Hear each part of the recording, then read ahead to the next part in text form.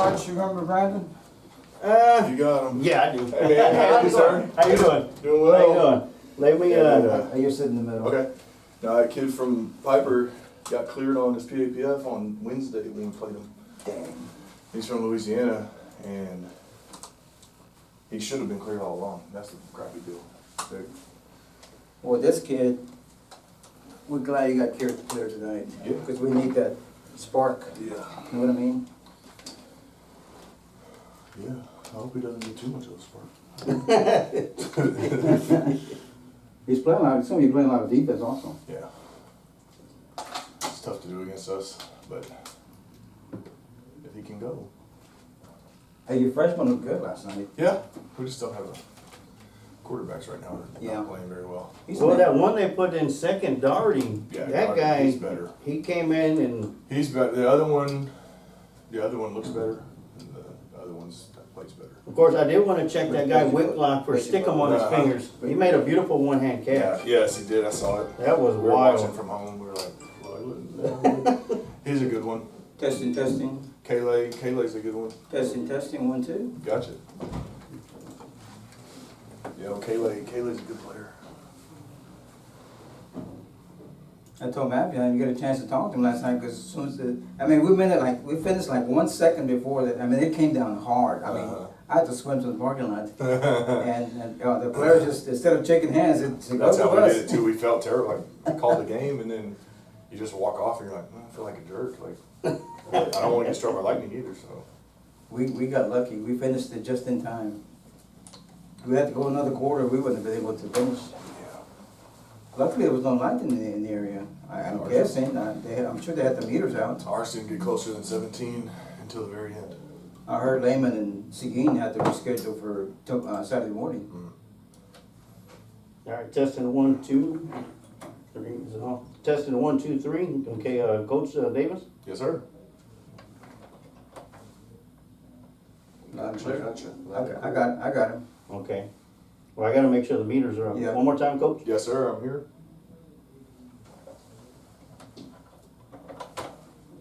Yeah, it's him. It's me. It's still me.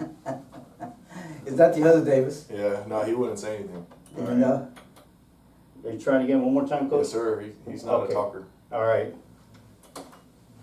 All right, let me run a commercial for pregame. Where's it at? There we are. Oh, well, it's supposed to rain, but hopefully it won't still after the game tonight. Smoke Texas Barbecue puts smiles on faces. Since 1900, Kreitz Market has been putting smiles on faces with every bite of Smoke Texas Barbecue. Located off of Highway 183 at 619 North Colorado Street in Lockhart, Texas, fifth-generation owner Keith Schmidt continues the tradition of providing the best barbecue in Texas with its award-winning varieties of beef, sausage, and pork meats. All Kreitz Barbecue is post oak smoked to perfection under Pitmaster Roy Perez's watchful eye in Kreitz Market's hallowed brick pits. Let Kreitz cater your party or event. Kreitz can assemble a complete barbecue dinner and sides for any event in Central Texas. To get a quote on catering, Kreitz Barbecue Catering Manager Weston Black can be reached at 512-398-2361. That's 512-398-2361. Kreitz Market opens 7 days a week, Monday through Saturday from 10:30 a.m. to 8 p.m. and on Sundays from 10:30 a.m. to 6 p.m. You can find out more about Kreitz Market on their Facebook page or go to KreitzMarket.com. That's www.KreitzMarket.com.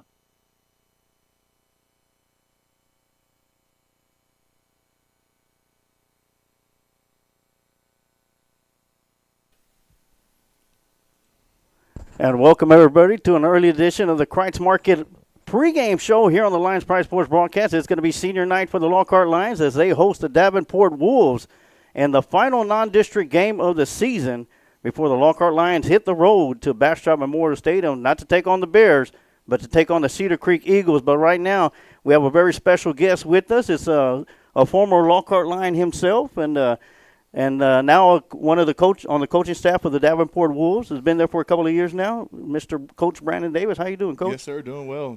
Thanks for having me. Welcome. We're also joined by the coach, our football analyst for Friday night, and our color commentary guy for junior high night on Tuesday night. And our sub-varsity game of the week on Thursday nights, Coach Amado Galvez. Thank you, Sarge. Yeah. It's always a pleasure to have Brandon Davis coming back home, and good luck tonight. Not too much. Yeah, not too much. But I'm sure your team will be well prepared, well coached, and I'm sure they're going to give us everything we can handle. Let me see. We sure hope so. I'm texting Coach Mavis. Watch the live right now. Okay, let's get it over with. What's y'all's game plan? What do y'all plan on doing?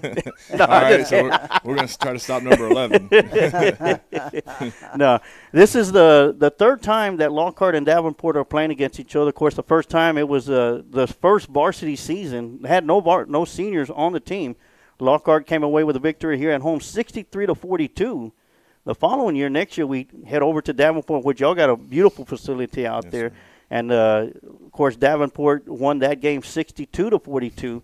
So I guess it's safe to say whoever scores 42 points is not going to win the game. Yeah, you don't want to do that. Yeah, it's not a race to 42. Yeah, but y'all had an outstanding running back. The guy torched us for 7 touchdowns, Shaston Golden. I could assume that he graduated last year and he's not coming back. Yes, sir. He's actually at Trinity University playing running back. That's awesome.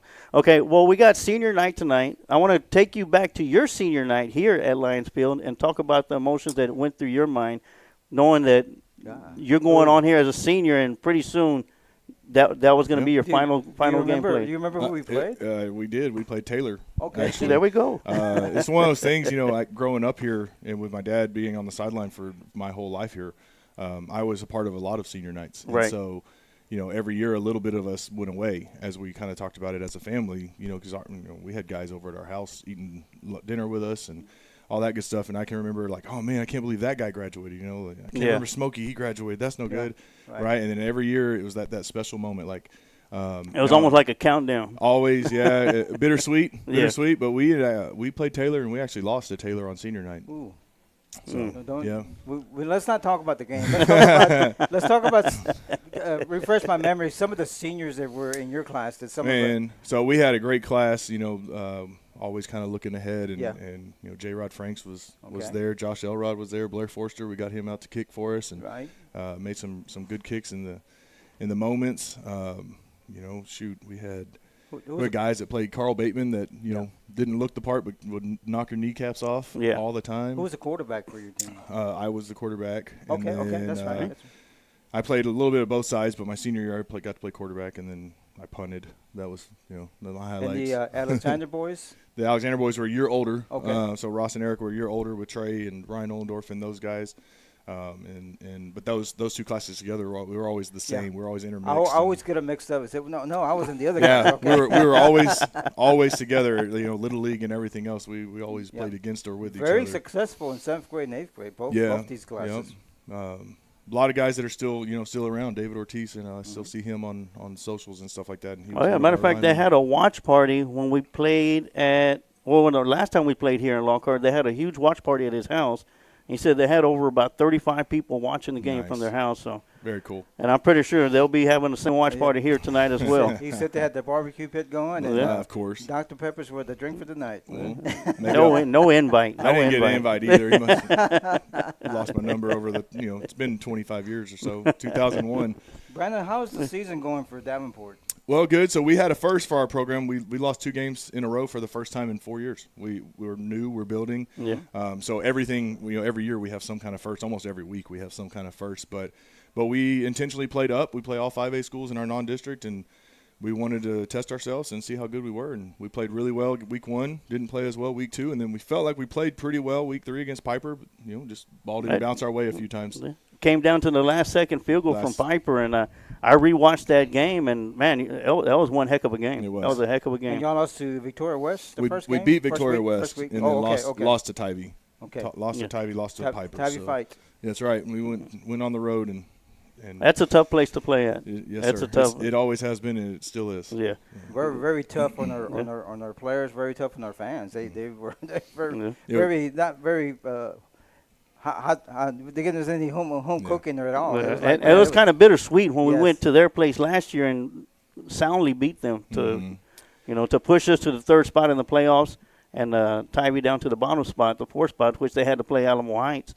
Now, talking about playoffs, the first year y'all weren't eligible for playoffs.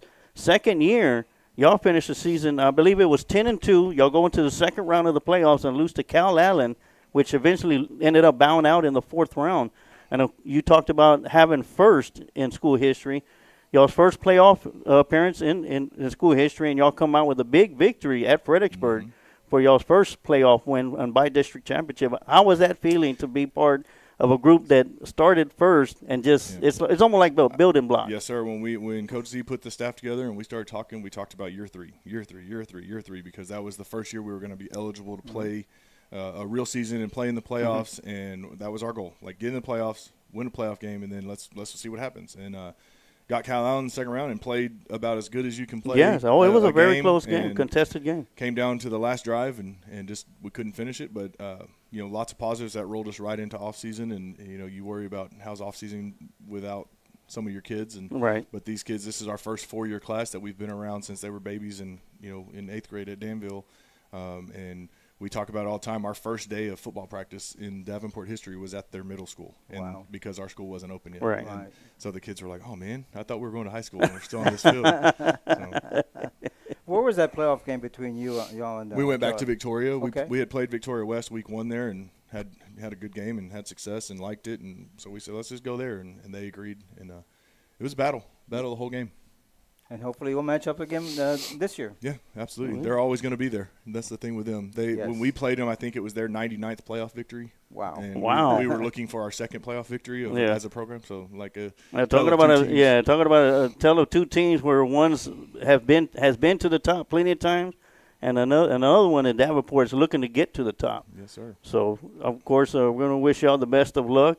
And 4A Division 1. Yeah, I was going to ask you, how's the growth going at Davenport? Y'all feel y'all going to stay 4A? Well, we're sitting right there at the number right now, so it's going to depend on what the heads at UIL decide where that number needs to fall in order. But we're going to be close. I don't know, I don't have a crystal ball, but right. I mean, we would like to stay down one more round to see what happens. But y'all were dominated back and forth. But either way, we'll step up and play whichever spot we get in. Of course, Snapshot Day is going to be coming up here pretty soon in October. I know we're going to be 5A Division 1. I'm pretty sure of that. We got 2,000 kids walking the hallways right now at Lockhart High School, so it's we're sitting right under 1,300 right now. So that's where our kind of school was built for, and that's where we are. So we'll see what happens from that moment. And it's interesting. Davenport also has a swim team. Yes, sir. That's amazing right there. Swim and water polo. Because when we went by there, we were like, these guys got a swimming pool out there? Hey, you think that football players practice a lot. That swim coach and water polo team, they're out there, I swear, they practice all the time. It's crazy. You're around, huh? and not just football had success last year. You all had success pretty much all up and down the board when it comes to sports. From baseball to softball to water polo, swimming.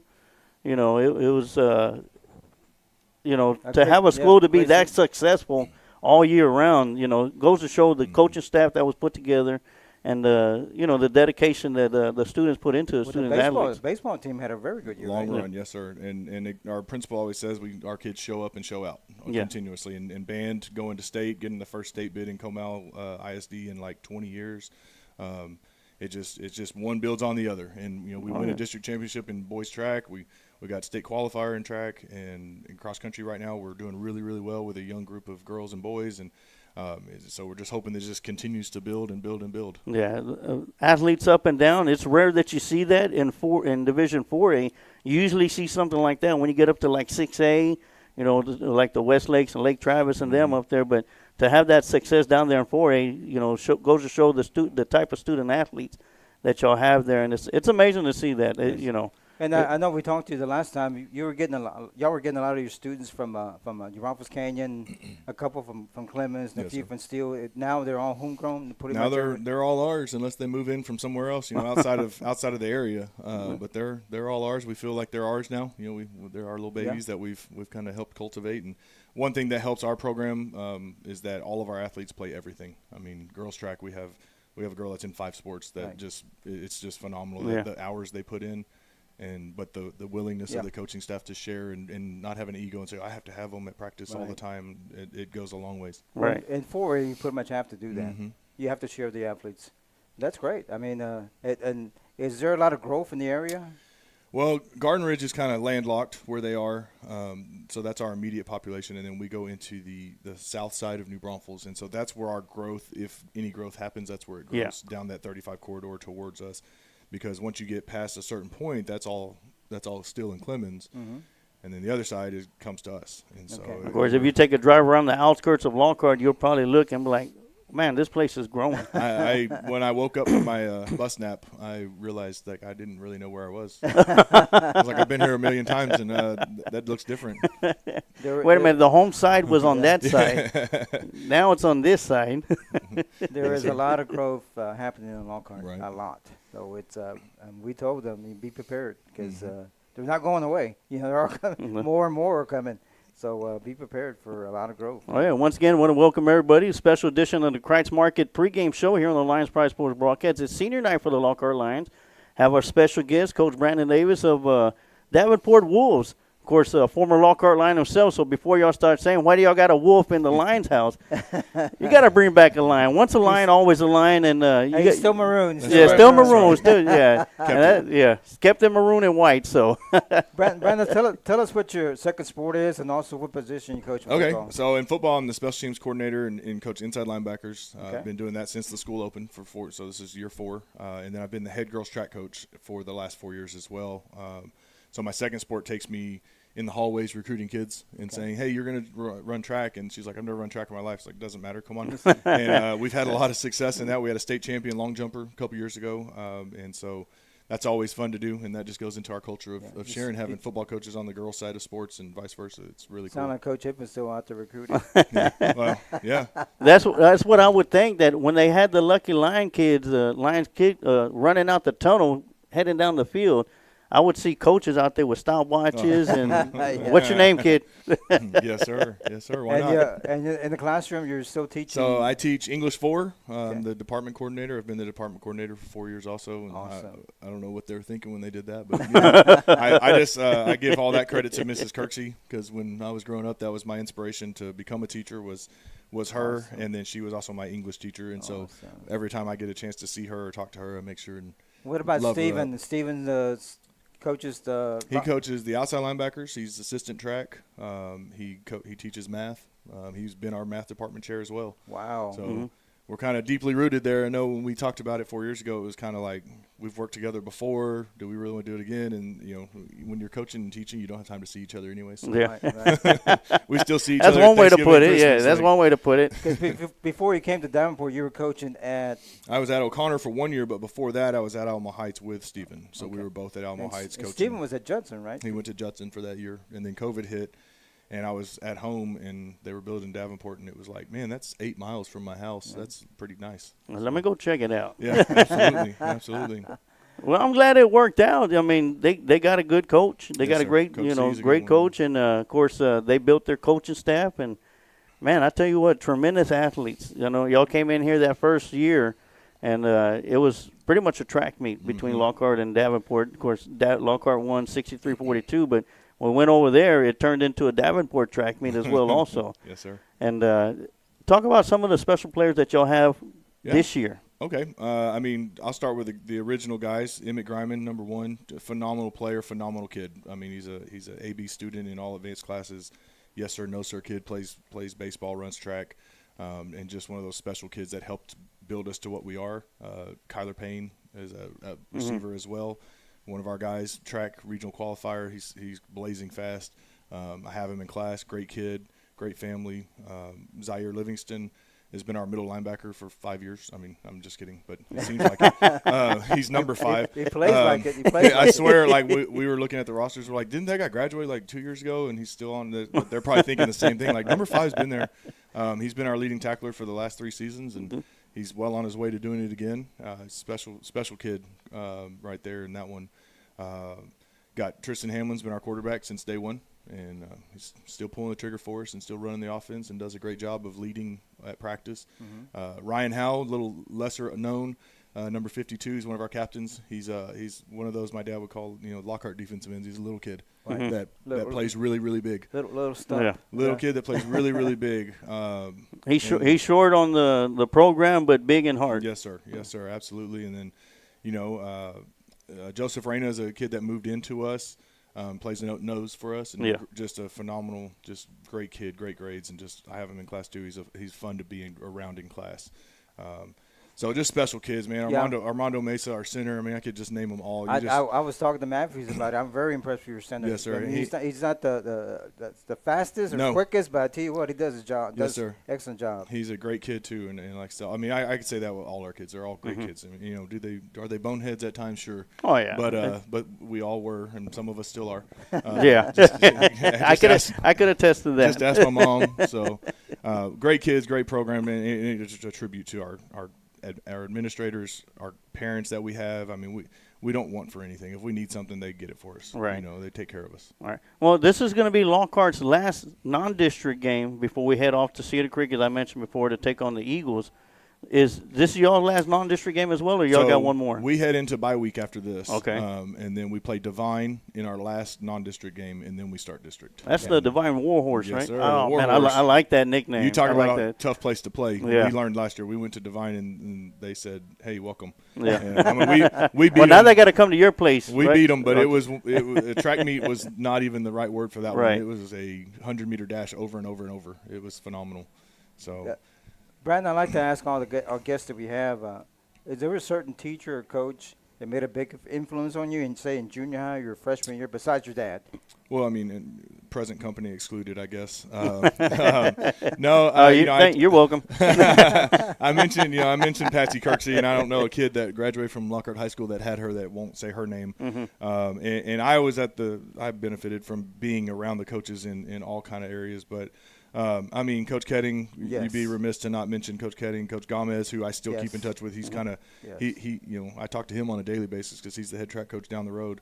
And then Coach Elliott, who helped raise me, and then I babysat Ethan when they were going to the hospital to have Leslie, and so just those kind of connections that my dad had, and they carried over to us, and got to spend time with Coach Elliott this summer, and really, really a special time. We stayed up laughing. Ross came over, and we laughed and laughed and laughed, and I think Ross made up more stories than Coach Elliott did, which is hard to do. Yeah. So. Matter of fact, I believe Chris Canning is going to have the Canadian high school football field named after him here later on in the season, right? The last game of the season, yes. Yeah, it's a phenomenal honor. It's so I wish it was closer. That way, as I'm trying to say, we could all attend, but it didn't work out that way. But we wish him all the luck. Yeah. Hopefully, he'll continue. His health will continue to get better. Yes, sir. But what we can do is pray for him. That's right. Yes, and I forgot you didn't mention Coach Hitter. Oh yeah, we'll go. I mean, like I said, I would name them all. Coach Hitter, and Coach T, awesome. Coach T, phenomenal. I still hear Coach T's voice and get up and run faster than I could. Getting up a hill, let's run as fast as I can. Yes, sir. So. Matter of fact, we'll have Coach T. We have the Lions Word podcast every Sunday afternoon, and we're going to start our first segment. We had our first one last week, but official one. We're going to have our first segment of Chop It Up with Coach T on the Lions Word podcast. He'll come in, and he's got some games that he wants to pick our brains with. In other words, he's in a pool, and he wants us to pick the games for him pretty much. That makes sense. We're supposed to be talking football, but we get off the subject a few times. Yeah. Sure. Why not? Why not? Yes, sir. So if you get an opportunity, you'll be able to watch it right here on the Lions Pride Sports broadcast on our YouTube channel. So it was fun. He came on. It was great. Let me ask you this: y'all still go back and watch our broadcast? Like you would mention that to me last year. Yes, sir. So we watched our freshman game from the end zone. The coordinators and I sat in the end zone, and we were like watching the JV, and we watched this game, and we're like, what just happened? We missed, and then we got confused because we were watching this game, and it was in the third quarter, and the game live was at halftime, and we were like, we got our signals crossed up, but we go back and watch this game after the deal's over, and we have our district started a YouTube channel for us too, so we do the same thing after our home games. We'll go back and you want to watch the film, but that's rewind and play and rewind. Yeah. We want to watch the broadcast and just see how it played out and what it looked like to everybody else. I was surprised. A lot of our coaches never told me, but our coaches watch our tape as soon as the game's over. As soon as they get home, because the next morning they start getting their huddle. Yeah, that huddle film takes a little longer to load. And they start before they go to bed. They watch our game. Yes, sir. And a lot of the players watch it in class. Mm-hmm. I know that our parents were excited when we post the link on our Sports U and say, hey, freshman game is going to be broadcast here, the varsity game, and they're excited because their parents and grandparents can watch from all over the place. Exactly. Without That's the whole purpose, because there's some people that can't make it to the game. Yes, They live sir. far away. Yes, And we haven't hit our 10,000 viewership yet, but I think we're going to hit that with this game, Coach. Yes, sir. And well, even the junior high, we had junior high night this past Tuesday, and the next day the coaching staff showed the 8th grade team the broadcast itself. Yeah. Oh yeah, they were So. very excited. I'm sure. I'm sure, man. Yeah, and that's what this is for. You know, you can go back and tell your players too as well, and I tell our team as well. If you could go up there and screenshot a clip. By all means, go for it. Do it. You know, it's one of those things to where I'll put some clips on Facebook, and you know, people could take a look at them. But we'll have other student athletes. They'll take a clip and share it to, you know, keep it for themselves, and that's what this is for. Yes, sir. You know, there's no issues with that. I have no problem with that, because after all, this is all for the student athletes. Whether it's the Lockhart Lion, of course, we're Lions first, but they're still student athletes, which are still kids at the end of the day that are on this side of the field.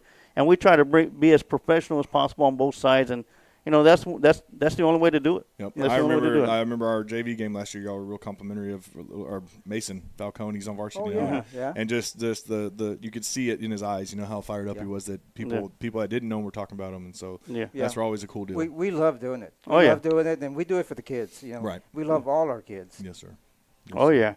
So I don't want to keep you too much. I know you got to get back and get ready for the start of the football game. I know y'all got your locker room talk and all that. Don't want to keep you too long, but any final words that you would like to say to the Davenport fans and your old Lockhart Lion fans as well? I mean, Davenport people, just give these guys a follow.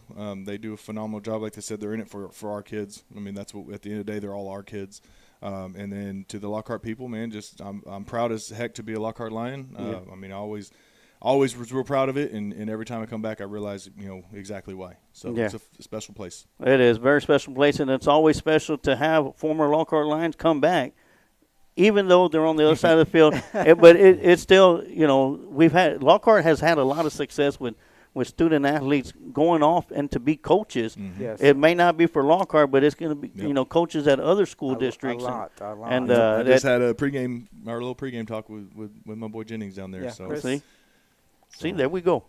we have a bunch out there. Yes, sir. Roderick Thompson, Yep. Jacob Alvarez. See him all the time. Alex Contreras. I mean, there's a bunch out there. I'm leaving some of them out, but they do a fantastic job. Coach, you've been around long enough. We ain't got that much time for you to talk about them all, but yes, sir. yeah. But I do want to thank you for coming on with us, Thank you. and wish you the best of luck tonight and for the rest of the season, Yes, sir. and the rest of your career as well. Also, so whenever we come back again here at home, and you're back on the other side or back on this side, whichever side you're on, we'll be more than glad to have you back on there with us. Thank you, sir. All right. So once again, this is a special Kreitz Market pregame show with myself, Emilio Sarz-Juarez, the coach Amado Galvez, and one of the coaching staff.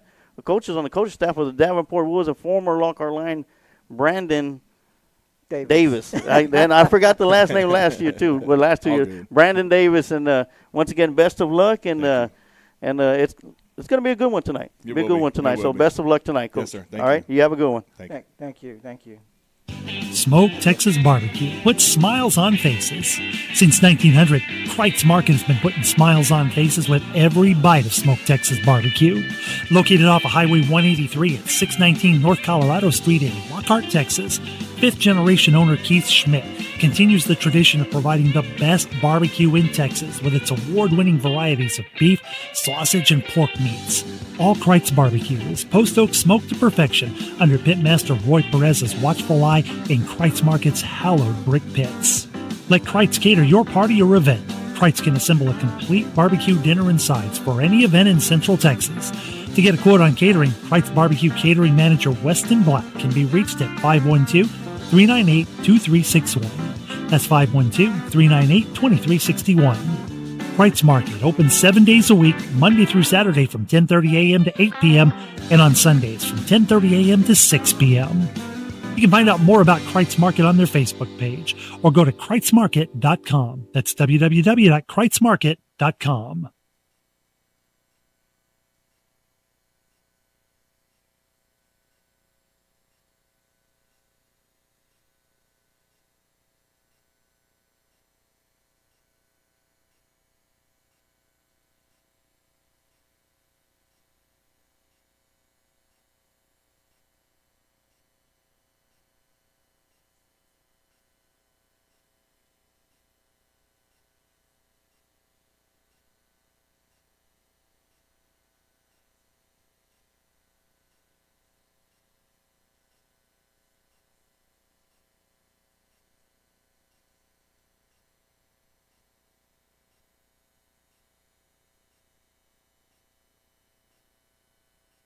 I'm Andrea.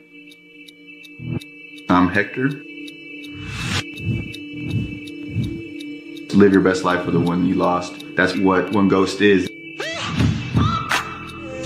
Nothing but diamonds around my neck and around my wrist. I'm looking good. Oh, it's a sunny day. Sunny day. It's a sunny day.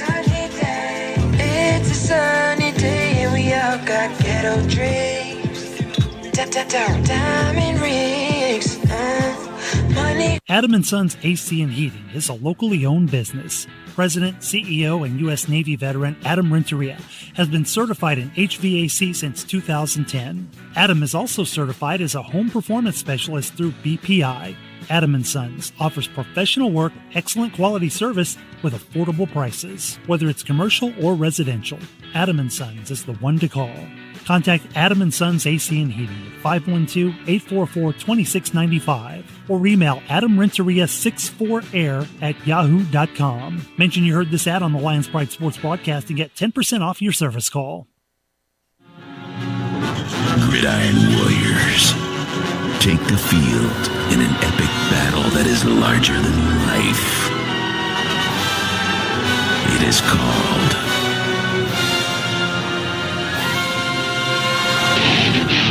Texas High School Football.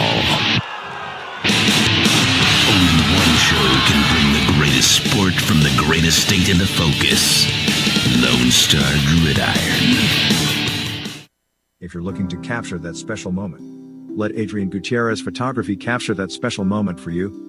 Whether it's a wedding, birthday, family photo, or any special occasion, Adrian Gutierrez Photography is the right one to turn that special moment into a memory that will last a lifetime. Adrian Gutierrez proudly supports Lockhart Lion Athletics and can be seen at many events in Lockhart, as well as at Lockhart Lions sporting events, offering his time to create special moments for the Lockhart community. You can contact Adrian Gutierrez Photography at 512-227-6794, email adriangutierrezphotography@gmail.com, or his website adriangutierrezphotography.com. If you find yourself stuck on the side of the road or in an accident, call Quantum Towing and Recovery at 512-295-8697. Quantum Towing has been a family-owned business since its inception in 2000. We offer 24-hour towing and recovery services for your vehicle. We also offer a wide range of services such as lockouts, jump starts, tire change, winch outs, and environmental hazard cleanups. With 4 locations that cover Kyle, San Marcos, Hulen, and Lockhart, Quantum Towing is only a phone call away for all of your towing needs. We know it can be hard to follow a dream, even harder to sustain one. However, at Changing Faces Barber Academy, we not only understand, but welcome those walking the path of their reveries. We make it our purpose to teach beyond just a skill set of cutting hair. In fact, we want to help with communication dexterity, give you the abilities to not only build clientele, but to be able to build off one. A good barber is the customer service he or she gives. And that is the mission here at Changing Faces Barber Academy. If you are interested in making a career of becoming a barber, you can visit our website at cfbarberacademy.com. or stop on by at 900 Bug Lane Suite 115 in San Marcos, Texas.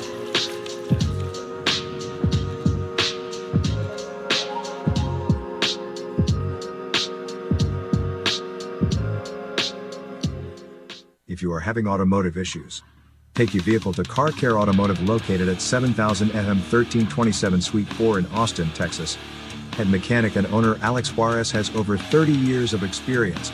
From diagnostics to AC repair and brakes, to rebuilding engines and transmissions, Car Care Automotive is the place to go to get you off your feet and your car back on the street. Call 512-945-8105 for more information. Kent Riddle Properties has been the main sponsor of the Lions Pride Sports broadcast since 2020, and has been a big supporter of Lockhart Lion Sports for over 40 years. Lockhart Lion fans all over the world have been able to follow the games on the Kent Riddle Properties scoreboard, as well as being the main sponsor of the Lions Pride Sports broadcast. Kent is also the QA guy for every broadcast. Kent Riddle has been in the real estate business for over 35 years. If you are looking to buy, sale, or lease a property in the area, you can contact Kent Riddle at 512-359-0036. Nestled on the outskirts of Luling and Lockhart, is the beautiful and quaint chapel on Mayberry Hill. A tiny wedding chapel specializing in micro-weddings, vow renewals, officiant services, and as a photography venue. The chapel is both rustic and elegant, as it sits atop the wooded grounds of a private residence. Named after the homestead and hill it rests upon, the chapel features a cedar accent wall, stunning cedar slatted high ceilings, genuine hardwood floors, and beautifully restored stained glass windows. The Mayberrys are both ordained ministers and enjoy the opportunity to provide small, affordable and stress-free micro-wedding ceremonies, with a wide range of services and all-inclusive packages. Follow the chapel on social media or see their website at chapelonmayberryhill.net. Meitler Plumbing LLC is the one to call on for your plumbing service work in Lockhart and Caldwell County. Call Darren Meitler from Meitler Plumbing at 512-398-3146. Darren has been with the family business for over 30 years and has been voted best plumber in Caldwell County numerous times. Master licensed and bonded. So, for any plumbing issues, call Meitler Plumbing for your plumbing service. Darren Meitler is also a 1989 Lockhart alumni and football captain for Lockhart Lions. Go Lions! Once a lion, always a lion. Old Pal Texas Tavern, located on the square in downtown Lockhart at 100 East Market Street. From a variety of appetizers, fried chicken, burgers, and salads, Old Pal is the right place for your hunger. We're open 7 days a week, Sunday through Thursday, 11 a.m. to 10 p.m., and Fridays and Saturdays from 11 a.m. to 12 a.m. Our kitchen will be open late for Lockhart Lions Friday Night Lights home games. Old Pal Texas Tavern, cold drinks, fried chicken, and famous smash burgers are perfect for your after-game score. At Old Pals, we are proud supporters of the Lockhart Lions and the Lions Pride Sports Broadcast. Smoke Texas Barbecue puts smiles on faces. Since 1900, Kreitz Market has been putting smiles on faces with every bite of Smoke Texas Barbecue. Located off of Highway 183 at 619 North Colorado Street in Lockhart, Texas, fifth-generation owner Keith Schmidt continues the tradition of providing the best barbecue in Texas with its award-winning varieties of beef, sausage, and pork meats. All Kreitz Barbecue is post oak smoked to perfection under Pitmaster Roy Perez's watchful eye in Kreitz Market's hallowed brick pits. Let Kreitz cater your party or event. Kreitz can assemble a complete barbecue dinner and sides for any event in Central Texas. To get a quote on catering, Kreitz Barbecue Catering Manager Weston Black can be reached at 512-398-2361. That's 512-398-2361. Kreitz Market opens 7 days a week, Monday through Saturday from 10:30 a.m. to 8 p.m. and on Sundays from 10:30 a.m. to 6 p.m. You can find out more about Kreitz Market on their Facebook page or go to kreitzmarket.com. That's www.kreitzmarket.com. Working hand in hand with the community to keep our Lions safe. This school year, Lockhart ISD is launching Lion Guard, a community watch program in which individuals can apply to volunteer and be a positive presence on the campuses for students while also monitoring and checking for any potential safety concerns. All Lion Guard volunteers must undergo a criminal background check and will participate in civilian response to active shooter events training and Stop the Bleed training. Anyone who is interested is welcome to apply. Go to the Lockhart ISD website and from the menu tab click on Parents and scroll down to hit the Volunteer in LISD. Join the Pride of Lockhart tab and sign up. Attention parents of all young athletes. Are you looking to take your game to the next level? Then join us at Lions Legacy, where our dedicated and experienced coaches provide free group training sessions to help you improve your skills and reach your full potential. We also offer low-cost private and sports-specific training as well. But that's not all. By joining our Legacy program, you'll have access to camps, scholarships, community events, team-building exercises, tutoring, and more throughout your school and athletic career. So come be a part of something special and start building your legacy today. Join us at Lions Legacy and let's take your game to the next level. For more info, go to www.lionslegacy.org or call us at 512-200-2005. Go Lions! Ritchie 360 Photo Booth Rentals is your one-stop shop for your next event. Whether it's weddings, baby showers, birthdays, graduations, and more. You can have the best of both worlds with our 360 video booth and mini booth mirror. The 360 photo booth is a revolutionary next-level Good thing photo about booth Davenport, experience. hey, Coach. The revolving camera surrounds attendees, capturing a 360-degree slow-motion movie that your guests will remember forever. Here at Richie 360 Photo Booth, this is where moments turn into memories. You can find us on Instagram and Facebook. Shields AC and Heating is a small family-owned business located here in Lockhart, Texas. You can count on us for all your air conditioning and heating repairs. Here at Shields AC and Heating we service commercial and residential HVAC system as well as refrigeration, ice machines and walk-in coolers. So, if you're in need of commercial or residential AC repairs, you can count on Shields AC and Heating to be there for you by calling us at 512-227-1219. Yep. We take pride in your comfort. If you're looking for a custom-made tumbler for yourself or as a gift, from pro sports, college, high school and inspirational tumblers, here at Shimmer Me Tumblers we can create what you're looking for. We can create just about any design or style to give your tumbler a one-of-a-kind look. So, look no further than Shimmer Me Tumblers designed by Blanca and Emilio Juarez. You can find us on Facebook and on TikTok. Or you can email us at shimmermetumblers0@gmail.com. I want to see Reese coming back.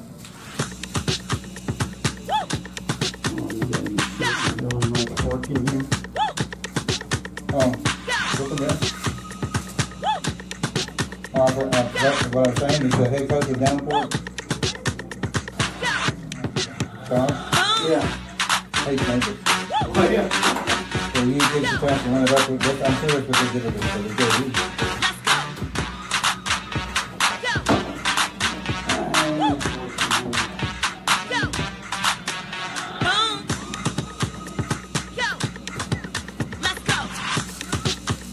I thought they put some in there from last year.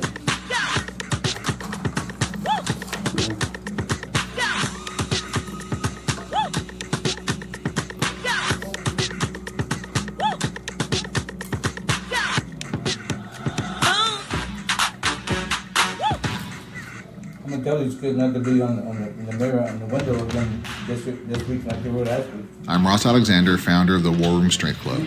I have been working with individuals and athletes since 2003. I have mentored and worked under the likes of Mike Graham, Bobby Warren, Charles Alston, and first-generation coaches under Marco Pateau. I am also a former two-sport collegiate athlete. I have worked with everyone from those starting their fitness journeys to athletes in collegiate and elite ranks of athletic performance. My ideology is working functional and fundamental strength while also implementing a proactive injury preventative and/or recovery regimen. I hold summer performance camps open for young athletes from 11 years old to the collegiate level. I also take clients all throughout the year at any age and fitness level. Along with a workout program, I also offer services for food intake accountability and meal planning, and also mental and emotional positivity consulting. I look forward to hearing from you. Go Lions.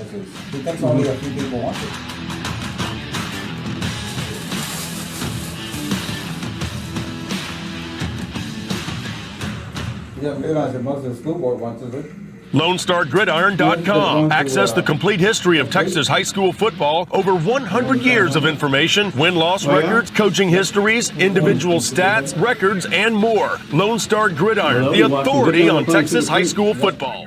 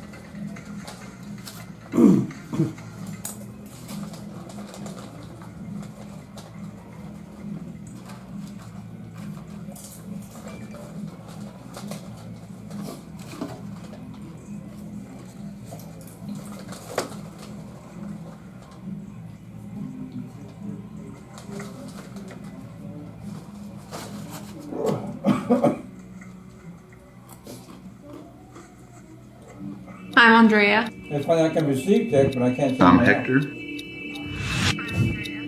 Live your best life for the one you lost. That's what One Ghost is. Nothing but diamonds around my neck and around my wrist. I'm looking good. It's a sunny day. My Wi-Fi is out too because it goes off of the cell tower. It's a sunny day. It's a sunny day and we all got ghetto dreams. Yeah, we're using our Diamond rings. Adam & Sons AC and Heating is a locally owned business. President, CEO, and U.S. Navy veteran Adam Renteria has been certified in HVAC since 2010. Adam is also certified as a home performance specialist through BPI. Adam & Sons offers professional work, excellent quality service with affordable prices. Whether it's commercial or residential, Adam & Sons is the one to call. Contact Adam & Sons AC and Heating, 512-844-2695, or email adamrenteria64air@yahoo.com. Mention you heard this ad on the Lions Pride Sports broadcast and get 10% off your service call. Gridiron Warriors take the field in an epic battle that is larger than life. It is called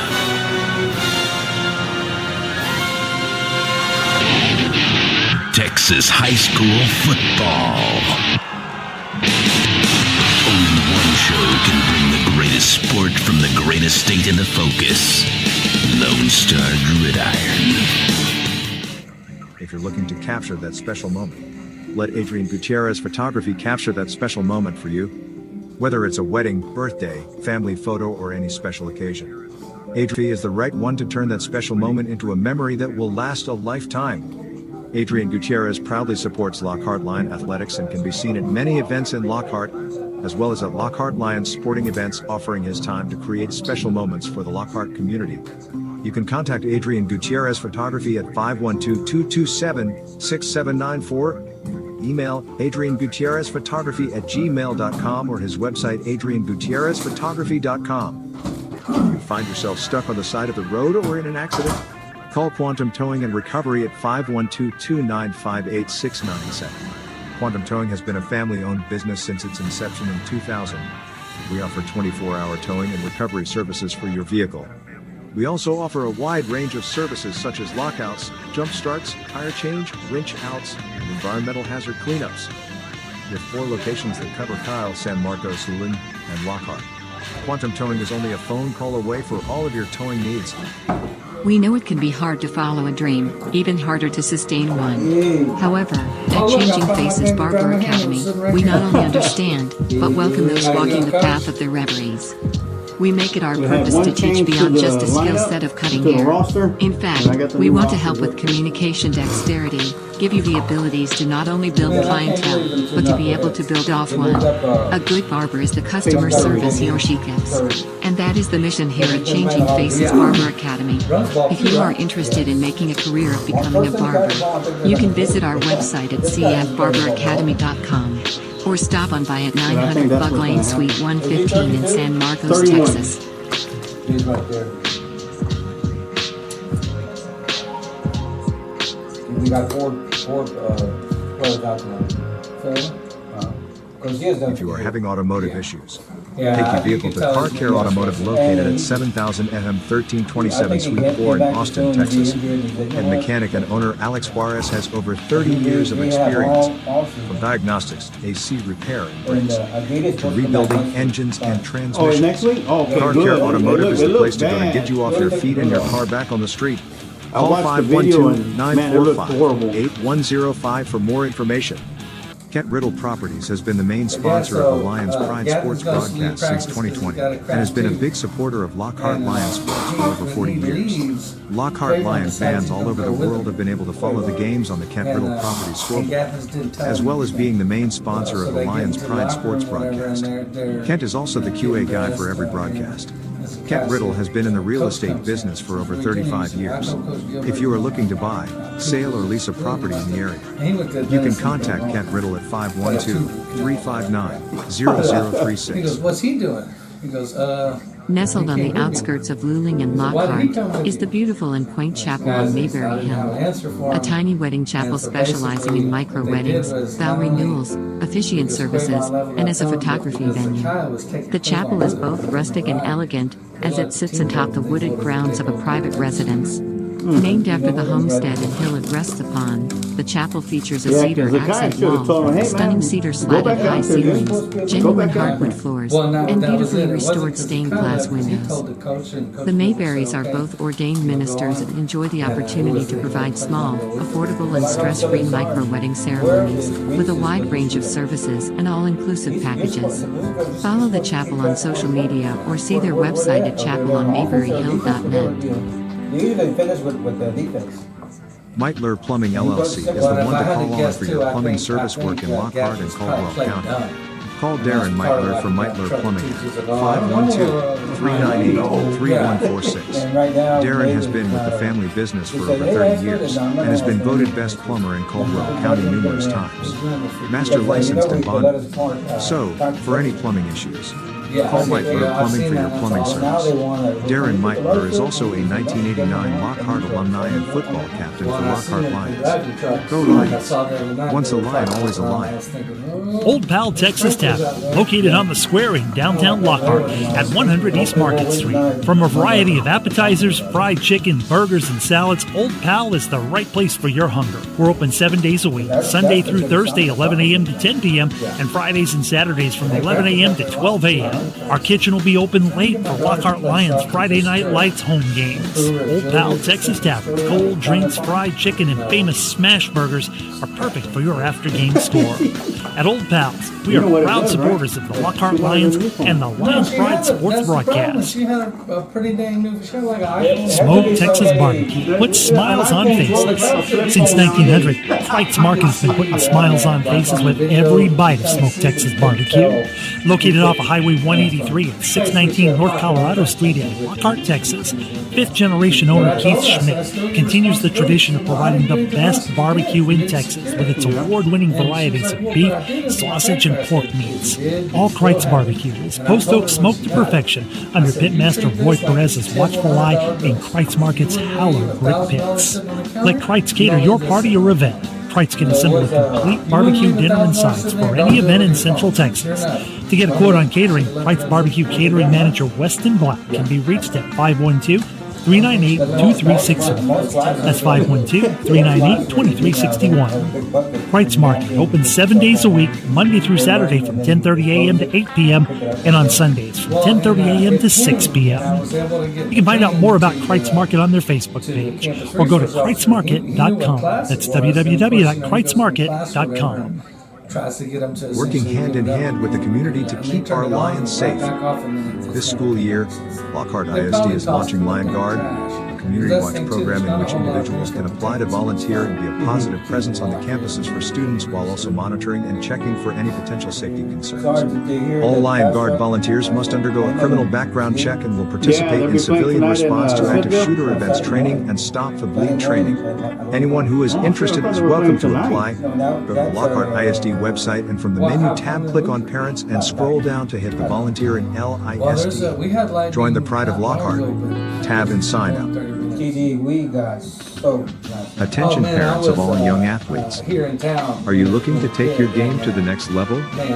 Then join us at Lions Legacy, where our dedicated and experienced coaches provide free group training sessions to help you improve your skills and reach your full potential. We also offer low-cost private and sports-specific training as well. But that's not all. By joining our Legacy program, you'll have access to camps, scholarships, community events, team building exercises, tutoring, and more throughout your school and athletic career. So come be a part of something special and start building your legacy today. Join us at Lions Legacy and let's take your game to the next level. For more info, go to www.lionslegacy.org or call us at 512-200-2005. Go Lions! Richie 360 Photo Booth Rentals is your one-stop shop for your next event.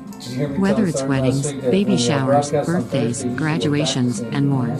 You can have the best of both worlds with our 360 video booth and mini booth mirror. The 360 photo booth is a revolutionary next-level photo booth experience. The revolving camera surrounds attendees, capturing a 360-degree slow-motion movie that your guests will remember forever. Here at Ritchie 360 Photo Booth, this is where moments turn into memories. You can find us on Instagram and Facebook. Shields AC and Heating is a small family-owned business located here in Lockhart, Texas. You can count on us for all your air conditioning and heating repairs.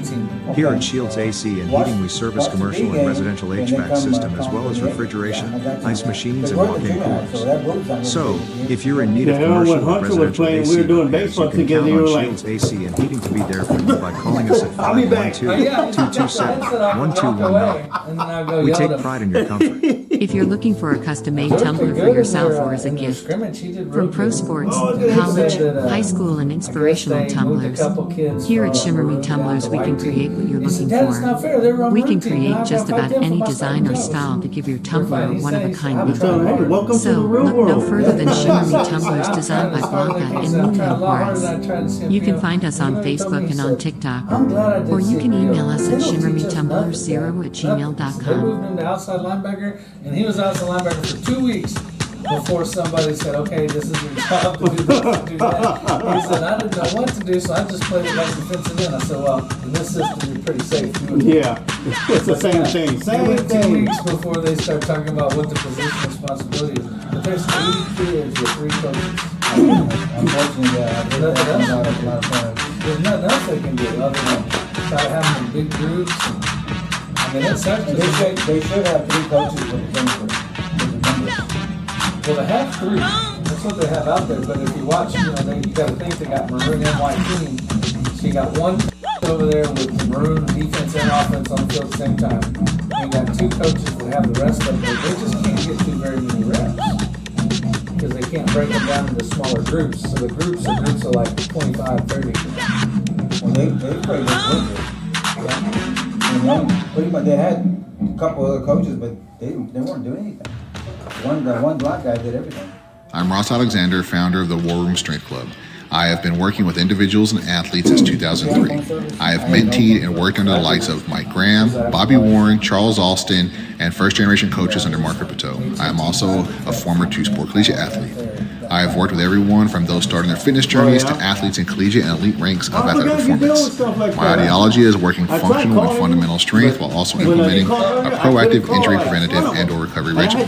I hold summer performance camps open for young athletes from 11 years old to the collegiate level. I also take clients all throughout the year at any age and fitness level. Along with the workout program, I also offer services for food intake accountability and meal planning, and also mental and emotional positivity consulting.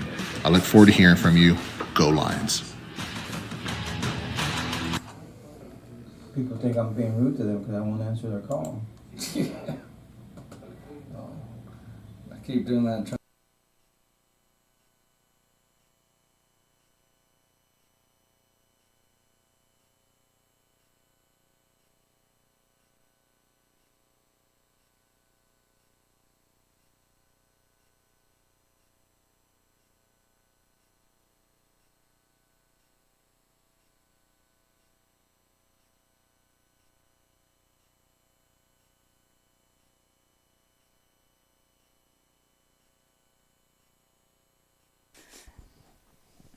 And welcome. It is senior night here at Lions Field, right here on the Lions Pride Sports broadcast. Of the Lockhart Lions will be playing their last non-district game of the season, and they'll be going up against 1-2 Davenport Wolves, so a battle of 1 and 2 teams. Welcome, everybody. My name is Emilio Sarch-White. Is going to be bringing you all the live play-by-play action. The man to the left side of me, TD Tom Dunn, with color commentary. To the man to his left, our football analyst, the coach Amado Galvez. And tell you what, it's a wonderful evening here for football. It has definitely cooled off a good bit after the rain we got yesterday. Of course, we're on a turf field here, so that should have zero effect. The whole field can take 5 inches of rain probably and drain off. But it's a good evening for football. It's starting to feel a little more like football weather. And it looks like we're going to start off with senior night, so we're going to go and turn off our mic and turn up the crowd mic so you can enjoy senior night, and then after that we'll be right back right here on the Lions Pride Sports broadcast for Lockhart Lion football. We hope that you will enjoy the game and support all the students participating tonight in a positive and sportsmanlike manner.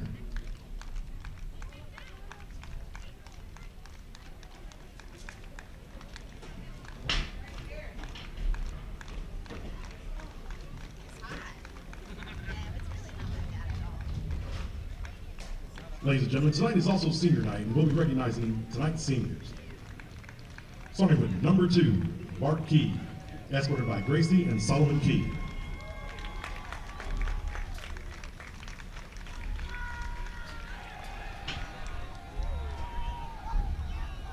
Number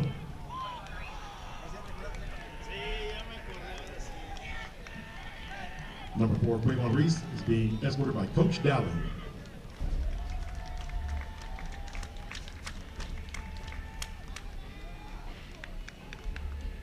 Number 7, Edward Mendoza, escorted by Miriam and Edgar Mendoza.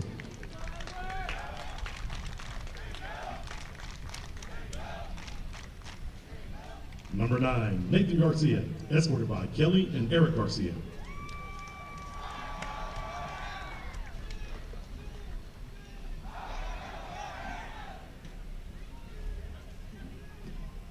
Number 10, Omar Ocampo, escorted by Esperanza and Juan Ocampo.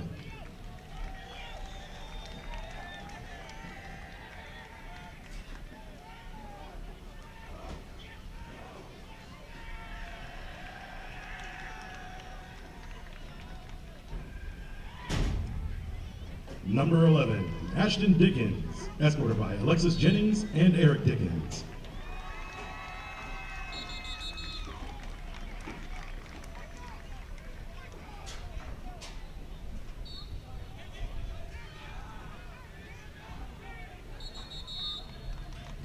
Number 16, Tyler Staten, escorted by Carrie and Derek Staten.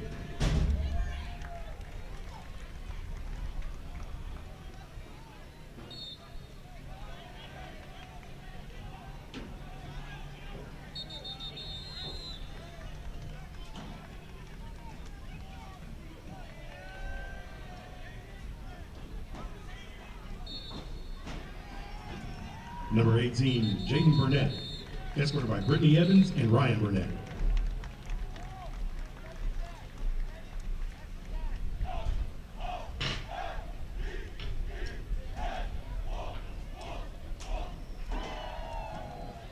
Number 20, Jose Rivera Fabian, escorted by Sandra Fabian and Filemon Rivera.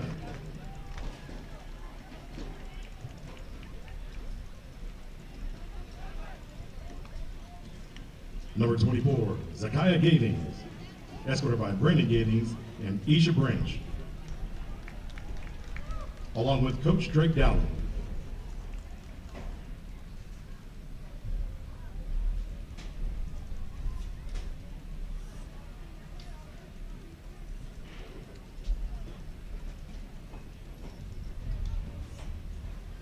Number 33, Trey Brown, escorted by Alexis and Stephen Brown.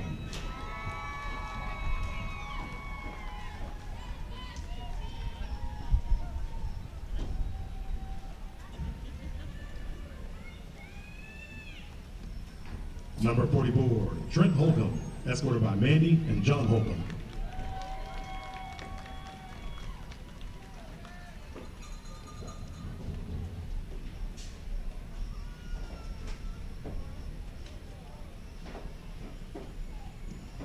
Number 52, Victoria Morales, escorted by Kelsey Shaving and Rufus Morales.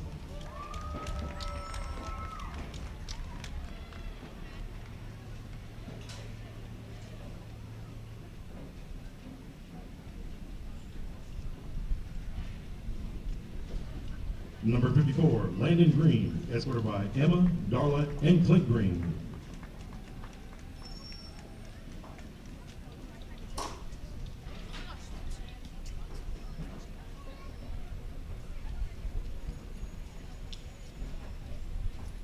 Number 56, Joseph Baby Blue, escorted by Big Joseph Blue.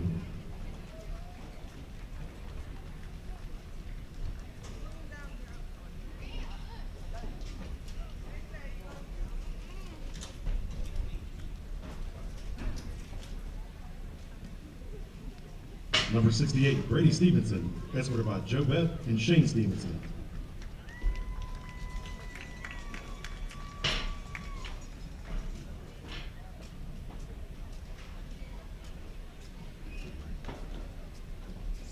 Number 71, Josh Barber, escorted by Jesse Eckford.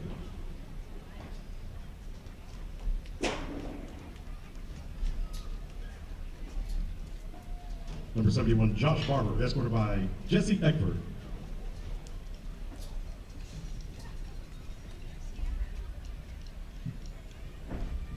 Number 73, Ricardo Diaz, escorted by Luisa Diaz.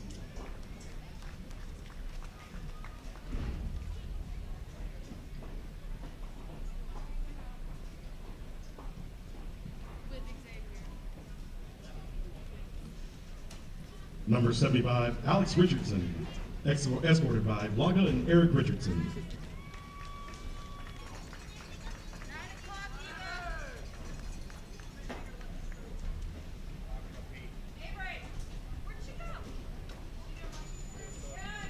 Number 88, Blaine Hernandez, escorted by AJ Hernandez and Sandra Jimenez.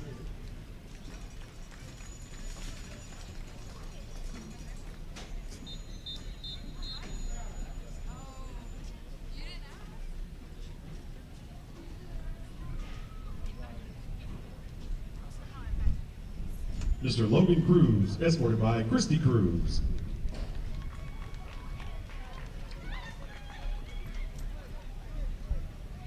Round of applause for all of our varsity senior football players.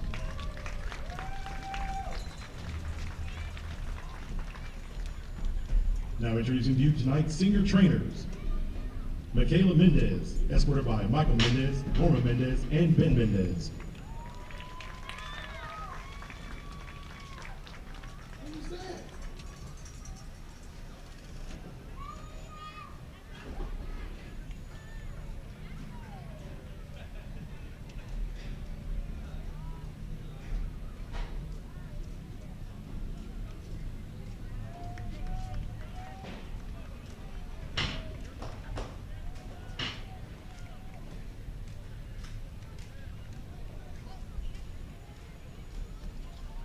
Emily Smith, escorted by Misty Espinosa and Elizabeth Smith.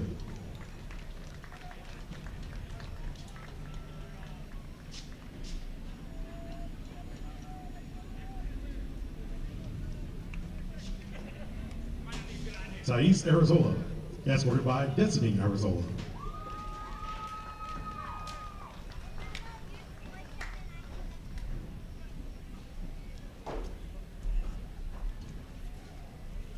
Alyssa Martinez, escorted by Alina Gutierrez and Elizabeth Harris.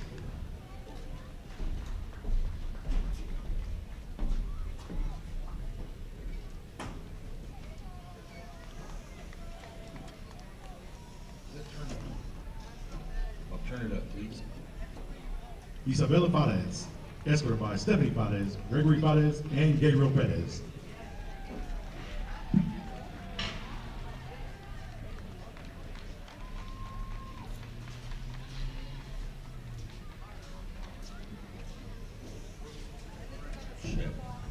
Giovanni Vasquez, escorted by Amy Vasquez, Eduardo Vasquez, and Susan Fuentes. Big round of applause for our student trainers.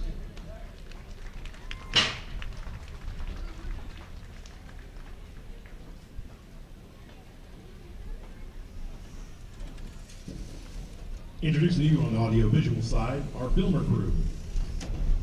Ann Hendrickson, escorted by Nicole and Wes Hendrickson.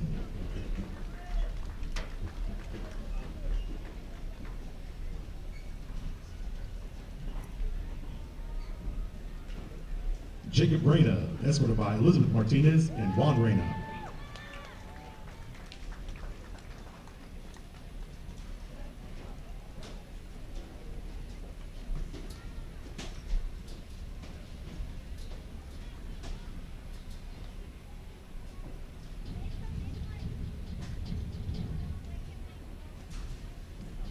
Flor Rios Briones, escorted by Jorge Rios and Estela Briones.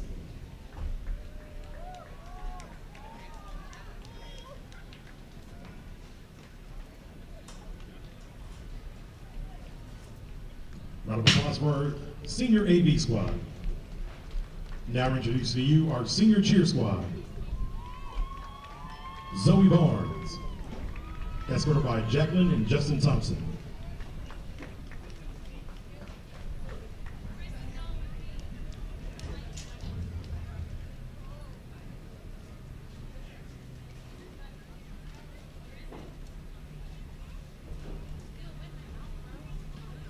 Kaylee Pearson, escorted by Scott Pearson and Tommy Pearson.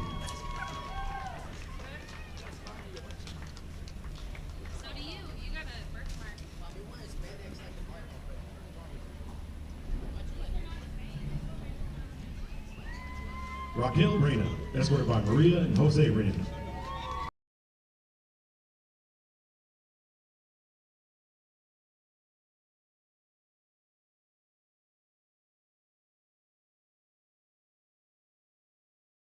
Shelton, escorted by Othea and Daryl Shelton.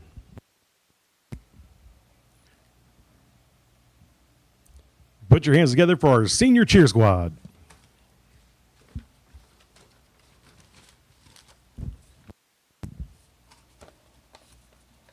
Now introducing our senior Lionettes.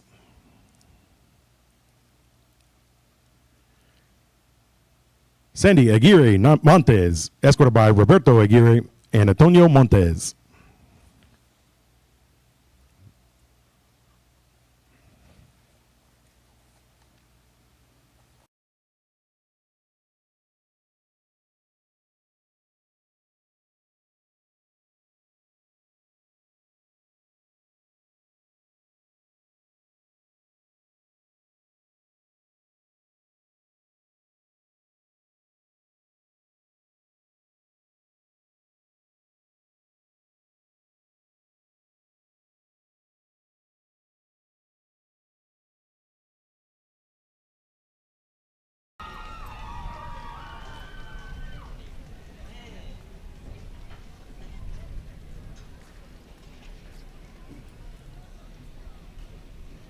Anahi Castillo, escorted by Celia Sanchez, Amy Castillo, and Adeline Castillo.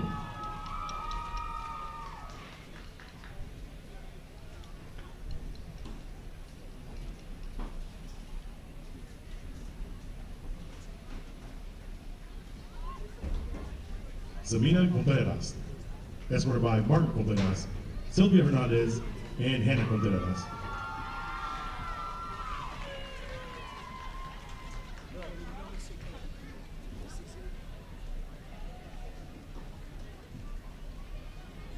Mariana Diaz, escorted by Gabriela Perez.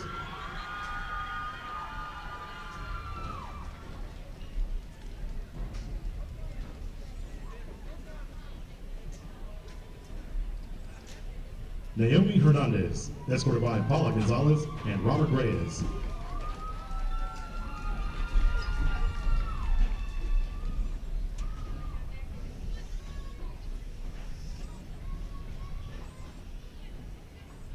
Trisha May Mata, escorted by Rodlin Carr and James Gordon.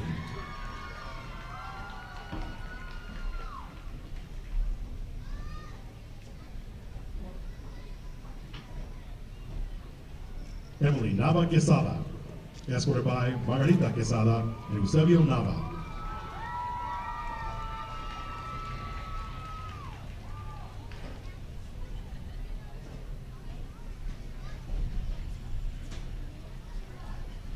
Emma Ramirez, escorted by Veronica Ramirez and Jessica Suarez.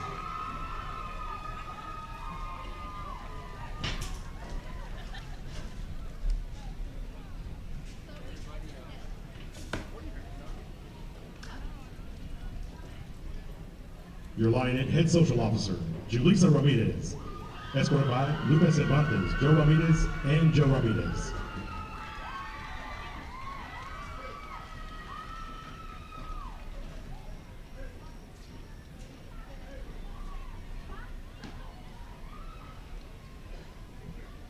Mercedes Sileto, escorted by Aaron, Sylvia, Alexander, David, Marco Sileto, and Sarah Resendez.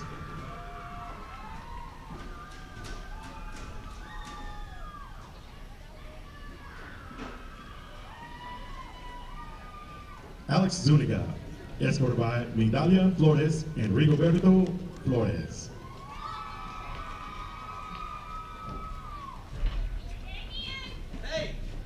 Ladies and gentlemen, your senior Lionettes.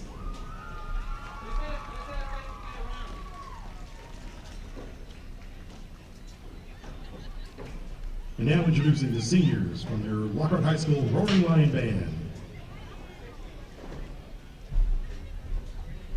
Elizabeth Alonso, escorted by Angela Villarreal and Edgar Alonso.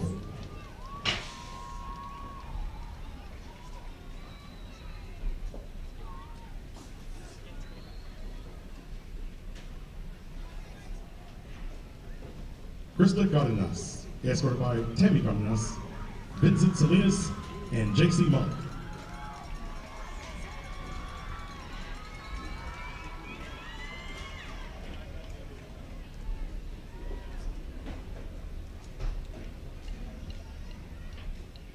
Joshua Cruz, escorted by Lourdes Cruz, Rocio Cruz, Devani Cruz, and Hansel Cruz.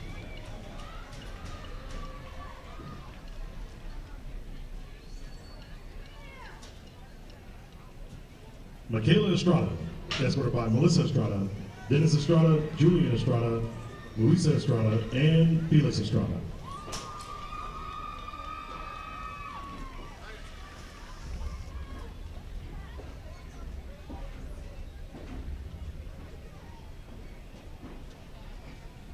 Diana Ruby Fernandez, escorted by Yaneth Hernandez, Cesar Ochoa, Roberto Fernandez, Giovanni Ochoa, and Emily Ochoa.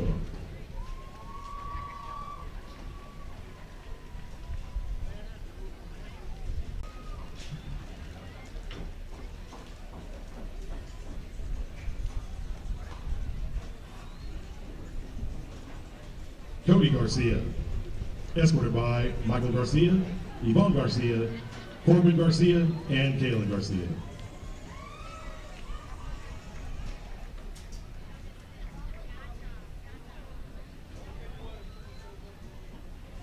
Maria Gonzalez Castro, escorted by Ralia Castro.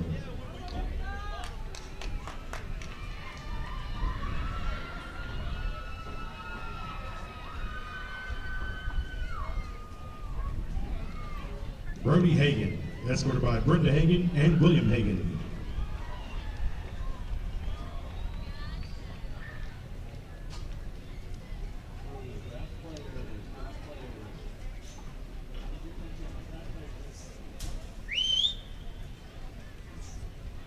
Diana Medrano, escorted by Brenda Hernandez, Diego Salcedo, Heidi Salcedo, and Raquel Salcedo.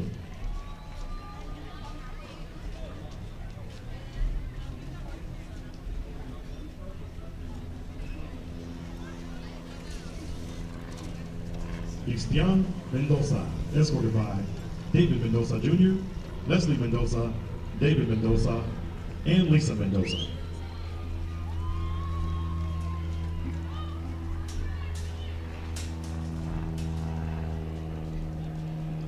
Julio Molina, escorted by Maria Molina and Jose Molina.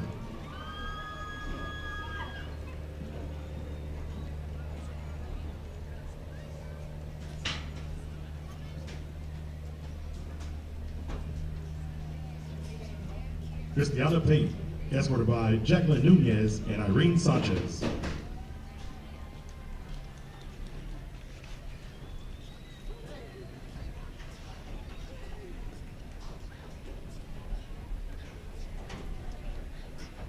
Isaac Ramos, escorted by Wendy Perez and Nathan Ramos.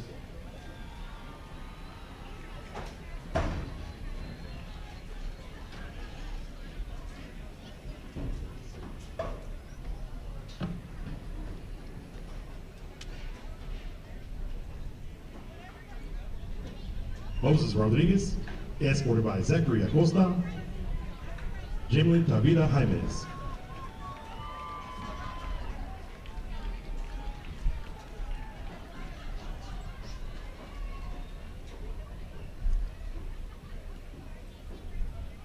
Garrett Schulte, escorted by Rebecca Vaughn, Georgia Thomas, Laura Vaughn, and Richard Vaughn.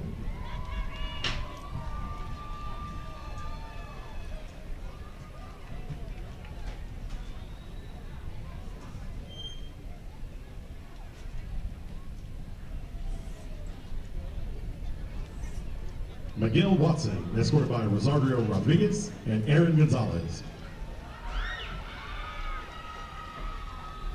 Ladies and gentlemen, your senior band members.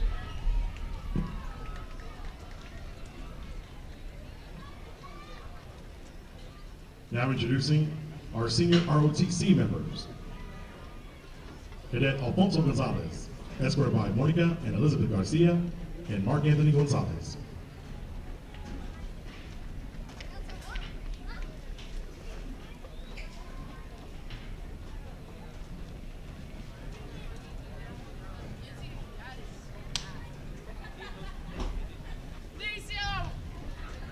Osvaldo Martinez, escorted by Jorge Martinez.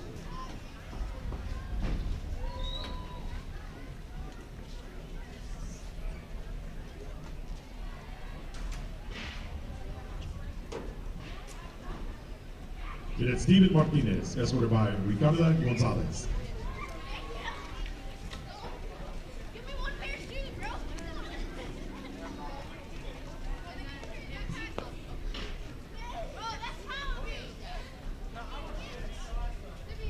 Cadet Jeanette Fortuno, escorted by Lydia Benitez and Laura Fortuno.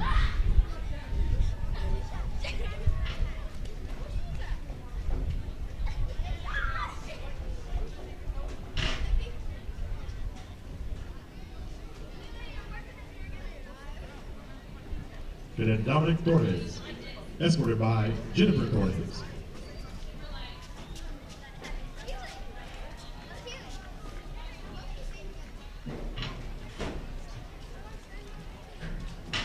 Ladies and gentlemen, big round of applause for your senior ROTC members. Now introducing your senior choir members. Clark Adams, escorted by Nathan Adams and Laura Adams.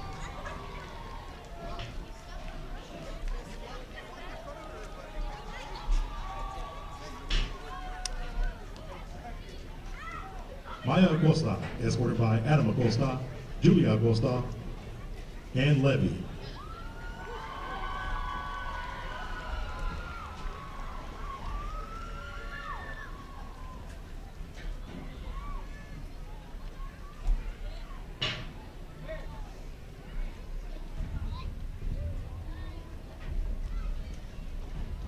Raymond Castro, escorted by Caitlin Durkee and George Sunny.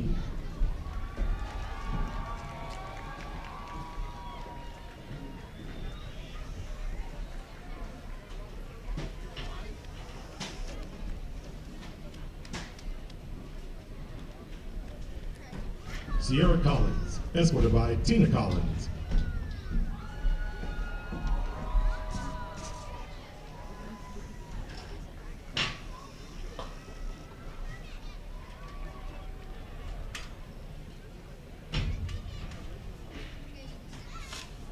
Lainey Gonzalez, escorted by Elisa Annette Gonzalez, Andres Fabian Gonzalez, Andres Gonzalez Jr.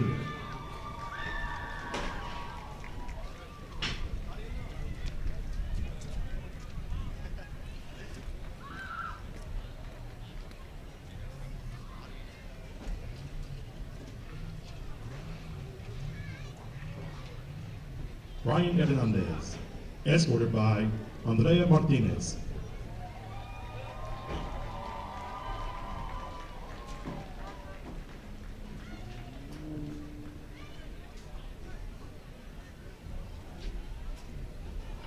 Talia Ramos, escorted by Maria Lopez and Natalio Ramos.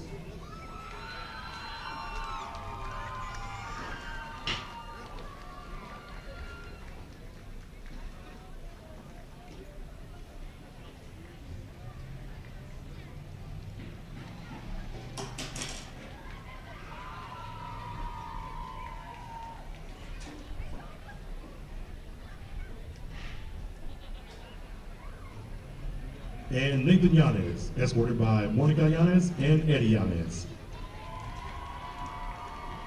Ladies and gentlemen, your senior choir members.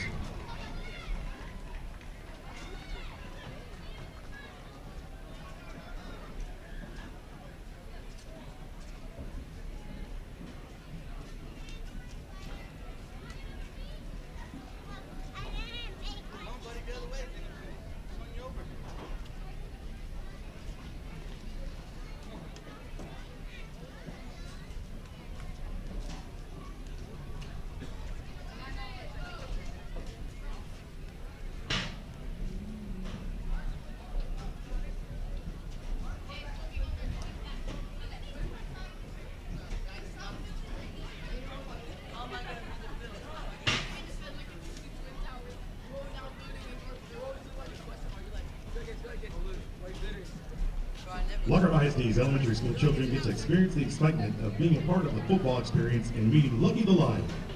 Now they get a chance to run the tunnel and experience the game-like atmosphere of Friday night football. Now let's welcome our Lucky's crew.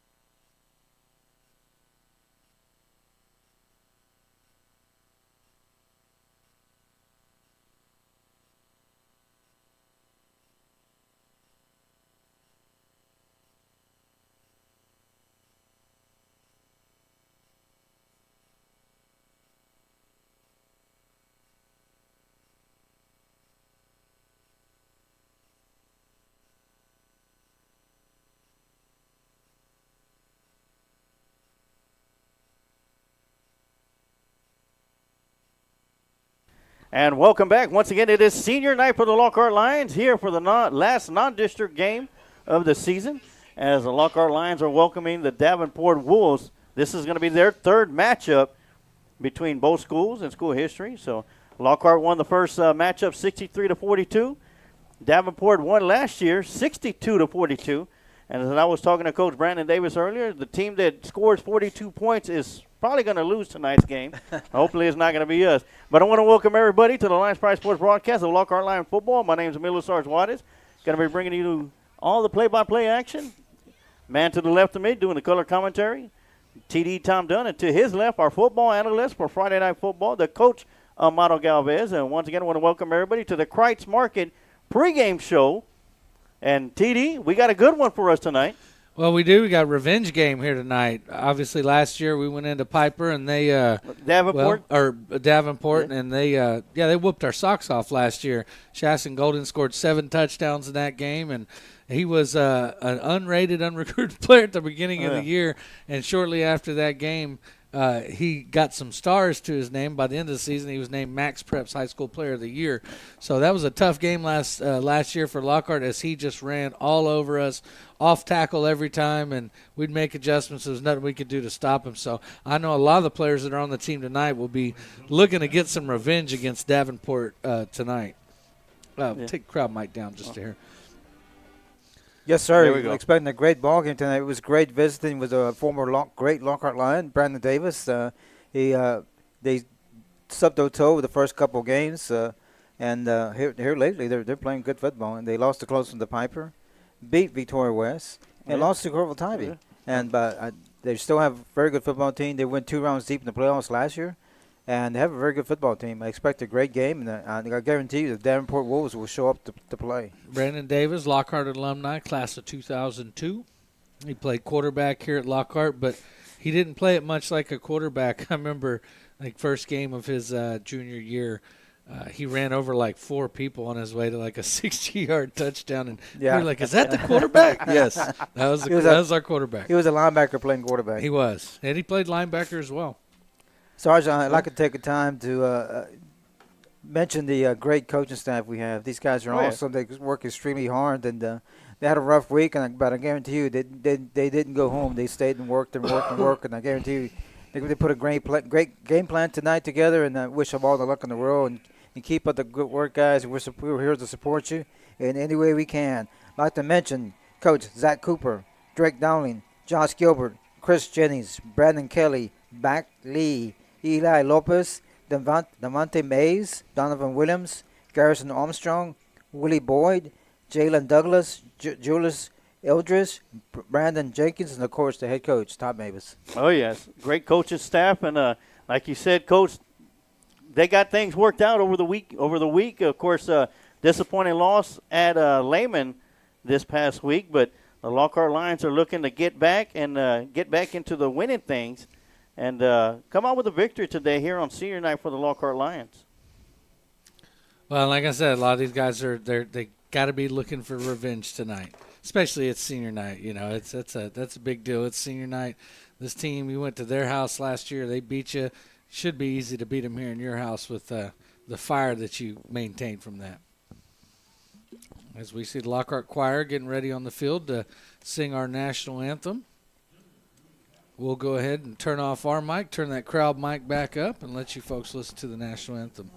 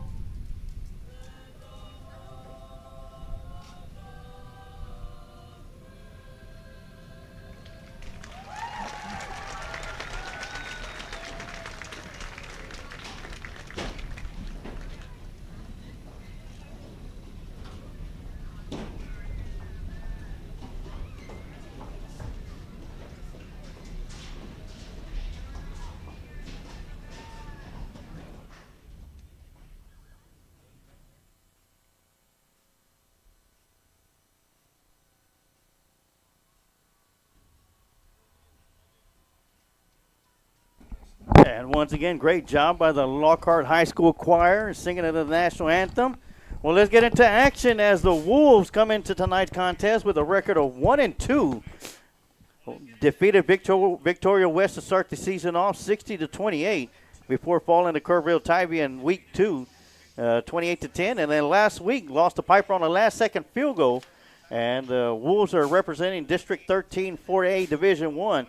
As for the Lockhart Lions, representing District 13 5A Division 2, went on the road to start the season off and took a loss against San Antonio Southwest 41-35 before coming back home to defeat the Conley Cougars 28-31 on homecoming night, and then fell short to Kyle Lehman in a disappointing loss 41-31 last week. But here we got two teams 1-2 playing their last district. Well, Lockhart playing their last district game of the season, non-district game of the season.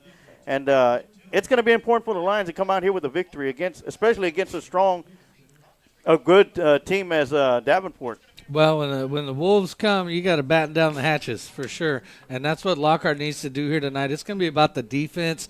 Offense has averaged more than 30 points a game for 8 games straight. That is something Lockhart hasn't done in years and years. So Lockhart can score the points. Lockhart will score the points. The tail of the tape tonight is going to be, can Lockhart stop this Davenport offense? They like to throw the ball. They got a lot of targets, and they rush for, like around 130 yards a game, I think. So Lockhart's definitely going to come out and have to play defense tonight if they want to have a chance to hold these Wolves off. Yeah, Lockhart's going to be won the coin toss and deferred for the second half. As we got team captains up there, we have Alexander Richardson, Trey Brown, Edward Mendoza, and Trent Holcomb. And for Davenport, the captains were number 5, their linebackers, Zahir Livingston, number 1, their receiver, Emmett Greenman, number 10, Tristan Hamlin, and I didn't catch their 4th one.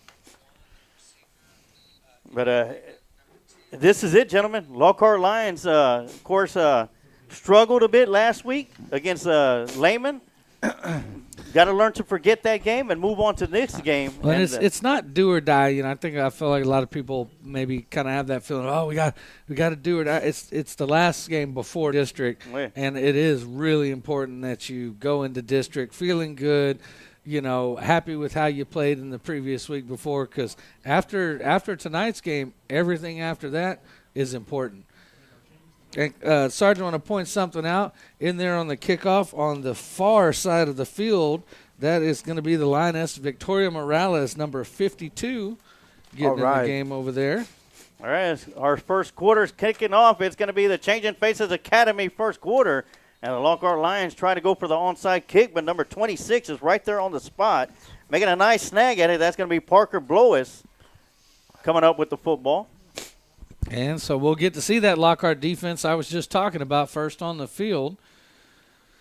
And leading the charge for the Davenport Wolves is going to be number 10, Tristan Hamlin, the quarterback, and he'll have the running back, number 12, offset to his right side to start the game off. On the line for Lockhart, you're going to have Joseph Blue, Tyler Staten, and Trent Holcomb up front. Right away, false start on the offense, so that's going to push them back 5. So I'll continue to go through the defense. At linebacker, we're going to have Santiago Guerra getting his start in this game. He's joined by team captain Edward Mendoza. 2 outside linebackers for this contest are going to be number 5, Aiden Scott, and number 14, Miguel Portillo. Portillo played a great game last week, one of the players of the week. And then you've got your safeties back there. That's going to be Trey Brown and and looks like Joshua Zarita in the game. Or was that Ben Mendez? So Hamlin gets the snap. The left-hander drops back, throws the ball deep down the middle. Got a receiver wide open. It's going to be a foot race, and one that number 19, Kyler Payne, will score right away. The Davenport Wolves score on their first play of the game. And that was Ben Mendez in coverage. Just lost his man, and he had a step on him, and he never gave it back. Great catch by number 19. Showed great speed there. And we saw that in pregame warm-up. Davenport throwing the ball a lot. They stayed out here quite some time pregame, running routes and throwing balls, and it pays off quick. Snap is back to hold us down. The kick is up, and it is good. And just like that, Lockhart's chasing from behind. And we're going to take a quick timeout, and we'll be right back with some more Lockhart Lion football right here on the Lions Pride Sports broadcast.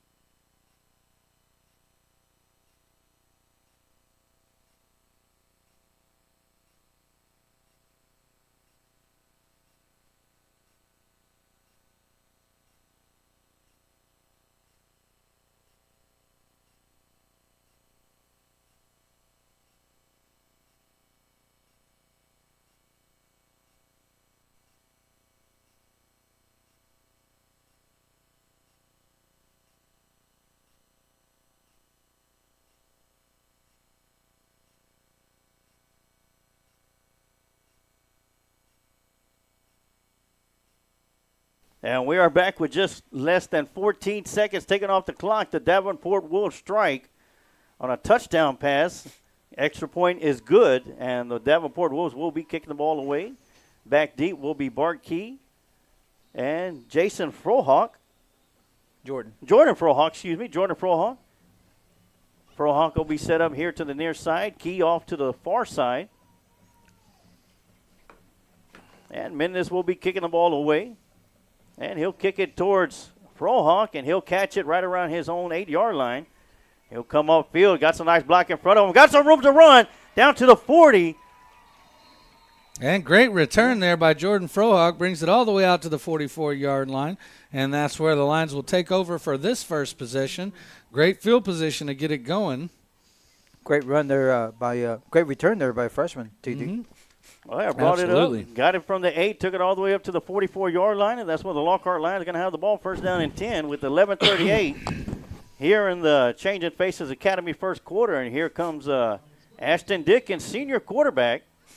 And he'll have Nathaniel Gonzalez offset to his right side. Will come out with the receiver. Frohawk here to the near side. Gage Deutsch up at top. And it'll be Ashton Dickens with the quarterback keeper, and he'll get it towards the 45-yard line. And he'll pick up 1 yard on the run.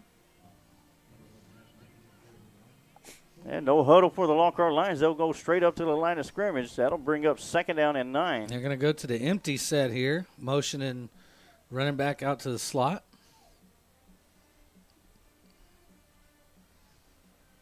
And they'll change it up again, bring him back into the backfield, tighten it up. You expect to see a lot of this, TD, a lot of the different looks, different formations, trying to get Davenport out of place.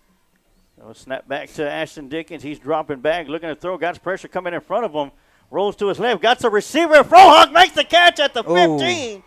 All the way down to the 12. And they're going to rule him down there by contact at the 12-yard line. I tell you what, great pass rush by the Davenport Wolves there. That's going to be a 43-yard reception from Dickens to Frohawk. And great job by Dickens avoiding the rush and buying some time so that Frohawk could come open downfield. And then a wonderful throw.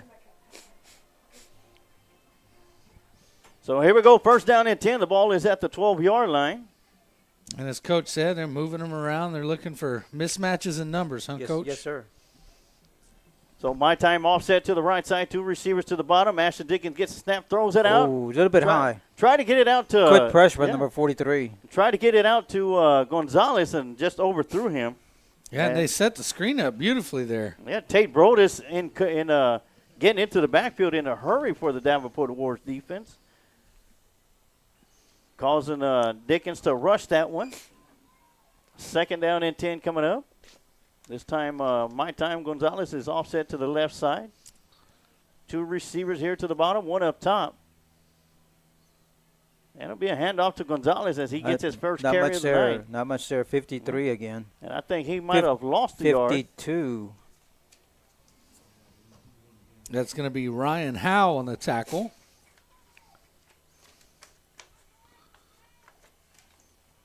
That'll be a 1-yard loss for my time. 3rd down and 11 coming up.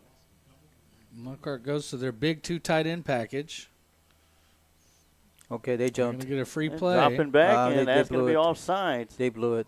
Yeah, offsides of contact. So that'll move the Lions forward a bit. It'll still be 3rd down. It'll be 3rd and 4. Well, I like how he added with contact to that.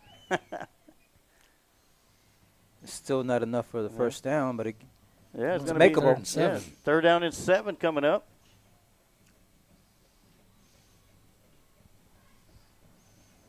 My time offset to the left side. 2 receivers to the bottom, none up top. Got a flag again. I believe this time it's against us. I think we moved.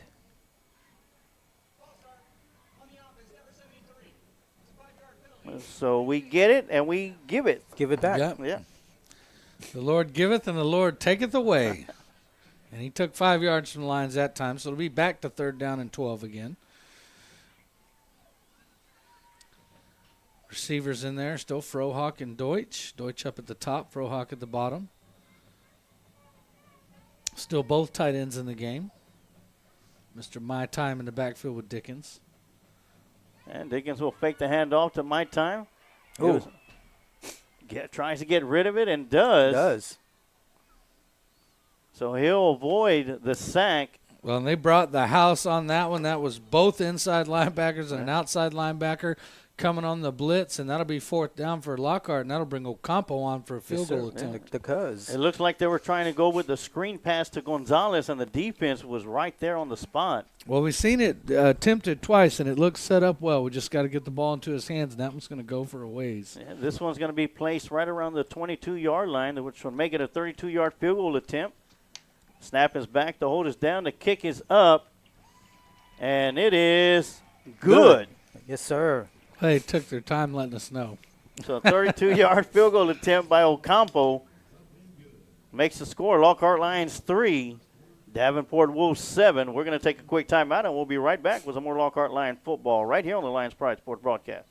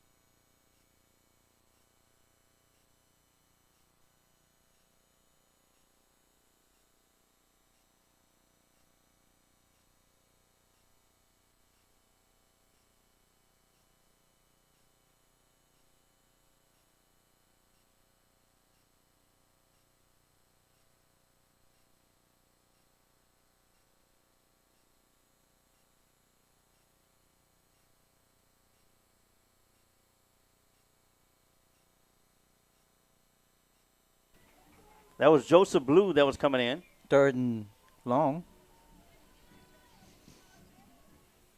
So first 3rd down of the night for Davenport.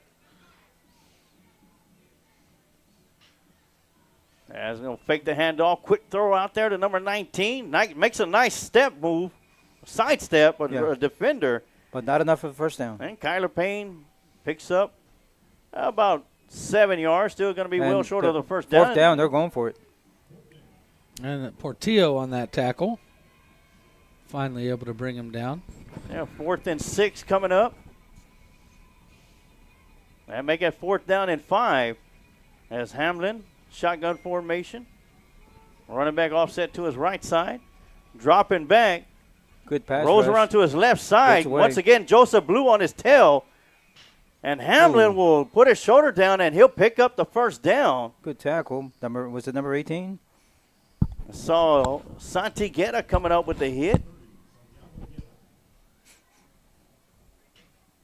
That'll be first down and go to go from the 3. And hurry up offense once again. Inside handoff. And a big goal line stand, which is going to be led by Trey Brown. Lockhart's got to hurry up and get lined up because they're going quick. They sure are. Second down and go to go. Direct snap to the running back, and he's going to get into the end zone for a Wolf touchdown. That's going to be Barrett Phelan.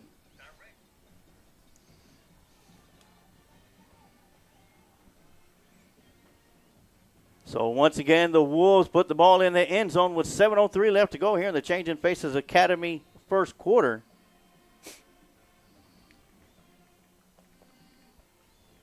Snap is back, the hold is down, the kick is up, and it is good. So it is Davenport 14, Lockhart Lions 3. We're going to keep it right here as we go around the district for district play going on tonight. It is the Pflugerville Panthers 7 taking on the Bastrop Bears. They're playing at Smithville. Pflugerville Panthers now is 14-0 over the Bears. At Piper High School, it is Hallisville Brahmas 7, Piper Warriors 0. They just started the first quarter. Still no score for the Marble Falls Kerrville Tybee Antler game at Antler Stadium. At Liberty Hill, with 8:27 left to go in the first quarter, Leander Rouse Raiders 7, Liberty Hill Panthers 0. And still no score for Canyon Lake at San Antonio Veterans Memorial. And for Bastrop Cedar Creek at Memorial Stadium, it is the Elgin Wildcats and Bastrop Cedar Creek Eagles. No score, 0-0 apiece. There's some good games happening around the district tonight. I wish I had the night off. Go catch a couple games. Well, this one here in Lockhart's 14-3. The Lions find themselves down and chasing. Still early here in the first quarter, 7 minutes, 3 seconds left to go. And the Boylan Bulldogs and Luton Eagles games will not start. It has a 7:30 start time. Well, there's some storms down to our south. And that one's going to be kicked high in the sky to Chase Curry getting his first action. He'll bring it up, cross the 30 toward the 35, and he'll be downed at the 37-yard line, 38-yard line. Good return by that young man. Curry, a junior, getting his first playing time tonight. Well, definitely started off with a good return there. So Lockhart offense back onto the field after they sputtered inside the 20 on the other end and settled for a field goal. If the Lions want to stay in this one, it's going to be important that they get some points on the board on this drive and not let Davenport stretch this game out. All right, Ashton Dickens in shotgun formation, hands the ball off to Nathaniel Gonzalez, bounces around, got some room to run, breakaway speed now, 30, 20, 10, touchdown, Lockhart on a 62-yard run. My time takes no time at all to put 6 points up on the board for the Lions. Great patience there by Gonzalez. Came up to the back of the line, wasn't really anything or anywhere to go. So what he do? He just kind of hid there behind, looked like Alex Richardson on that side. Just kind of hung out beside Richardson until the hole opened up. And when it did, he was gone 62 yards for the touchdown. Tremendous speed by that young man. Yeah. Oh, yeah. Once he hit the 40-yard line in Wolf territory, no one was catching my time. And 62 yards later, touchdown. As we go in for the extra point, Omar Ocampo set back. Snap is back. The hold is down. The kick is up. And it is good And that'll make the score. Davenport Wolves 14, Lockhart Lions 9. And, wow, what a way to bounce back after giving up that touchdown. Well, and we had to. Lockhart absolutely had to bounce back there. And we'll look at a little replay here. Man, what a great run as he finishes hard, and he was widening that gap as he went down the field. I like the little celebration at the end. It's your time, my time. And you know what? Great job by the front line, too. They didn't really give them that much space last week, but you could already tell that what they've worked on so far is working right now, and a huge hole created.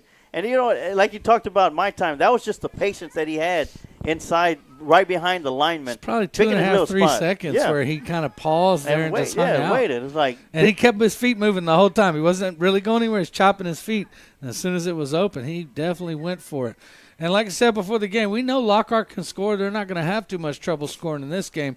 I think what's still going to decide this thing is Lockhart defense has got to get out there and get a stop on these Wolves. Well, here we go. Is Lockhart going to go for 3 onside kicks in a row? They have yet to kick it deep. Started off the game with an onside kick that was recovered by the Wolves. After the field goal attempt, tried another onside attempt right up the middle and didn't come up with it. As Omar Ocampo will kick this one away. He'll angle it out to the far side. It'll be fielded right around the 12-yard line by number 1. And he fumbled. He fumbled the ball. He was fortunate enough. Bounced back Evan Greenman was able to pick it right back up as it bounced right up to him. That wasn't a fumble. That was one of those Australian rules football where they have to throw it into the ground every 3 steps. He just threw it in the ground, popped right back up to him, and he kept going. So the Wolves will remain with the football at their own 28-yard line. It's going to be first down and 10. About an 18-yard return on that one. Lockhart defense back on the field. They have failed to hold these Wolves so far as the deep threat has been there time and time again for the Wolves. So Hamlin in shotgun formation. Phelan offset to his left. They'll fake it to Phelan and quick slant and big hit by Trey Brown. Boy, but not before Adam Elza makes the catch. What a good job. I mean, really one hand did almost all that work, and he was able to bring him down hard with it. 2nd down and 4. Yeah, once again, no huddle coming up. 2 receivers to the bottom, 1 up top. Phelan offset to the right. Dropping back to left-hander, throwing down the middle once again to number 19, making the catch. And Bart Key will come up with a big tackle. But another huge catch by Kyler Payne. And again, Key right there with him. He's not really getting a lot of separation, but Lockhart just unable to get a hand in there to break that ball up. And another big pass for the Wolves. And we do have an injury on the field, so we'll take a quick timeout, and we'll be right back with some more Lockhart Lion football right here on the Lions Pride Sports broadcast.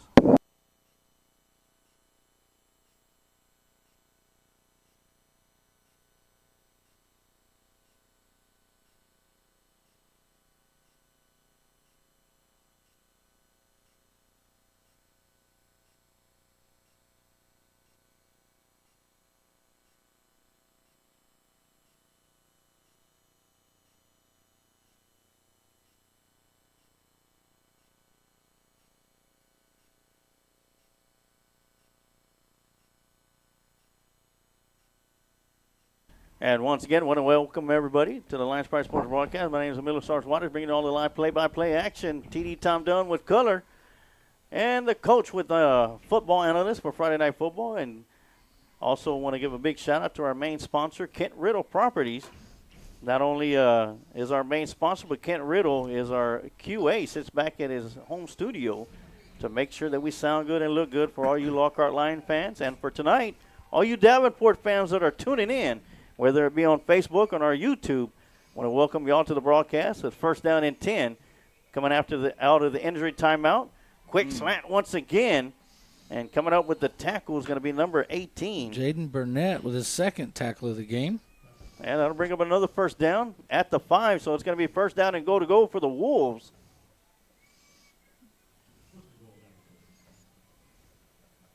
Hamlin gets the snap, hands it off to Phelan. Phelan goes around the right side and into the end zone. In for the touchdown.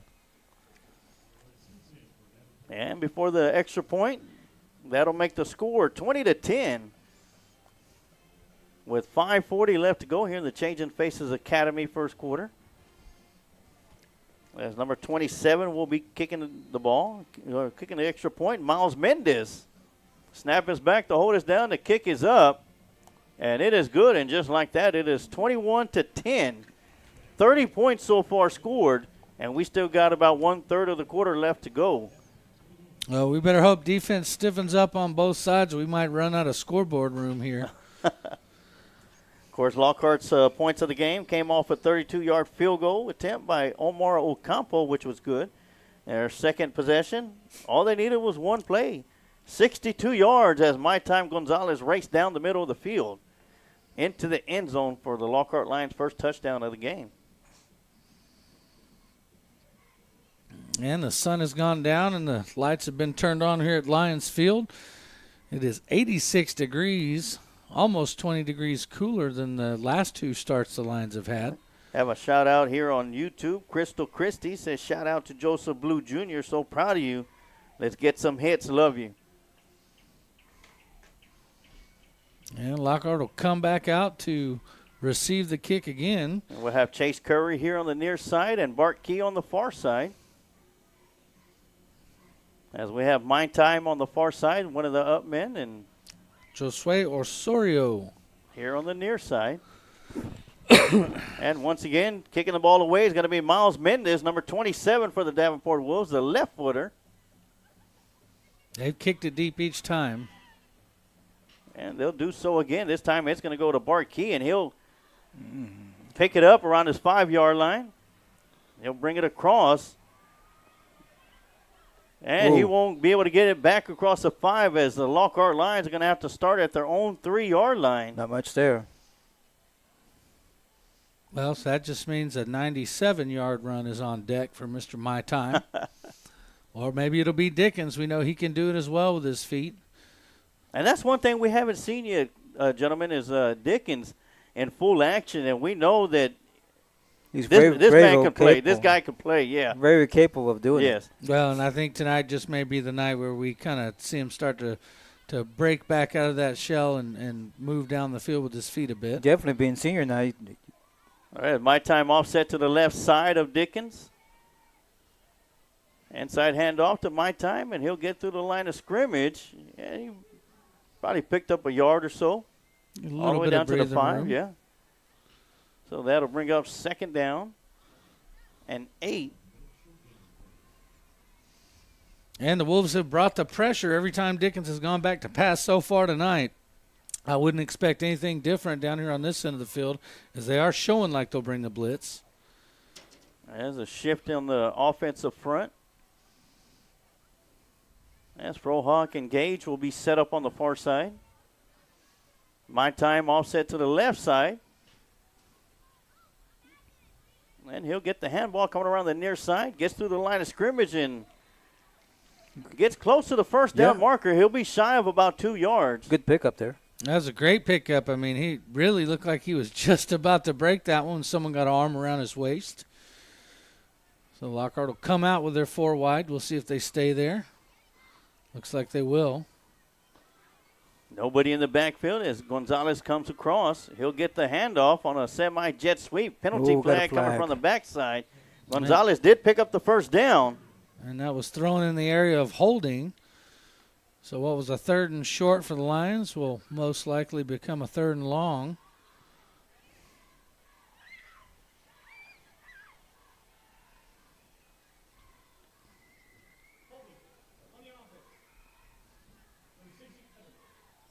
And that's going to be half the distance to the goal line, so that'll push the ball back. They'll redo 3rd down, but it'll be 3rd down and 7. Well, the good thing is he called number 67, which Lockhart doesn't have one of those. So we can only assume it was maybe Big Brady Stevens. He's 68. He'll say, that was 67. And snap back to Dickens. Comes up in the pocket as it closes in around him, and he'll be sacked. I think he made it past the line, scrimmage, Sarge. It's going to be close. It'll be up to the 6-yard line. And that'll bring up 4th down and 7. And Omar Ocampo will be trotted out onto the field. Well, I think he's got enough field to put all the leg into it on this one. Want to get rid of the ball quick here in the shadow of your own goalpost as he stands on the I. And that one was almost blocked, as that's going to be end over end, and that'll be fielded right around the 42-yard line. Yeah, there you go. And great job by the defensive team, as the return man will pick up about 5 yards, as Trent Holcomb, the deep snapper, comes up to make the stop. And Davenport will have great field position with the ball in the Lions' 37. So down by 11, the Lions defense, it's early in the game. We're still in the first quarter, but, man, you get the feeling like we got to find some way to stop them or at minimum slow them down. And Davenport has 3 drives so far, 3 scores. Quick scores. And here come the Davenport Wolves with Hamlin. And Phelan in the backfield, offset to the right, 2 receivers up top, 2 to the bottom. This has been their formation so far throughout the duration of the first quarter. And they'll hand the ball off to Phelan, and he'll lose a football. Fumble. As there'll be a mad scramble for it, and it looks like Davenport might have just recovered it. And that's Portillo, who's going to probably get credited with that tackle and strip. And the center comes up with the football. And that's going to amount to about a 4-yard gain for Davenport. You got a shout-out from Debbie Cleaton. Shout-out to number 5, Aiden Scott. Let's go Lions. Aiden Scott's played well so far this year. Yes, he has for a sophomore. Man in motion. Dropping back, the left-hander fake pumps it, and he's going to be brought down in the backfield by Santi Guerra, picking up his first sack of the year. And that's a big one because that puts him all the way back out to the 41-yard line, and that's going to bring up 3rd and long for the Wolves. And that's what the Lions got to do if they want to slow this passing game down. Sarge, that was a great slide at the home plate there. It sure was for a baseball player. And that's exactly what the Lions need. We'll see if they can do it again here on 3rd and 13. And dropping back, got pressure coming around, throws the ball up the middle, and that one's going to be incomplete. That could have been offensive pass interference. Yeah, I know Trey Brown, he had a chance at that one. He looked like, or he really wanted that one. Caught it on the bounce. But that's going to bring up 4th down, and they'll bring their punting unit out on the field for the first time. So Lockhart defense stiffens up, does a great job, and is going to force a punt out of this one. Watch for a fake here, TD. They got number 5 there in the middle. He's a very good athletic linebacker. And Mr. My Time, number 21, is going to be back to receive this punt. Lockhart coming after it. They'll get this one away as My Time will let it bounce. And it's going to bounce. It's going to be down at the 1. I wish we would have seen the touchback, but. And Lockhart going to have their backs against the wall yet again here. Yeah, real quick, I have another shout-out. Stephanie Cruz, shout-out to her sons. Them Singletary boys with the Wolves, Dante, number 13, Eric, number 17, and Trayvon, number 31. She's so proud of you. Says, Mama's watching. For Davenport? Yes, for Davenport, Davenport, yes. Thank you for tuning in. Hope you enjoy the broadcast. All right, so the Lockhart Lions are 98 yards away from pay dirt. Second straight possession where they've started inside the 5. And the last one ended in a punt. Dickens, it'll be a low snap. He's dropping back, looking to throw over the middle. Got Gage Deutsch. Incomplete. But great coverage out here by number 20, Cole Barone. And that's the first deep shot the Lions have tried so far tonight. That one didn't work out, but it was close. Bring up 2nd down and 10. From the 2-yard line. As we got 1:49 left to go here in the Changing Faces Academy first quarter. Lockhart Lions trailing 10-21.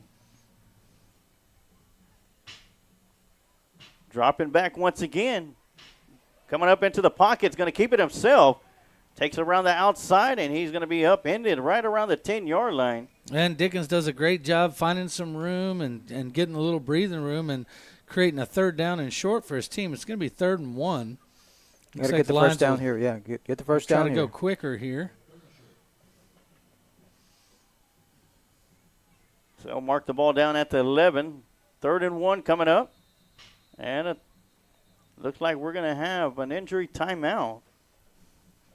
Yeah, the corner on that side just took a knee for them.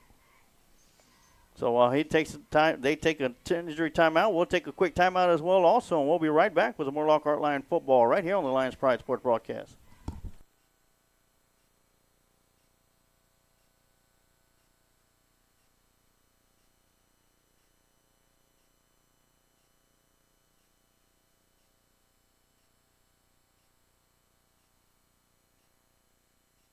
And we are back. As for, I want to thank James Franco. Says, is this a district game? This is the last district game. Non-district game. I'm sorry, last non-district game of the season for the Lockhart Lions. And for both of these teams, we'll head into district next week. Davenport's a 4A school. They don't play like it. And they didn't last year either. Yeah, somebody needs to tell them, hey. And I see they did not put the team's name on the scoreboard. So I'll have to fix that here at halftime. But Lockhart is on the left side, Davenport on the right side. As we get back, 3rd down and 1. Quarterback keeper Ashton Dickens up the middle. Got some room on a great tackle by number 11, C.J. Tanner. And Tanner saves what would have been a touchdown and a long one for Dickens. But nevertheless, he does pick up the first down and breathe a little life into this Lions offense, who's trailing by 11. Got 1 minute left to go in the first quarter. As the Lockhart Lions are shifting, I see Tyler Stanton out on the field. This will probably be the last play of the first quarter here, as the clock's going to be underneath 45. And dropping back. Stepping up in the pocket, throwing deep for Frohock, and that one's going to be incomplete. Looking for a penalty flag, won't get it, and the clock will stop with 37.9 seconds left to go here in the Changing Faces Academy first quarter.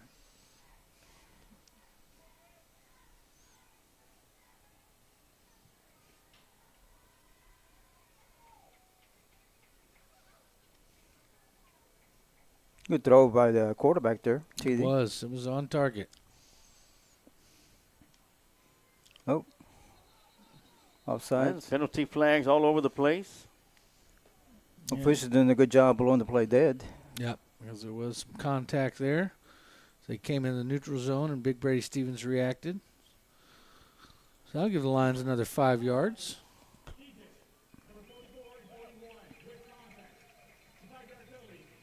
So can we get 5 yards for each penalty? And I can tell you, the Lockhart doesn't want contact on that. They want to get a free shot down the field.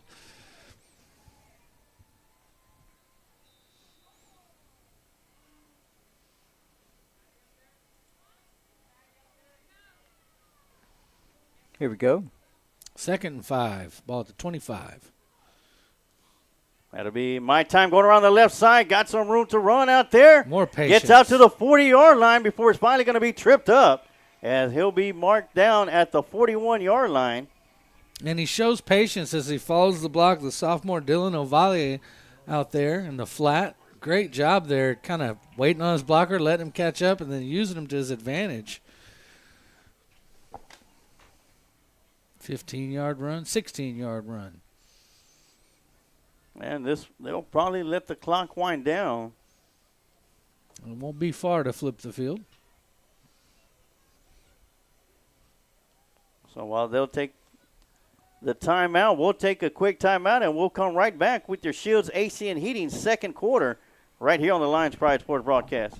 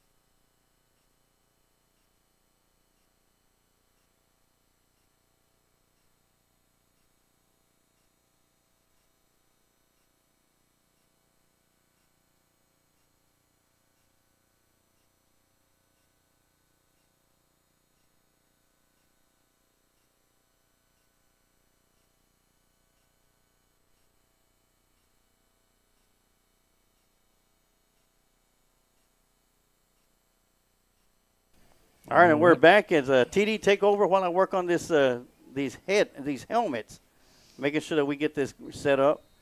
All right, so that's the beginning of the Shields hitting AC second quarter. The ball's going to go to Mr. My Time around the left-hand side. He'll put his shoulder down. Good tough run, TD. Keep pumping those feet, and he'll pick up 8, 7 of them being after contact. And this the most sustained drive by the Lions tonight. They've scored quick and scored a field goal on another. On this drive, Lions have picked up yards in chunks. So Dickens will go to an empty set here. Looking for a jump off sides. He doesn't get it. He'll take the snap. It's going to be design quarterback run around the right-hand side, and he's got some room to run. He's out to the edge and pushed out of bounds just past the first down. Picked up the first down. Yep, that'll bring the ball down to the 36-yard line. About a 6-7-yard run there for Dickens. And you're starting to feel it more and more like he's getting closer and closer to just exploding on a long one. Starting a little bit to see the confidence in him pick up. Lockhart will bring both receivers to the short side of the field. This will be a give up the middle to My Time. Nowhere to go. Met right at the line of scrimmage. Actually, that's going to be a loss of 1 yard. As they brought everyone right up the middle, had the right defense called for that play. Well, that'll bring up second down 11 for the Lions. Looks like Sarge has got our scoreboard fixed for us. Yeah, got it set up. Hope y'all enjoy it as we get back. Thank you, TD, for stepping in there. Second down and 11 for the Lions.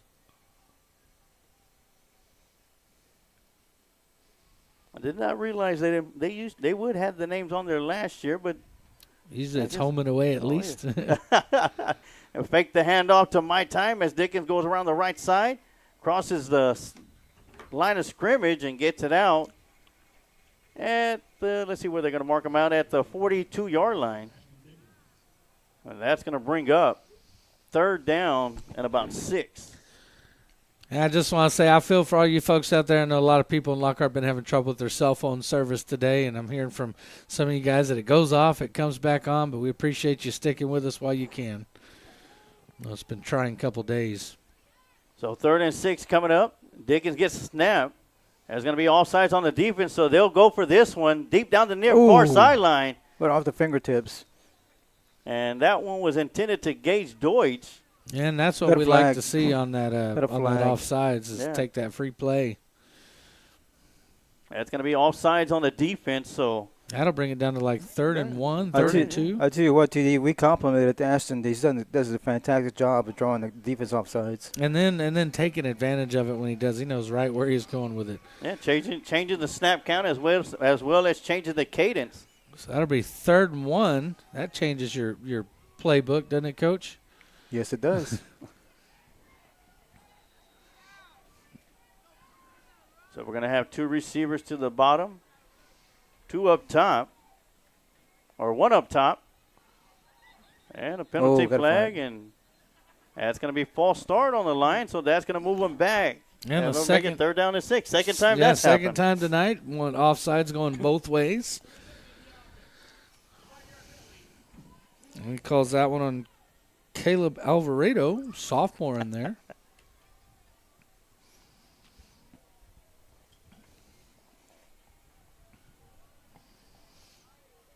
And Lockhart, I think maybe one of the first times we've seen number 5, Aiden Scott's in on offense playing wide receiver.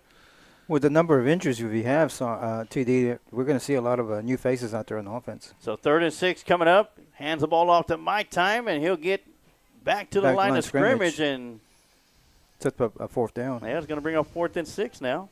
Of course, got a shout-out from Chuck Licata on our YouTube channel. Shout-out to Sarge Wattis. Someday he'll be somebody. I know. Friday throwback to the best ever Lockhart football broadcast nickname he's ever created. And his year as Lockhart play-by-play, Chuck Licata comes up with the name for Curtis Hawkins, Curtis Larry Zonka Hawkins. And unfortunately, Curtis Hawkins probably doesn't know who Larry Zonka is. He's very young, guys. He's only 24. It's going to be punted away by Ocampo. It's going to take a line roll as it keeps going and going, and it'll be down at the 4-yard line. Smart job by Key to go ahead and grab a hold of that one, not get greedy, try to get it at the 1. Let's go with what's his name? Buttis, Jermaine Buttis for the Pittsburgh Steelers. The bus, which is perfect. That's more Curtis. Curtis was in junior high when that guy was the around. party bus. Oh, yeah, Curtis Hawkins, of course, owner of the Texas Event Shuttle, and we'll get to that here at the next break. I don't think Curtis was born when Larry Zonko was playing. I wasn't born when Larry Zonko was playing. I'm 10 years old. Unfortunately, I was already out of high school. All right, Davenport takes over. Ball looks like they're going to give it to him at the 6-yard line. 7. So first down and 10 for the Wolves. Hamlin gets the ball, hands it off, Quarterback keeps it himself. Good fake. As Trey Brown comes up to make the hit. And Hamlin picks up 8 yards on that one. As well as number 22, Ben Mendez. And once again, hurry up offense. Pick up a gain of about 7. That'll bring up second down and 3. They're going to give Lockhart not much time to get set. They'll hand the ball off this time, or they'll fake it and throw it out there real quickly there to the outside to Emmett Greenman. Picked up the first down. Aiden Scott forced him out of bounds. But, like Coach said, not before he could pick up a first down. That's going to bring the ball out to the 20-yard line. Call it the 21. Lockhart defense did a great job stiffening up on the last series. They came out and stopped them, gave the ball back to the offense, but Lockhart offense unable to capitalize. Looking to do it again for a second time to get the ball back to the Lockhart Lions offense to hopefully put some points on the board and make this a closer contest as the Davenport Wolves lead 21-10 with 9:07 left to go here in the Shields AC and Heating second quarter. This will be a handoff to the running back, Phelan, and he's going to be met hard in the backfield. Trent Holcomb met him first, and then Eddie Mendoza came in to finish him off. He took 2 good hits on that play. Miguel Portillo was in there on the contact as well. Picked up about 3 yards, so that'll make it second down and 7.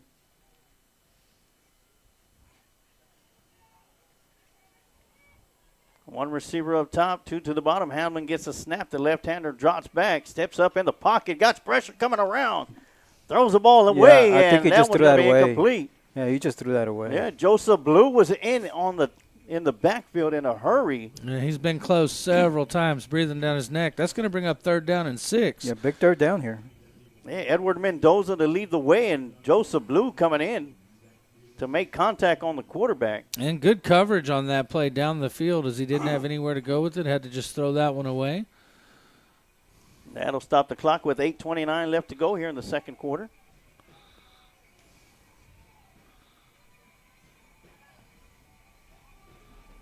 Big third down coming up. Hamlin gets the snap, dropping back. Throws right over the middle. Got a receiver. Good tackle by the umpire. Yeah, great job by the umpire. And but that's going to be good enough for a first down. Lockhart bought both the inside backers on that one, trying to get pressure on him, and just couldn't get there quick enough. He's got a pretty quick release, especially on that route over the middle. He threw it right where the blitz came from. And it'll be a handoff to Phelan going around the left side. Ooh. And darts right through the defenders on his way down the far side. 10-5, end zone, touchdown, Davenport. Good run by that young man. Showed good speed.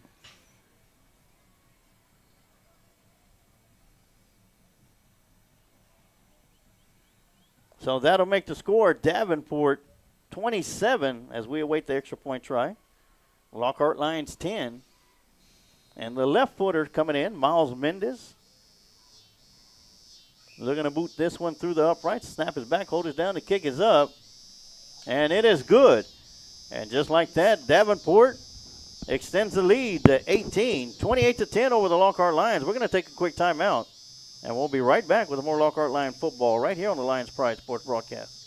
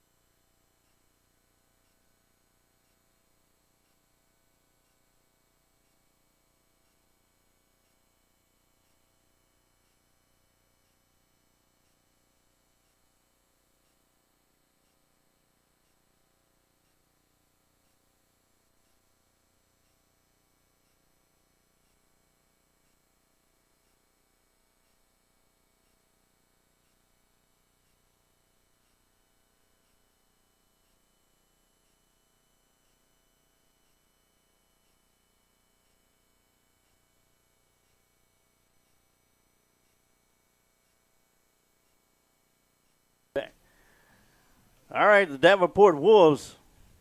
This one's going to be a short pooch kick. And it'll be fielded on the far side. Ooh, good tackle. Number 3. That's Nice just tackle by number Sorio 3. returning that one for the Lions. And Mason Falcone in on the stop. And Lockhart will have some okay field position here. They'll be out at the 30, but they'll be down by 18, so big hill to climb up here for the Lions. 8 minutes left to go here in the Shields Heating and Air second quarter. That ball's actually going to be placed at the 27-yard line. And Lockhart needs to make up ground, and they've got to do it quick.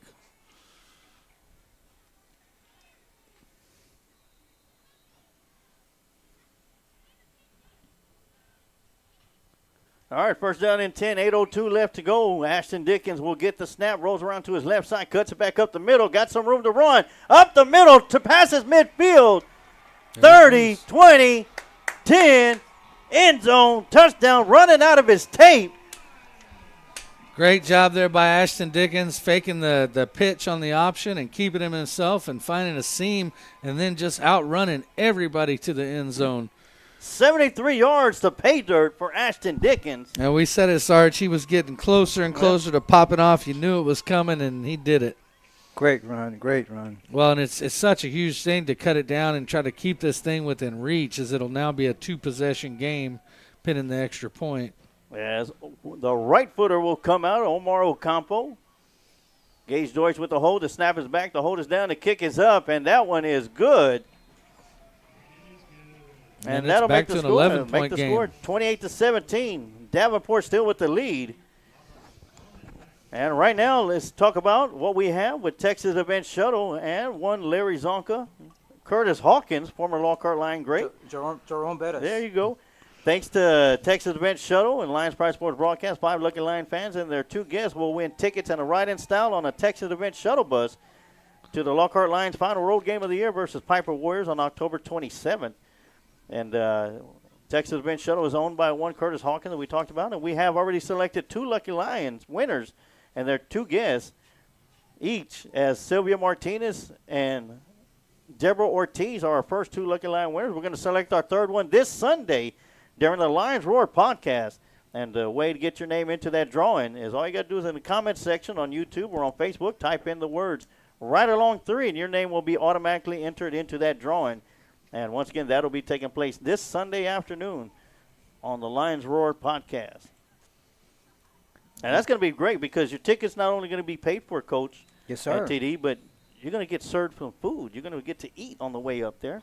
And a ride there and back, all in style, on a Texas Event Shuttle. As Ocampo is going to kick a high, somewhat of a deep pooch kick that's going to be fielded right around the 18-yard line by number 14 or 19 as he goes around the far side, got room to run, and finally he's going to be knocked out of bounds. But I believe that's going to be number 5'8", and Scott with the stop. That was Bart. I think Bart Key pushed him out of bounds there.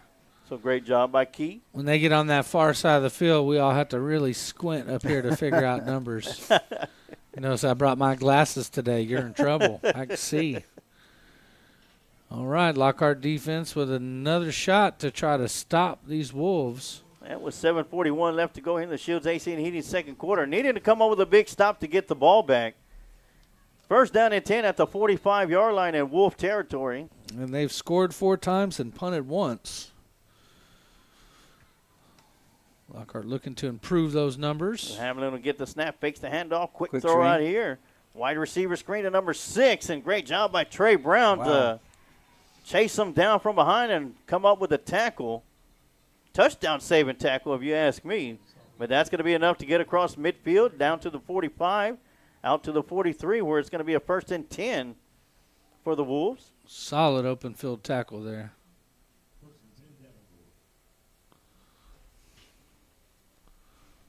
Looks like we're going to have Justin White coming into the game. Julian White. Julian White, excuse me, Julian. Look like Justin without my glasses on. So here we go.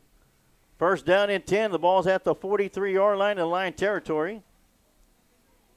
Hamlin will hand it off once again to Phelan, and he goes around the left side.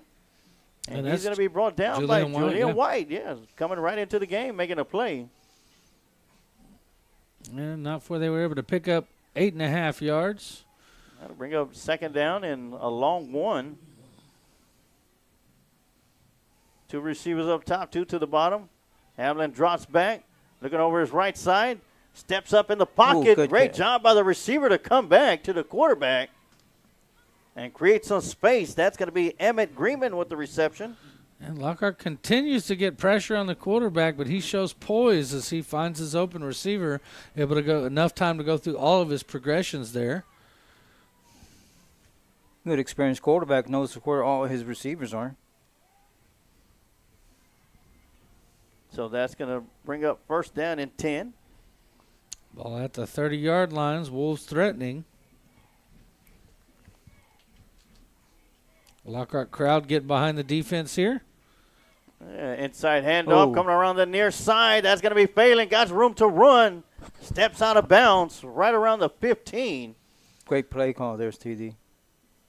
It picks up 16 yards on that run. They're going to mark him out at the 14-yard line. Yeah, boy, there was nobody out there on his side. Luckily, Bart Key was able to get off of his block and make a touchdown-saving tackle there. Quarterback. Hamlin gets the snap, goes around the left side, brings it up front, or up the middle. And that'll pick up another 7 yards as the Wolves just continue to move the ball down the field. Lockhart with no answer so far for this Davenport offense. It is second down and 4 from the 9. And inside handoff to number 1, Greenman, and he'll get stuffed. Not much there. Yeah, not much there. They said they had the answer on that play. Number 25 coming in to make the tackle for the Lions. That's Joseph Zarita getting in the game. Looks like hopefully we hold them here to a field goal. Yeah, might have picked up a yard, so that's going to bring up third down and 2. Probably the most crucial third down of the game so far for the Lions. Need a big stop here to force a field goal attempt. Yeah, Phelan in the backfield with Hamlin.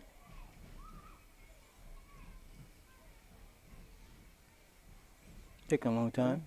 Hamlin will get the snap, hands the ball off to Phelan, bounces it around to the near side, and he's going to get into the end zone untouched for the touchdown. And that'll make the score. Davenport 34, Lockhart Lions 17. Good play call there again. And they continue to make it hard to catch them by re-extending that lead every time Lockhart tries to reel them in. And that's 5 touchdowns on 6 possessions. Extra point, snap is back, hold is down, the kick is up, and it is good. And now they'll make the score Davenport 35, Lockhart Lions 17 with 5:11 left to go here in the Shields AC and Heating second quarter. And while we got time, let's go and run through some scores around the district for District 13 5A Division 2. At Smithfield, it is Pflugerville Panthers 27, Bastrop Bears 14. At Piper Warriors come storming back with 5:41 left to go in the second quarter, 29-15 over Hallisville Brahmas. Still no score update for Marble Falls at Kerrville Tivy. Leander Rouse and Liberty Hill at halftime, coach. Rouse 14, Liberty Hill 0. They'll be back. Yeah, Canyon Lake and Veterans Memorial still no score. It is Elgin Wildcats with 2:30 left to go in the second quarter, 15-0 over Bastrop Cedar Creek. And also for Boylan Bulldogs and Luling Eagles, for those interested, no score at the moment because no score has been posted as of yet. But as far as here at Lions Stadium, it is Davenport 35, Lockhart Lions 17. And after this kickoff, we'll have a ticket giveaway opportunity for the next home game, which will be in 2 weeks, as the San Antonio Veterans Memorial come into Lions Stadium to take on the Lockhart Lions. This one's going to be another short pooch kick, and it'll be fielded right around the 31-yard line. And almost a replica of the last return for Osorio. Picks up a couple. So here we go, the ticket giveaway. Every home game, courtesy of Kent Riddle Properties and Lions Pride Sports Broadcast, 3 lucky Lions will win free tickets to the home game. Of course, your opportunities to win free tickets to the next home game, which will be in 2 weeks. All you got to do is in the comment section type in the words giveaway, and your name will be automatically entered into the drawing. We'll have 3 lucky Lion winners. Winner number 1 will get 2 free tickets. Winner number 2 will get 3 free tickets. And winner number 4 will get winner number 3 will get 4 free tickets, all courtesy of Kent Riddle Properties and the Lions Pride Sports Broadcast. And all you got to do is type in the comment section giveaway as Dickens gets the snap, look to pitch it out, kept it himself, and he'll get it right back to the line of scrimmage for no gain.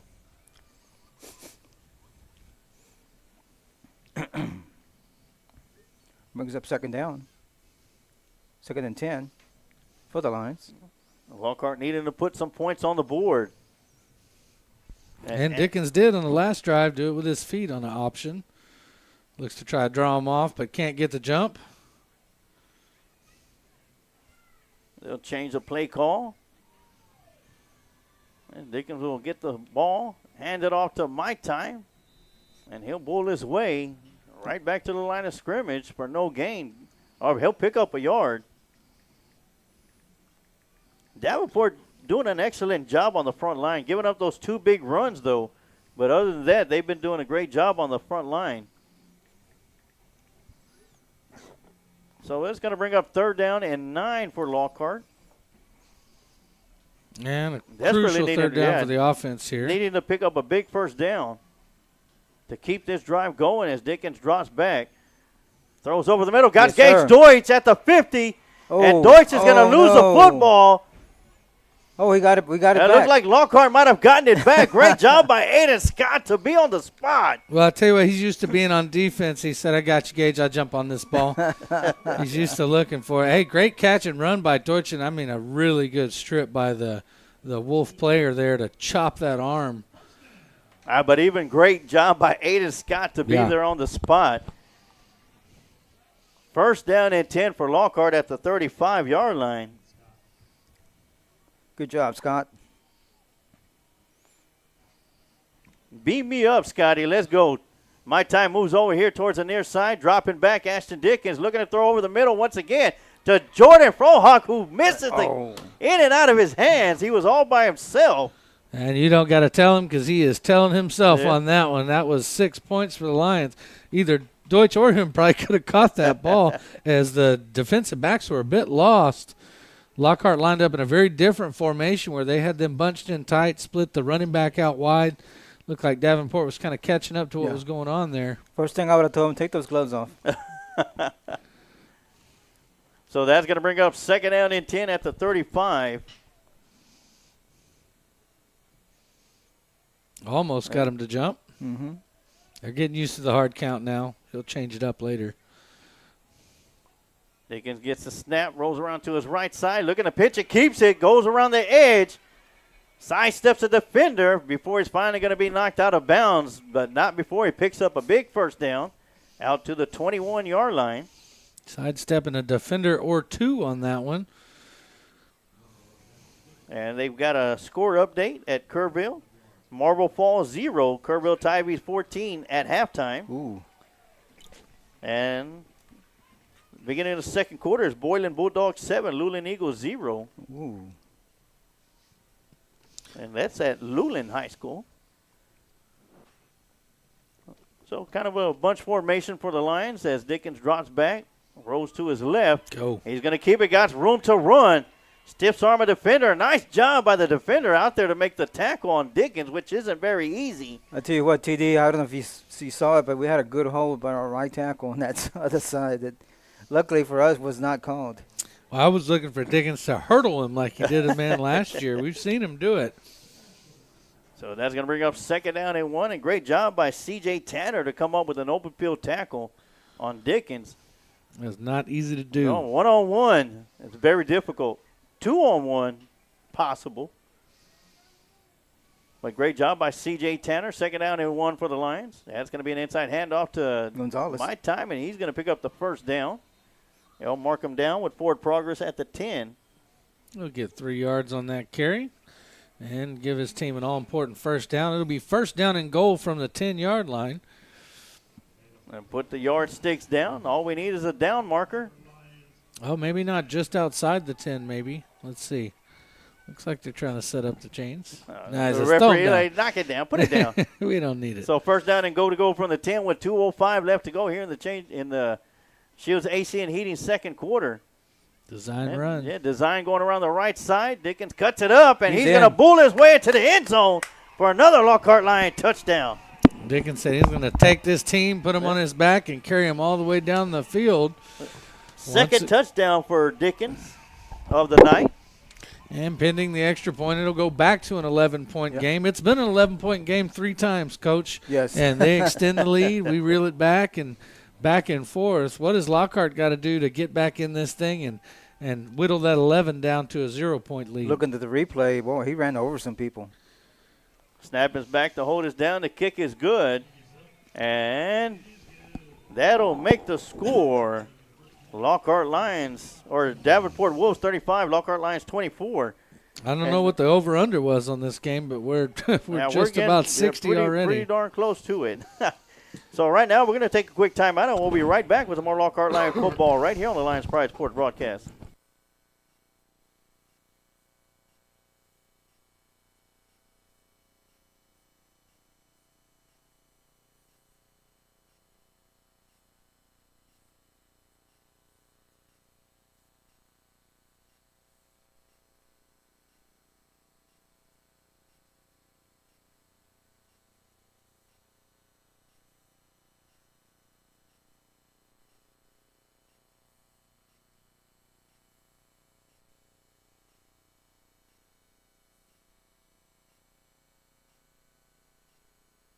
One of those magic bouncers right here. We've already tried 3 onside kicks, and we are back as we have 1:52 left to go here in the Shields AC and Heating second quarter. Of course, for the Kreitz Market halftime show, we're going to showcase both the bands, the Lockhart Lion Roaring Band and the Davenport Wolves Band. And Lockhart will get the ball to start the second half as they kicked it to begin this game. We'll see if Ocampo kicks it deep. He does. He does so. Kicks it towards Phelan, who will let it go over his head. Uh-oh. And takes a nice little spin to stay in the field of play. And Aiden Scott will come up and make a big stop inside the 5. So Campo brings out the sand wedge on that one, puts some backspin on it. It's able to hold it up inside the 5-yard line, which induced some panic. And they're going to have the ball at the 3-yard line. So great job by the special teams there. They can really make a difference. Yeah, and I tell you what, great job by Phelan. He looked like he was ready to walk away from it and decided to take one more look and saw that spin. And well, as potent as this Davenport offense has been, that is a good thing to give them a long field to work with. A minute 48 is too much time for them to have the ball. Yeah, even though it's 94 yards away from pay dirt, the ball is at the 4-yard line, or 96 yards. Snap, go back to the quarterback, inside handoff to Phelan. Good job. And great job by the defense coming up to make the hit. That's going to be number 25. But Joseph Blue will make the initial contact. And that's Joseph Zarita finishing him off to second big tackle of the game. And Joseph Blue's done an outstanding job so far in this first half, gentlemen. So, Coach, one of the things you pointed out to us before, Lockhart has gone to the package where they move Edward Mendoza down, put him in a nose guard position. And they've got Blue outside at one end, Staten at the other. Got good at linebacker. Second down and 9 coming up for the Wolves. Dropping back, thrown over here towards the near side. In and out of the hands. That'll be incomplete. And it stops the clock, which is a big deal for Lockhart. Going to be 3rd and 9. Lockhart can get a stop. They may be able to get the ball back on the positive side of the field. Yeah, both teams still have 3 timeouts in their back pocket with 1:02 left to go here in the Shields AC and Heating second quarter. I hear the veteran voice. I think he's going to be a long-time PA announcer, Rob Ortiz. Excellent job by Mr. Big Rob. I see the varsity line cheerleaders. They're getting the fans fired up. 3rd down and 9 coming up. Quarterback gets a snap, drops back, rolls to his left. Ooh, good catch. And he'll have a receiver with a nice catch. That's going to be Greenman, and they'll pick up a big first down out to the 16. And that catch is good in the NFL as he got both feet down on the perimeter. Great concentration. Greenman made a great move. Made the defender look like he was going to be going for a deep pattern. Cut it out. That's going to be a handoff to Phelan going around the left side. And he's going to be brought down after a 1-yard gain. As That's going to bring up 2nd down and 9.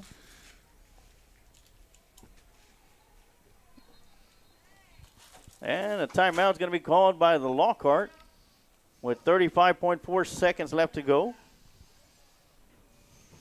And once again, let's go through some the ride-along that we have. Give everybody an opportunity, if you haven't done so yet, whether it's on our Facebook channel or on our YouTube channel. We'll ride in style to Lockhart Lions' final road game of the year. We'll have three more Lucky Lion winners. We'll be selecting our 3rd one this Sunday during the Lions Roar podcast. You know, those 5 Lucky Lion fans and their 2 guests apiece will win tickets and a ride in style on a Texas Advance shuttle bus to the Lockhart Lions' final road game of the year. And that'll be a ride to and from the stadium, as well as free tickets and a well-deserved meal that's going to be served on the trip. All you got to do is in the comment section, type in the words "Ride Along 3." If you haven't done so yet, you can only do it one time for each broadcast. And remember, we got 3 rules for those who win to ride the bus with us: is come early, wear maroon, and be loud. Oh, yeah. And, of course, our home ticket giveaway for our next home game versus Veterans Memorial out of San Antonio. First winner will get 2 free tickets. Second winner will get 3 free tickets. And the third winner will get 4 free tickets. All you got to do, if you haven't done so, type in the comment section giveaway, and your name will be automatically entered into that. So here we go, 2nd down and 9 coming up for Davenport. 35 seconds left to go. I think Davenport's going to start taking some shots here pretty soon. Play action. Play action, dropping back, throwing the ball down the middle. Got a receiver wide open in stride, and that one's going to be caught by number 19. And it'll be a foot race into the end zone for a Davenport touchdown. Good throw. Great throw by that young man. And Lockhart secondary continue to struggle with these receivers from Davenport as they are able to kind of get open downfield at will. At some point, going to maybe have to start backing them up from the line, which then, of course, opens up the run. So, tall hill for the Lions to climb here. It's going to be, pinning the extra point, it'll be 42-24. So, the left footer, Miles Mendez, comes in. Snap is back. The hold is down. The kick is up. And it is, hold on, we got a penalty flag. It's going to be offsides on the defense. Nope, mark it on the kickoff. Yep, I sure will. And it'll be 23 seconds left. So it's going to be good. The Lockhart Lions are trailing 42-24 now. So there we go. Great explanation by the referee there. Still got 23.9 seconds left to go. And just when you think the Lockhart Lions have the answer on a score, Davenport Wolves come right back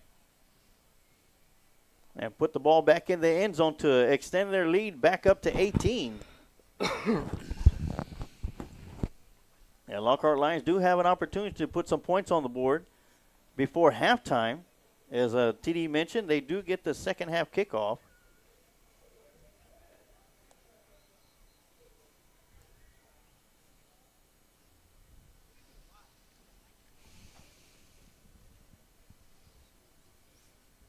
And once again, want to welcome everybody. Thank everybody for tuning in, whether you're watching on our Facebook page or our YouTube channel.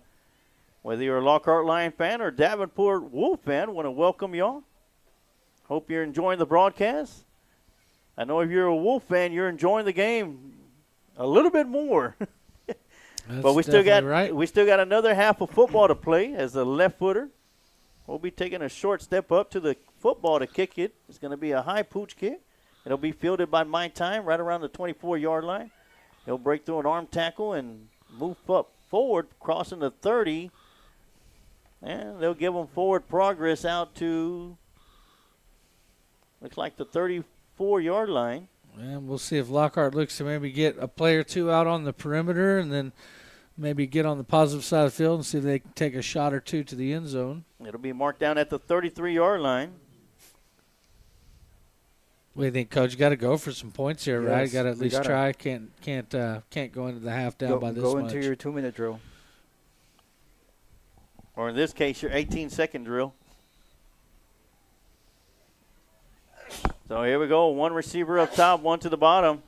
My Time in the backfield, offset to the right side of Dickens. They'll hand it off to My Time. He'll bounce it around up the middle and pick up some nice chunk of yards, and before it's finally brought down at the 39-yard line, does not look like they're going to call a timeout to stop the clock. I'm trying to go for a hurry-up offense. No, they're not hurrying very much. And they're just going to let the clock run out. So that's going to do it. We played 2 quarters of football here at Lions Field. Davenport Wolves 42, Lockhart Lions 24.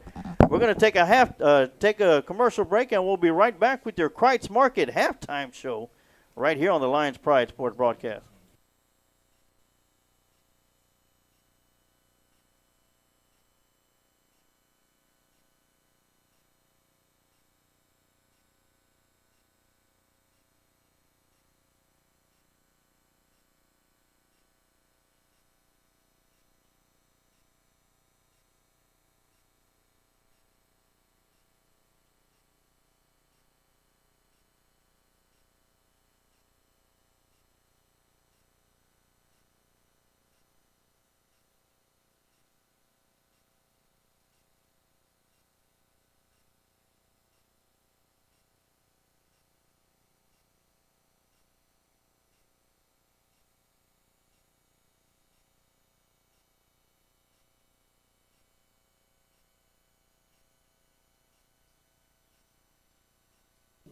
Featuring the Diamonds.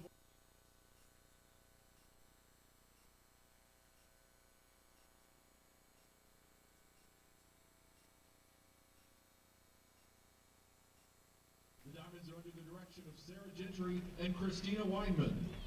The Diamonds would like to thank their platinum level sponsors, Gomez and Gomez Facility Solutions, J. Sapia Consulting, and Allied Fire Protection.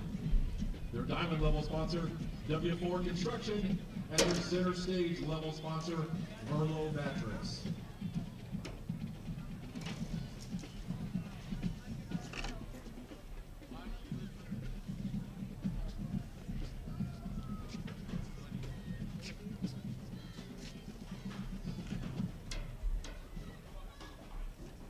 Your Diamond Social officers are Sismaye Victorine, Alana Stanford, and Lily Fuller. Social President is Ava Lucia Taglia. Your Diamond Dance officers are Lieutenant Maya Koenig, First Lieutenant Emily Williams, First Lieutenant Diana Bonilla, and your Diamond's Captain, Nikki Perez. The Diamond Dancer of the Week is Sophia Plante. Tonight, they're performing their field streamer routine to Firework.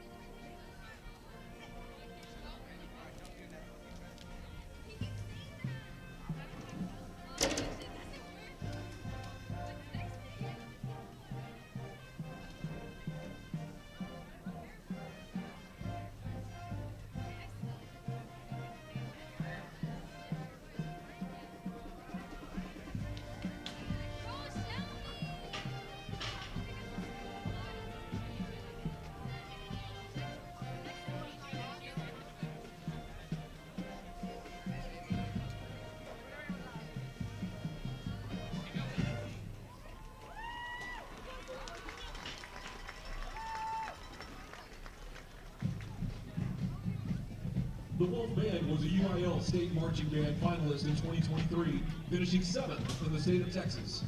The Wolf Band is under the field direction of drum majors Eli Bliss, Kumar Karode, and Hannah Phelps, and Josie Steele. Woodwind captain is Emma Goinkar. Brass captain is Alejandro Quintanilla. Percussion captain is Matthew Stanford.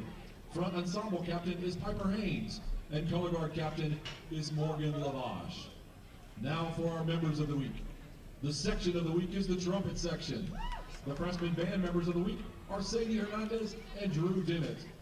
Band members of the week is Nathaniel Irving. Student leadership team members of the week are Emma Quinkar, Caleb Atkins, and Eli Bliss. Color guard rookies of the week are Marie Janicki and Arabella Lohman. Color guard members of the week are Reba Blunt and Gigi Gonzalez. This evening, the Wolf Band would like to perform their 2023 show entitled Up.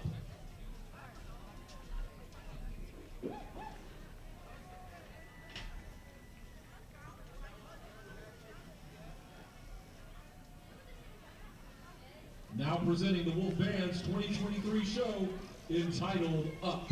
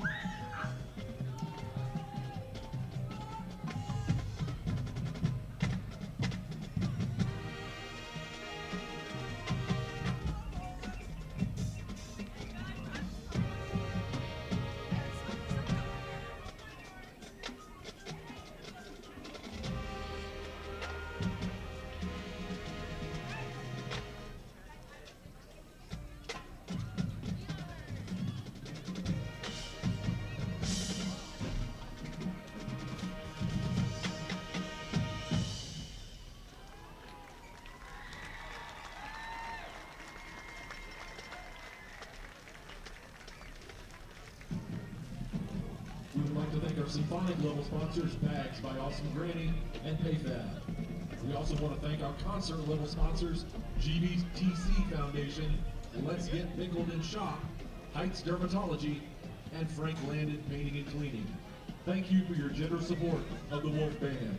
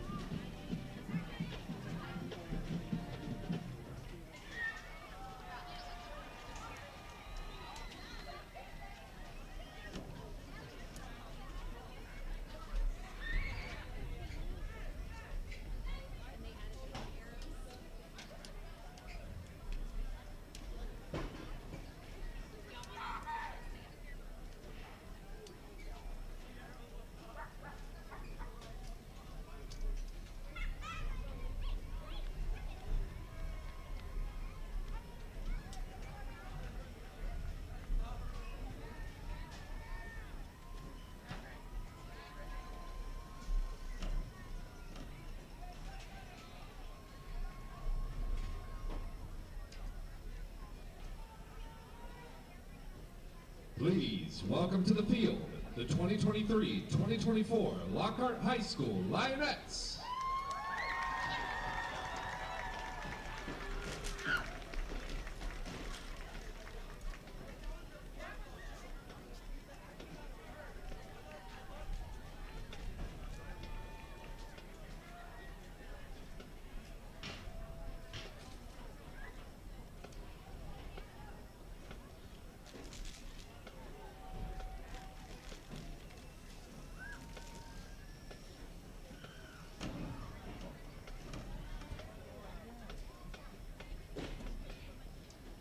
The Lionettes are under the direction of Mrs. Melissa LeBlanc.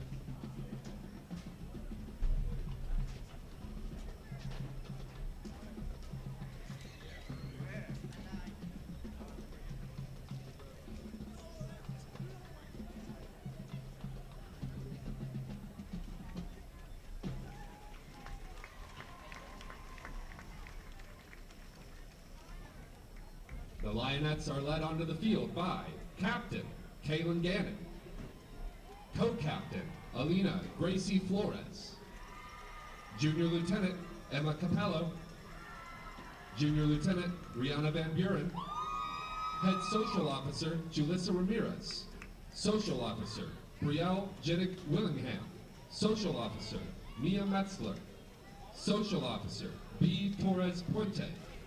Your Lionette of the Week is Emily Nava Quezada. This week, the Lionettes will be performing a kick routine to September.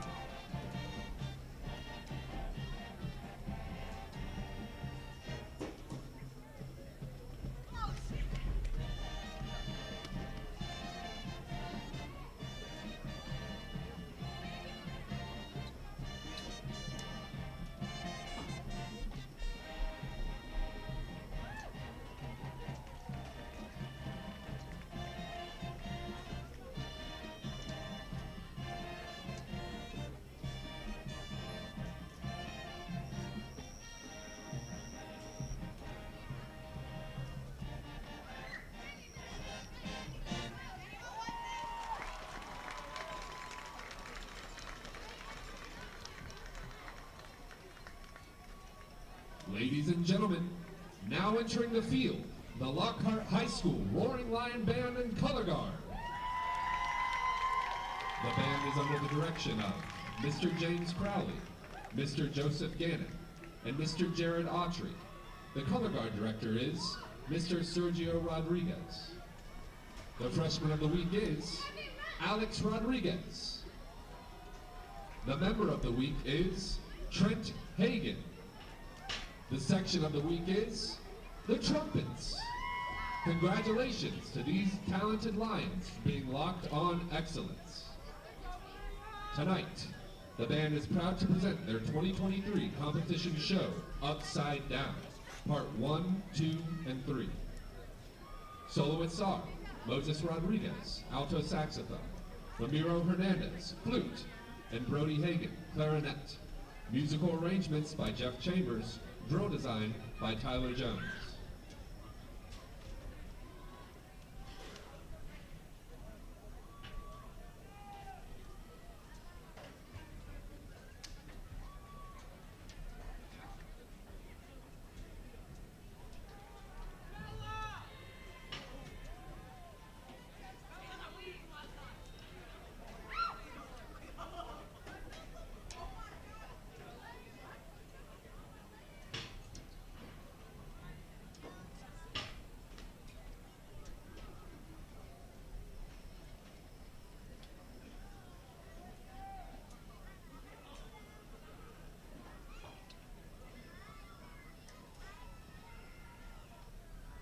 Drum majors, Deanna Fernandez and Jackson Owen.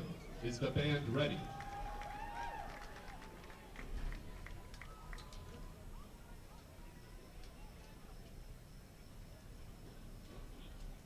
Please welcome to the field the 2023-2024 Lockhart High School Roaring Lion Band and Color Guard.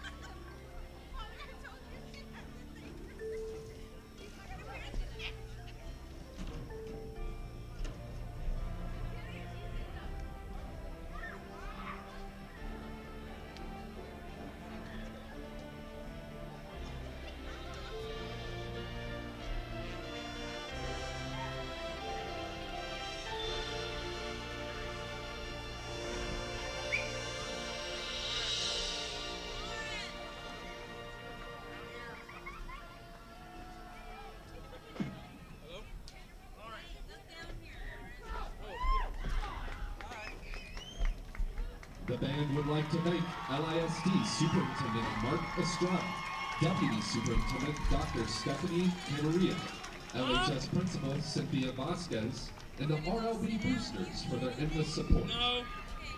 The band boosters would like to thank the following sponsors. Diamond level sponsor, Summer Moon, and gold level sponsor, Weiserville Hall.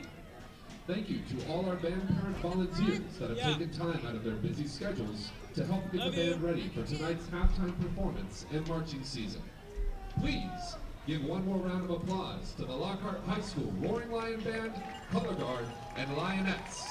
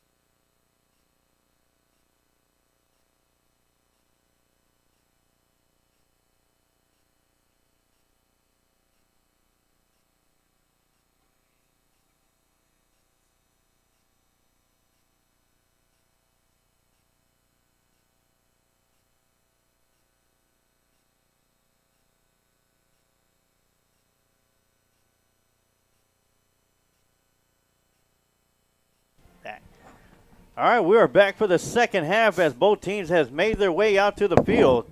The Lockhart Lions will be returning the second half kickoff. They're down by 18, 42-24, as the Davenport Wolves have the lead here on senior night for the Lockhart Lions. Want to welcome everybody back to the Lions Pride Sports broadcast after we had our Kreitz Market halftime show. We showcased both the bands. My name is Emilio Sarge Waters, bringing you all the live play-by-play action. Man to the left of me, TD Tom Dunn with color commentary. And the coach, Amado Galvez, to the far left, the football analyst for Friday Night Football. Welcome, gentlemen, and welcome back for the second half as we get set for the Adam & Sons AC and Heating third quarter.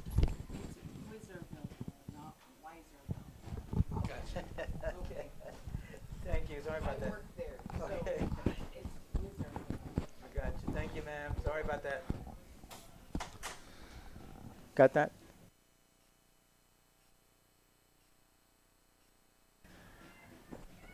All right, well, Miles Mendez will be looking to kick the ball off. This time he's going to take a deep run at it. And he'll kick it deep.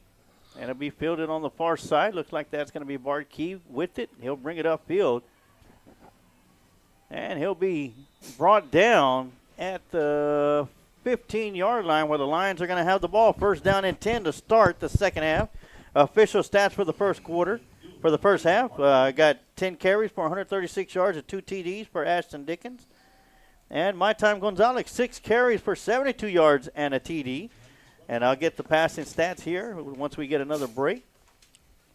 But I could probably tell you right now, Ashton Dickens is over 100 yards passing. Well, they call them the Fighting Lions. They're going to need every bit of that fight here as they're in a hole down 42-24 to start the second half here at home. So here we go, 2 receivers up top. Dickens with the snap.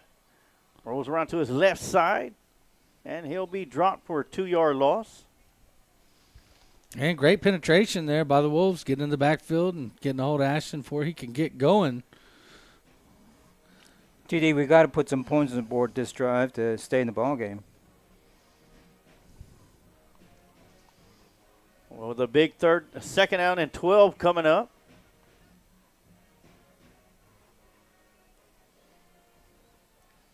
Lockhart student section get loud and proud. Dropping back, Dickens steps forward, throws it out. You got a penalty flag coming in from the backside. And right around the quarterback area. The Wolves only rushed 3 on that play, but they were still almost able to get home. As we wait what the call is from the head referee. And they declined it, whatever it is. Holding. For 73. Penalty decline. Result of the play, third down. And so that'll put Lockhart into 3rd and 12. And Lockhart gets a holding call on a play where they only brought 3 guys. Shows how good the defensive front of Davenport is playing tonight. You got 5 blocking 3, and you still got to hold them. That's a hard road. Yes. 3rd down and 12 coming up. Looks like they jumped. Dickens dropping back. And he's going to be chased down and sacked in the backfield. Number 11, good job. All the way back to the 3. Coach, you said looked like they jumped, but no flags down on the field. So that'll bring out Ocampo to punt. And he won't have a whole lot of room as he'll be standing just about a yard from the back of his end zone. So the Lockhart Lions, 3 plays and a punt coming up as we have number 1, Emmett Greenman, standing around the 40-yard line in line territory. That's a negative 12 yards there for the Lions. And that one's going to be blocked. And that one's going to be bouncing around in the end zone and recovered for a safety. And great job there by Edward Mendoza to get on that ball. Preventing a touchdown. There's an injury timeout on the field. And so we'll go ahead and take a quick we'll timeout. take a quick timeout, and we'll be right back with some more Lockhart Lion football right here on the Lions Pride Sports broadcast.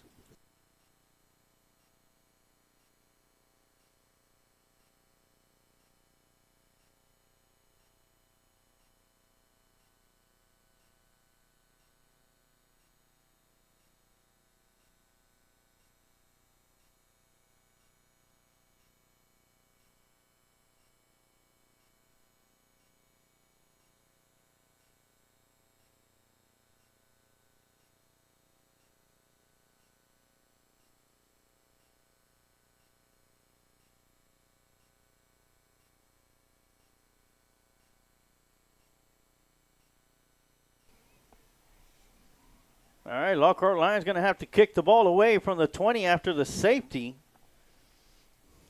as the Davenport Wolves add 2 more to their point total and lead 44-24. A 20-point lead with 10:26 left to go here in the Adam & Sons AC and Heating 3rd quarter. The injured player on the field was Omar Ocampo. He was able to get up and walk away. Walk off the field. Walk off the field, but he's not going to be able to kick the ball away as he is our guy that does all the kicking duties for Lockhart.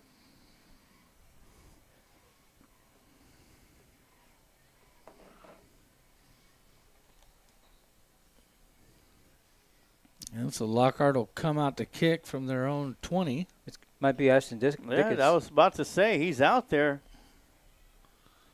And we've seen Dickens punt him in the past a few times, done a couple quick kicks, and they'll most likely punt the ball too. Get a little air underneath it. So Ashton Dickens will punt the ball away. Or should I say kick it away. They'll have to punt it though. And gets a nice little line drive. It's going to take a bounce off of a Wolf return man. And it'll be scooped up, brought across midfield down to the 48-yard line. Great job by Osorio there, tracking him down and getting the tackle. That's going to be number 16, Jalen Morrow with the run back. All right, so this Lockhart defense struggled in the first half against this Davenport offense, getting burned deep several times. If I'm Davenport, I'd come out and take a shot right off the bat here. I would too. That's just good coaching. Do it until they stop it. So 1st down and 10 at the 49-yard line in line territory. Hamlin in the backfield, fakes the handoff, quick throw out to the far side. Catch is going to be made. But great pursuit by the Lockhart Lions defense led by Santi Guerra out there. Great job responding on that quick pass. Yeah. Edward Mendoza out there on the stop. No gain. 2nd down and 10 coming up. Lockhart Lions will have to come up with a big stop on defense, keep the Wolves out of the end zone. And even with the short balls, Lockhart has to respect the deep ball and the deep routes. Yeah, dropping back, throwing deep, got a receiver wide open, turns him around, and the catch is going to be made as Kyler Payne And that's just good play calling by Davenport. Throw a little quick screen on the edge, gets the safeties and corners to suck up looking for the short pass, and then you go over the top deep. Well, the ball's going to be placed at the 17-yard line. Great job by Kyler Payne to maintain his position and come down with it. Phelan gets the handoff, turns it up the middle as a penalty flag will come in from the backside. Looks like that's going to be in the area of holding. That's what it looks like. Talking to number 75. It is halftime with Lulin and Bowling. It is Boiling 14, Lulin 0, excuse me. Holding. On the offense, number 76. It's a 10-yard penalty from the previous spot. Replay. First down. I was wrong. It's 76, not 75. That'll be 1st and 15 for the Wolves. Nobody in the backfield with Hamlin. Empty formation. 2 up top, 2 to the bottom, 1st and 15. Snap goes back to Hamlin, dropping back. The left-hander looking over the near side. And that one's going to be a great pass breakup by Trey Brown. And that's what the Lions need right there. They need to get tight on these receivers and play physical until you get a flag. And Trey Brown was there right on time, getting the hand in, knocking that ball out. Trey Brown's done an outstanding job so far for the Lions defensively, along with Joseph Blue. Dropping back, 2nd down and 15. Throwing into the end zone, wide open for a Wolf touchdown. Definitely a blown assignment out there. Yeah, they came out in the bunch formation, ran a little rub route. That receiver got completely lost and was all by himself in the end zone. And that's going to be number 13, Dante Singletary with the touchdown catch. And here comes Miles Mendez to kick the extra point. Snap is back, the hold is down, the kick is up, and it is good. Miles Mendez is going to have a sore foot for the next couple of days. Davenport Wolves up 51-24. And they have an open date next week, so he can plenty of time to rest. There you go. Well, while we got time, let's go through a District 13 5A Division II roundup. At Smithville, it is Pflugerville Panthers 35, Bastrop Bears 28. San Antonio Piper Warriors all over Hallettsville 43-21. Kerrville Tybee beginning of the 4th quarter 21, Marble Falls 0. At Liberty Hill, Leandro Rouse Raiders 21, Liberty Hill Panthers 7. That's at the 3rd quarter. And at halftime, San Antonio Veterans Memorial 28, Canyon Lake Hawks 21. And at halftime, down in Bastrop Memorial Stadium, Elgin Wildcats 29, Cedar Creek Eagles 0. Cedar Creek Eagles will be the opponent for the Lockhart Lions next week as district play will start. As we travel to Bastrop, or Cedar Creek. And as Coach T let us know, Boylan Bulldogs 14, Lulin Eagles 0. And right here at Lions Stadium, it is Davenport Wolves 51, Lockhart Lions 24. Davenport beating the Lions like they stole something right now. Lions desperately need a spark to get back into this game. And it's going to need to be a big spark as that one's going to be kicked towards Bart Key on the far side. He'll bring it upfield, out to the 15, to the 20. Gets around the edge, and he'll be brought out of bounds at the 25-yard line. And the last drive for the Lions on offense resulted in a negative 10 yards and a block punt recovered for a safety in the end zone. Lions will look to do better on this series. This time starting from their own 25. 9:11 left to go here in the Adam & Sons AC and Heating 3rd quarter. So, Coach, while we're waiting on the offense to come out here, what can you do as a coach when really you've got what's been denied a leaky defense and they're able to get behind you so much? If you can, like I said earlier, if you can't cover them, bring it, blitz them. Start bringing the rush. Yeah, and try let to the quarterback throw it on his back, if you can. And Dickens will get the snap, hands it off to My Time. He'll go around the left side, and he'll pick up about 3 yards. 3 hard-earned yards on that one. And it'll bring up 2nd down and 7. So I'm seeing Sarge's Tyler Staten getting a ton of play on both sides of the ball in this game. He's been in just a lot on both sides. And once again, another change in formation for the Lions. Tyler Staten's in that H, or almost like a fullback position in a wing. They'll fake the handoff to My Time. Dickens rolls around to his right. Got Jordan Frohock with the reception and hangs on to the football as he crosses for the 45 out to the 46-yard line in line territory to pick up a big first down. Looks like 16 with the target there. I thought he was going to Staten, and then looked like Staten or Frohock could have caught that ball. You see the defense trying to swipe it out of Frohock's hands, but he held on to it with both hands. Good job by the freshman there. So 1st and 10 coming up. Ashton looks for that hard count, not happening as they found their discipline on that defensive line. So here we go once again. He'll get the snap. Got pressure coming around from the near side. Steps back and try to make a move, and Dickens will slip to the turf. And number 0 was all over him on that one. That's Gianni Evans-Williams. Dickens kind of playing feet games with him, seeing if he can get away, and Turf Monster gets him. Speaking of turf, that's been a big conversation in football this last week, Sarge. The NFL players talking about the turf fields. They want to go back to grass. Yep. I think kind of the injury of Aaron Rodgers up there for the Jets really spurred that conversation along. I think Aaron Rodgers would have got hurt whether it was a grass field or turf. It doesn't matter. On the parking lot, it doesn't matter. Especially knowing that he had the Cowboys to play against this week. Yeah, and he's not no spring chicken, guys. Remember that. So 2nd down and 19 coming up.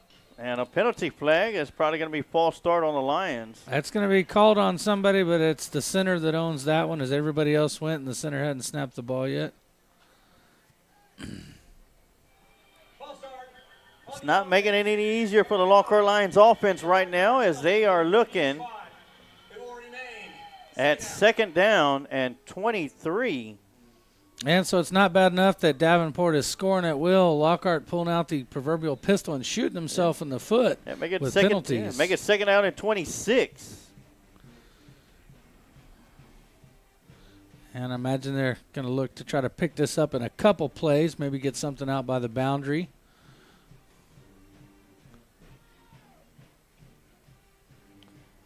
And Dickens will get the snap, drops back, got pressure coming around from the far side. And he'll have to keep it. Goes upfield. He'll pick up about 3 yards. And up until tonight, in every game we've seen the Lockhart play so far this year, Dickens has had a lot of time to throw, look down the field, go through his progressions. Tonight, he's had someone in his face just about every time he's dropped back to pass. And what's crazy to me is Davenport's been able to do that, rush in 3, sometimes 4. We'll see if they dial up pressure here on 3rd and long. Yeah, 3rd down and 22 coming up. Bart Key in there at receiver, getting some offense. And they'll fake the jet sweep to Bart Key, but not fooling the defense at all. And that's going to be a loss of 5.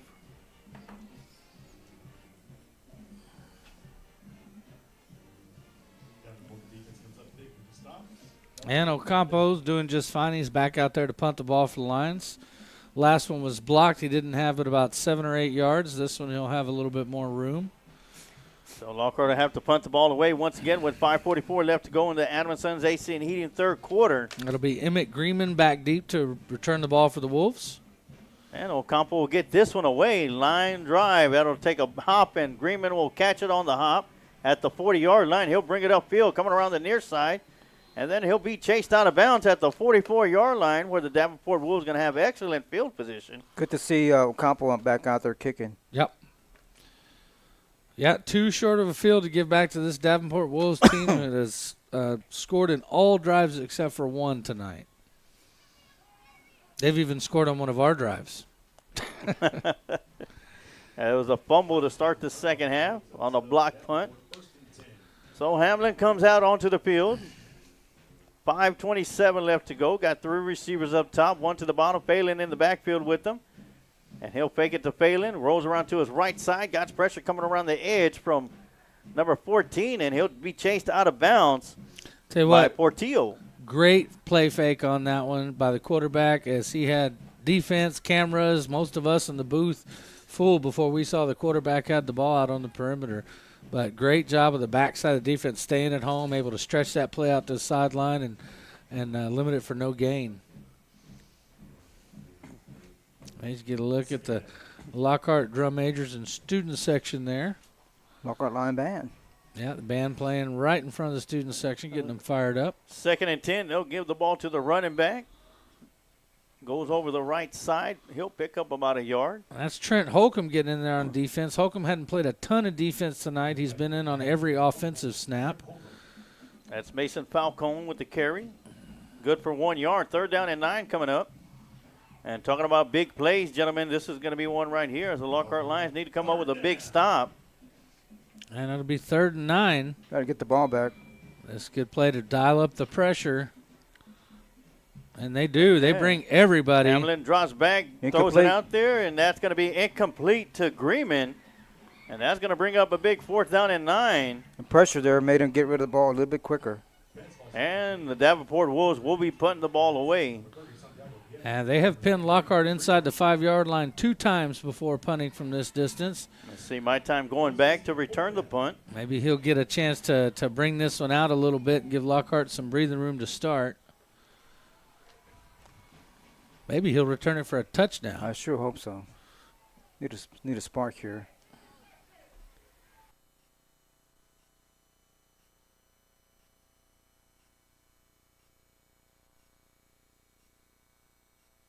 All right, that's going to be a good punt. Going back to the 14-yard line where the Lockhart Lions going to start 1st down and 10 with 4:33 left to go. So the Lockhart Lions come up with a big stop, TD. Now they got to come up with some big points. Yeah, and that's only the 2nd time of the night Lockhart defense has been able to hold Davenport. And Lockhart not with great field position, ball in the 19, but desperately needs some points here as Dickens leads his offense back out onto the field. They had a couple good plays in the last series before they sputtered and punted. Lions take over at the 14, 1st and 10. So Dickens will get the snap. He'll drop back, looks over the left side, throws over the middle, trying to catch Aiden Scott. Number 5. And he'll overthrow his intended receiver. And much better blocking that time by the Lockhart line as Dickens had time to go through a couple of his progressions, just put a little bit too much mustard on that one. Aiden Scott has not played a ton of offense this year, too. I mean, so there's something there, huh, Coach, with chemistry and how often you're throwing a guy a ball. Unfortunately, he has to go out there because the injuries we have mainly been at the receiver position. So here we go, 2nd down and 10.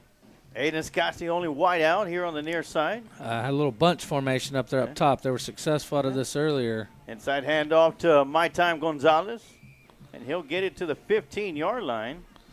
So on that one, Sarge, that's where they bring Frohock and Deutsch right in tight on the edge. Last time they were able to get Deutsch open out of that formation. And that's going to bring up 3rd down and 9 for the Lions. We'll get you some score updates here in a little bit from district play. We still got 3:52 left to go here in the Adam & Sons AC and Heating 3rd quarter, excuse me. 3rd down. As Dickens drops back, looking over his left side, tucks the ball in, deciding to run, cuts it up the middle, and he'll get it out all the way to the 26-yard line, but he's going to be about 3 yards shy of the 1st down. Brings up a 4th down. Or excuse me, got it out to the 21-yard line. 6-yard gain. We'll run the punt team out onto the field. And once again, Dickens just under constant duress in there. Hardly time to set his feet. So Campo with another chance to kick it. Not great punts out of the last 2 ones. This one much better. This one he'll get a good one out. That's going to take a bounce at the 48-yard line, Lion territory, and take a line roll. Let it roll. Into Wolf territory all the way down to the 37-yard line where the Wolves are going to have 1st down and 10. And that's a 48-yard punt. Great punt there by Ocampo.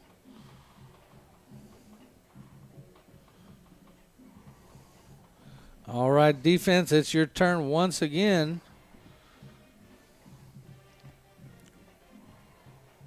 I believe we stopped them once the whole night.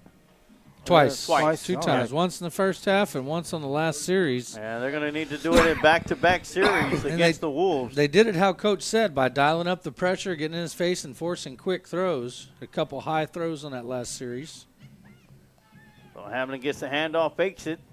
Ooh. And throws Wide it out open. on the post, and wide open. It's going to be number 13, Dante Singletary.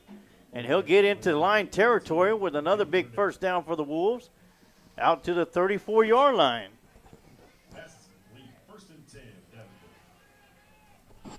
So first and 10, Wolves driving down the field. This time they'll give the ball to the running back who bounce it out to the outside. And great job on the edge. That's by going to be Portillo, yeah. Number 14. Good Young, one of the super sophomores on this team, does a great job holding down the edge when he's in there. He switches in and out some with Holcomb as well as Aiden Scott. So the Wolves have 3 receivers to the bottom, 1 up top. Looking like Falcone in the backfield with Hamlin. And Falcone will get the handoff. He'll go right through the line of scrimmage down to the 30. He'll pick up about 3 yards. And that'll bring up 3rd down and 6.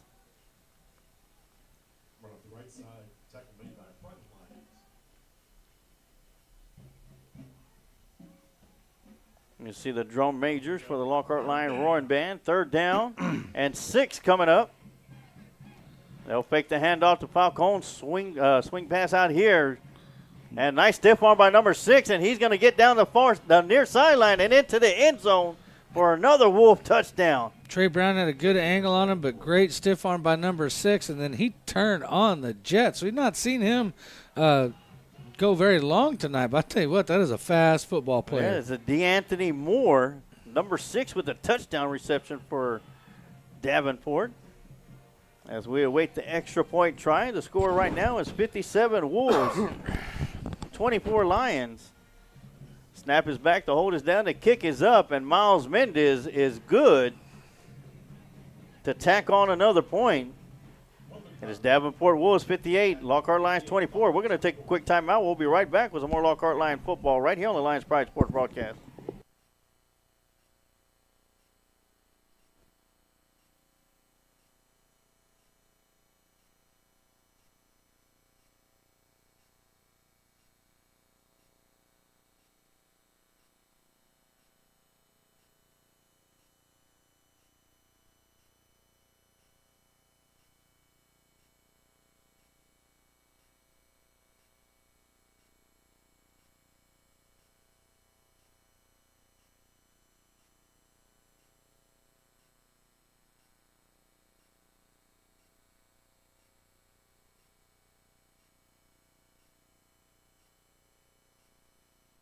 All right, real quick, we are back. Let's go through some District 13 5A Division scores. Pflugerville Panthers 42, Bastrop Bears 28, 7:45 left to go in the 4th quarter. 7:22 left to go in the 3rd. San Antonio Piper Warriors 57, Hallettville Brahmas 21. At Antler Stadium with 4:15 left to go in the ball game, it is Kerrville Tybee 28, Marble Falls 0. At Liberty Hill, it is Leander Rouse Raiders 28, Liberty Hill Panthers 10 with 7:25 left to go in that ball game. As this one's going to be kicked away. And Jordan Frohawk will catch it at his own 10-yard line. And he'll step out of bounds. Or he'll stay in bounds and continues to move. I thought he stepped out of bounds but didn't. Great job making the first man miss and then making a little something out of nothing as he'll bring the ball all the way out to the 27-yard line, where the Lockhart Lions will take over and get another shot. I tell you what, TD, this freshman's playing his heart out. Oh, yes. And, of course, at San Antonio Veterans Memorial Stadium, it is the Patriots 28, Canyon Lake Hawks 21 with just starting the 3rd quarter. And at Memorial Stadium in Bastrop, Texas, Elgin Wildcats 29, Cedar Creek Eagles 0. First down and 10 for the Lockhart Lions after the nice return by Jordan Frohawk. As the Lions start at their own 27-yard line with 1:24 left to go here in the 3rd quarter. 88, Blaine Hernandez in at receiver, senior. The inside handoff to Nathaniel Gonzalez. He'll get it out to the 35-yard line. Took a good shot there. Actually, they're going to mark him down at the 34, 7-yard gain. And Bart Key's going to come in for Gonzalez. A 7-yard gain for Gonzalez. 2nd and 3 coming up.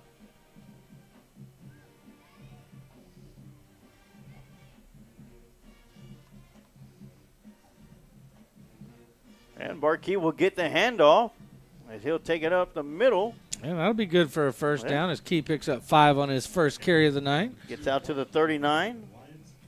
You know, we haven't seen Key much in the backfield. We saw some fireworks out of him in one of the practices that the Lions did where he scored a long touchdown on his first carry.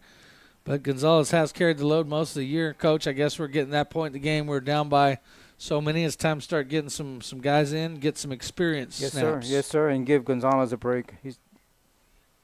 And Key with the carry up the middle once again, and he'll get across the line of scrimmage, picks up about 2 down to the 41-yard line. And, Coach, I'm going to ask this question. When you're down by this much this late in the game, how long do you leave your starters in before you start to – You keep fighting to the very end, Yeah. bitter end. I mean, yeah, maybe like a minute left or maybe 2 minutes. It's a blowout. Yeah, you get some backups in, but right now you got to keep fighting. And that's going to do it for the Adam & Sons AC Heat third quarter. We're going to take a quick timeout, and we'll be right back with your War Room Strength Club fourth and final quarter right here on the Lions Pride Sports Broadcast.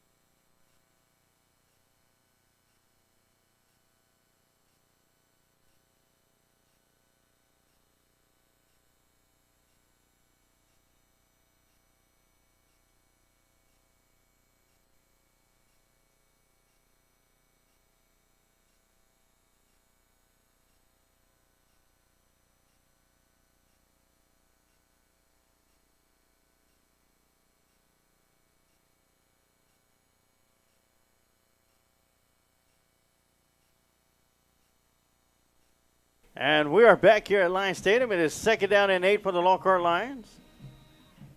As my time Gonzalez in the backfield, offset to the left side of Dickens.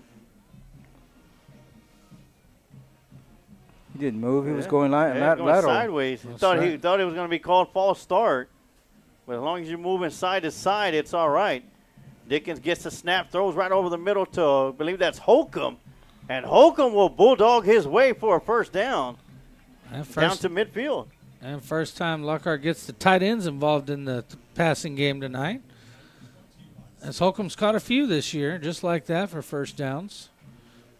So first down and 10 for the Lockhart Lions.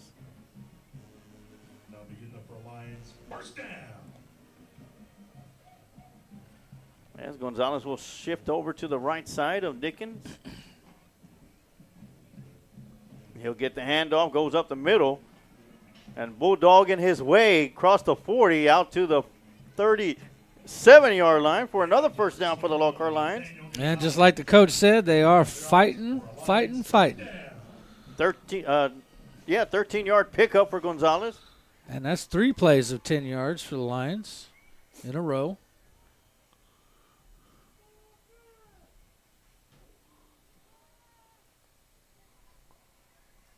As Dickens will get the snap, hands it off once again to Gonzalez, who'll take a hard hit as he got to the line of scrimmage. Yeah, definitely not much there. And we took a hard hit from number 0 there. That's going to be Gianni Evans-Williams. And he'll take his one tackle and head over to the sideline. And he's the one, he had a sack of Dickens in the last series. 2nd and 9.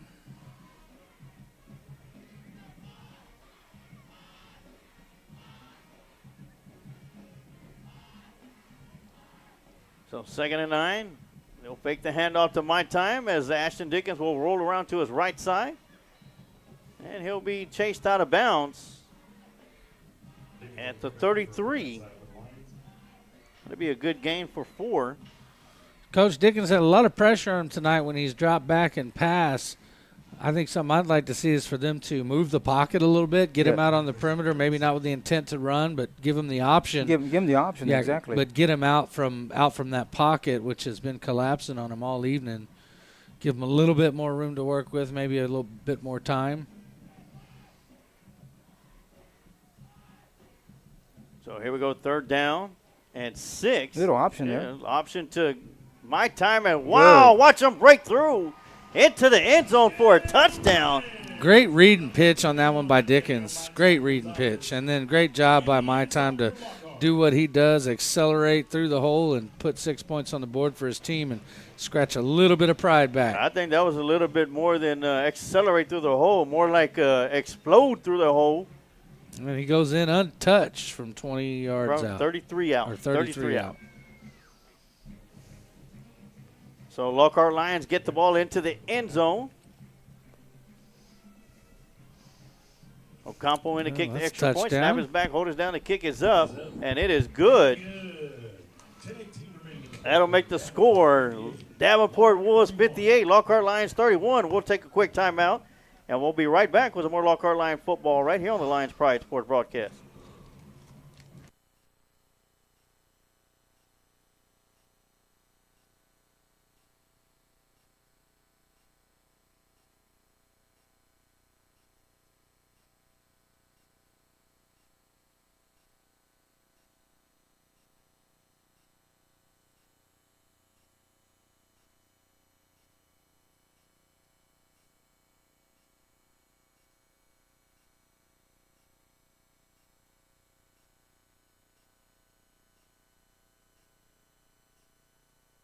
And welcome back as the Lockhart Lions put 7 on the board on a 33-yard touchdown run by My Time Gonzalez. And Davenport does have their hands team out there in anticipation of an onside kick here. Let's see what happens here. And TD, I will bet your bottom dollar that this is going to be an onside kick.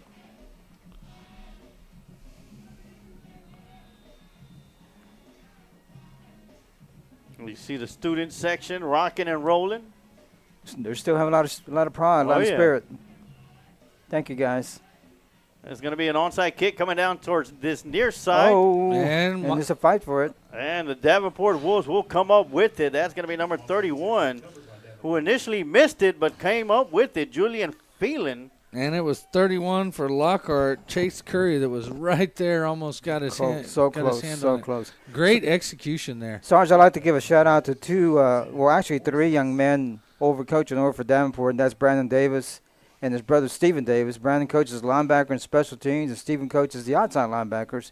Both of them do a great job on the football field and also in the classroom, as we talked to him before the game. Oh, yeah. And congratulations, guys. Y'all doing a great job. And also a good friend of mine, I coach with the offensive line with him at San Marcos, is Barrett Matthews, the O-line coach. Great job, Barrett. As we have the running back coming around the near side, picking up big yardage. That's going to be Falcone getting it deep into line territory. Out to the 35-yard line. It's going to be a big first down and 10 for the Wolves. And it looks like the Wolves are starting to put in some number 2s, but it doesn't matter because they produce like 1s. That was a big run there for Falcone. Hey, remember, this is a 4A school, guys. Falcone's a little bitty guy.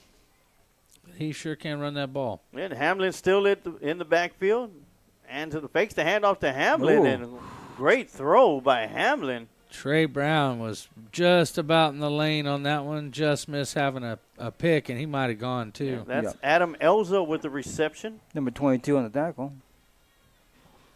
It's going to bring up 2nd down and 3.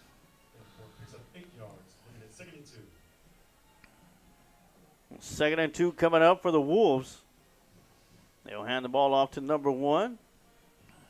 And he's going to get it across the 35 and more, and that'll be another first down for the Wolves. See Portillo in there fighting it out to make the stop. I want to remind everybody at the conclusion of the game, we're going to have your Kreitz Market post-game show where we'll have your post-game honors, your Kreitz Market offensive player of the game, and your Kreitz Market defensive player of the game for the Lockhart Lions.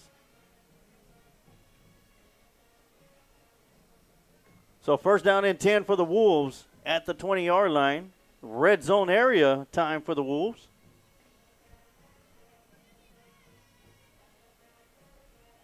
Inside handoff to Falcone.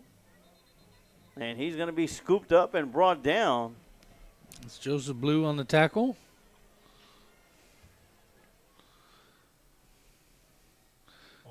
Haven't called Blue's name enough tonight, but that's because he's getting double teamed on most plays. A lot of time, a good player like him you may not call his name every play, but it's usually because the offense figures out pretty quick who the strongest guy on the defensive line is, and they start assigning 2 blockers to him every play. And it was causing a lot of problems for the offensive line of the Wolves early in the first half. And we'll see if they could only double team contain him them on for this so play. long, yeah. And they do. Inside handoff once again. And another big stop for the Lockhart Lions, but only after a 3-yard pickup. Blue says, that's okay, I'll take on 2. He's been doing it most of the night. As Portillo comes up off the bottom of the pile. Now bring up a 3rd down. Yeah, 3rd down and 6 coming up. You got 2 receivers to the bottom, 1 up top. Hamlin drops back, throws over towards the far side. Got a receiver, makes the catch, and they'll pick up a 1st down inside the 5, where it's going to be 1st down and goal to go from the 2. So the Davenport Wolves knocking on the door of 6. Pass complete. That's Davenport. 1st and goal from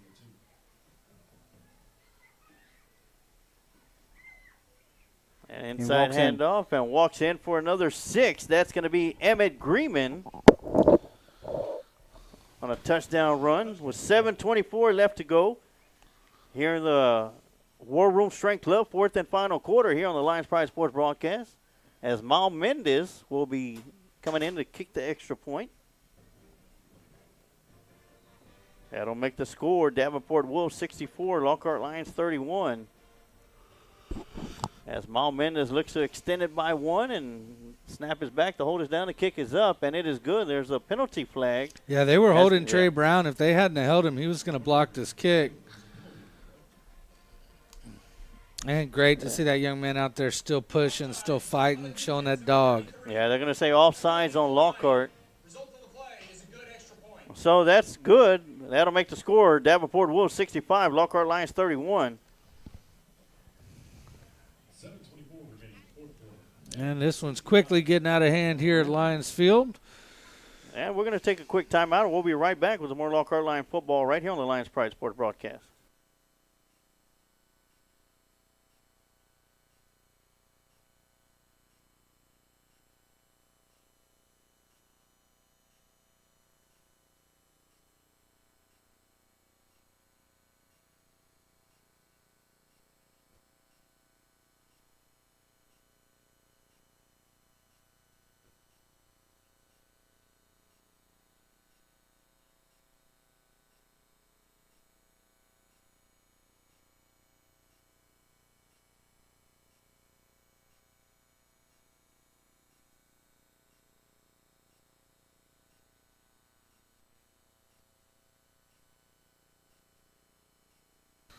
And we are back after the Davenport touchdown. A 1-yard plunge by number 1, Emmett Greenman. Let's see where this kick goes. They've had a few short ones that have gone up front to Osario, and then a couple long ones that Frohawk has managed to return well. It looks like Key will have this one. He'll catch it around his own 12-yard line. Bring it upfield, and finally going to be knocked out of bounds after crossing the 25 out to the 27.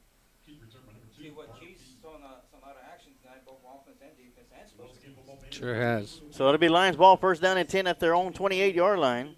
And a lot of players really tonight, Coach, seeing action at maybe places that aren't their primary position, as Lockhart's hampered by injuries as well as players out for other reasons. So got to kind of step up wherever you can, whenever you can.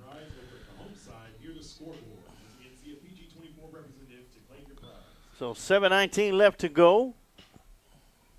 As the Lions will have one receiver up top, 2 to the bottom. That'll be an inside handoff to Gonzalez, and he'll dart right up the middle, crosses the 35. Out to the 37, where that'll bring up 2nd down and 2. Or make that 2nd down and 1.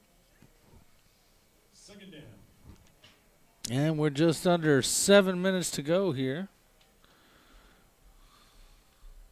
in the War Room Strength Club 4th quarter.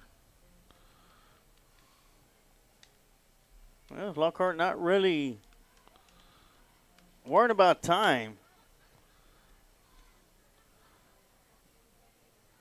Another handoff to Gonzalez. He'll pick up the first down and keeps moving and then forward. Some, and then some, and then some more.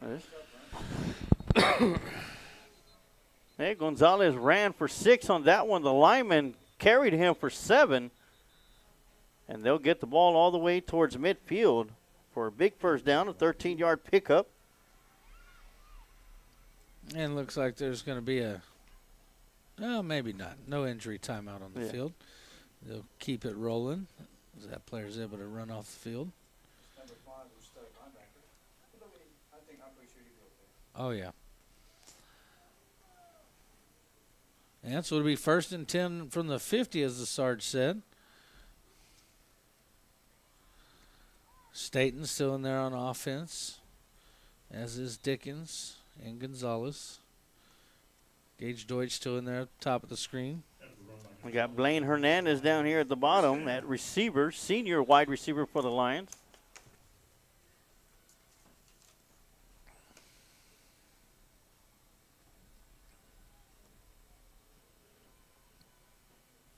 And Gonzalez will shift over to the right side. And he'll get the handoff from Dickens. And he'll pick up 1 yard down to the 49-yard line. That'll bring up 2nd down and 9.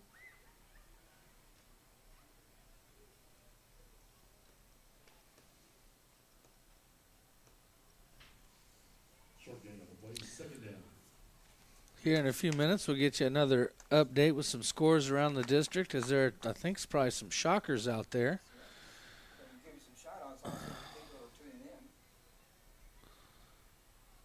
So Lockhart goes back to that 2 tight end package again. 2nd down and 9. Receiver up top, 1 to the bottom, and false start. And that's the 2nd time tonight that they've had a false start that they call on one, but can be owned by the center. False start. Offense, number 21. It's a 5-yard penalty. They had to give it on somebody. And they, my time, like, what? What do you mean? They got to pick someone. You were closest to him. Yeah. You're closest to the flag. He said, I don't have to run for that, right, Coach?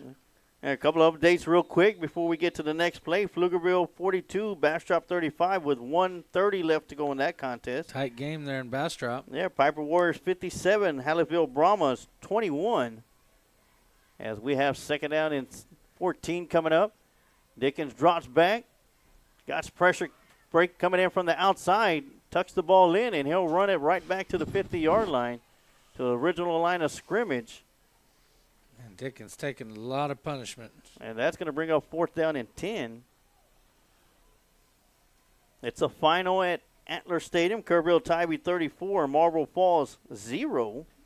As Coach Herman, former Lockhart Lion head coach, takes the loss in that one. Yeah. And with 52 seconds left to go in Liberty Hill is Rouse Raiders 28, Liberty Hill Panthers 17. And that was 28-0 at the half and even in the 3rd quarter. So Rouse able to hold Liberty Hill scoreless in the first half, which is like, it's like stopping an avalanche. Pretty impressive. It looks like they called a timeout for the Lockhart Lions. We still got a couple of score updates. And San Antonio Veterans Memorial, Canyon Lake Hawks. It is the Patriots 36 and the Hawks 29. And at Memorial Stadium, it is Elgin Wildcats all over Cedar Creek Eagles 43-0.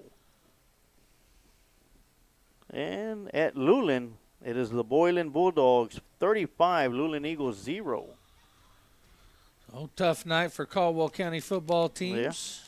Yeah. And here at Lions Stadium, it is Davenport Wolves 65, Lockhart Lions 31, as we're in the middle of a Lockhart Lion timeout. You don't have to read it no more, Sarge. It's on the screen. I want to hear those numbers.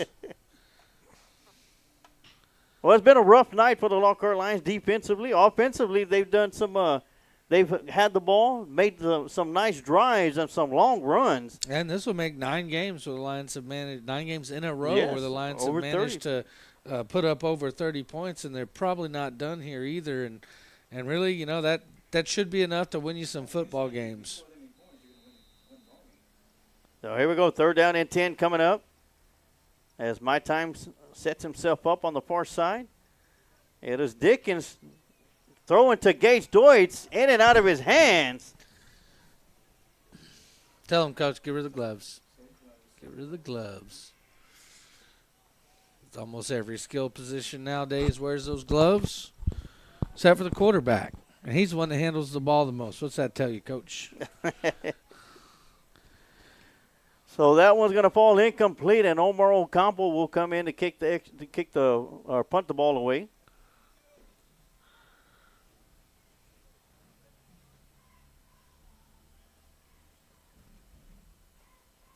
And he'll get a nice little high kick. It's going to take a bounce at the 25-yard line and a line roll. Can't roll far enough. It'll be down at the 15-yard line where the Davenport Wolves will take over with 3:54 left to go here in the War Room Strength Club, fourth and final quarter.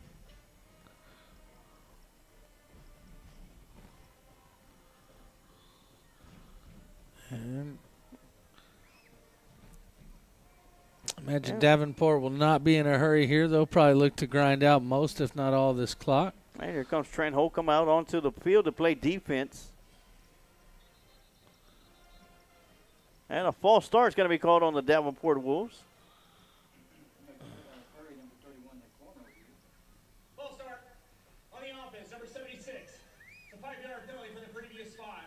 It remains first down.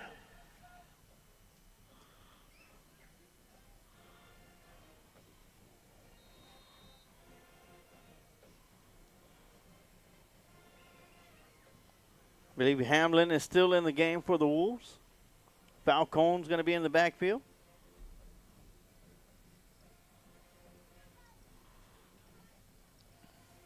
And Falcone will get the handoff.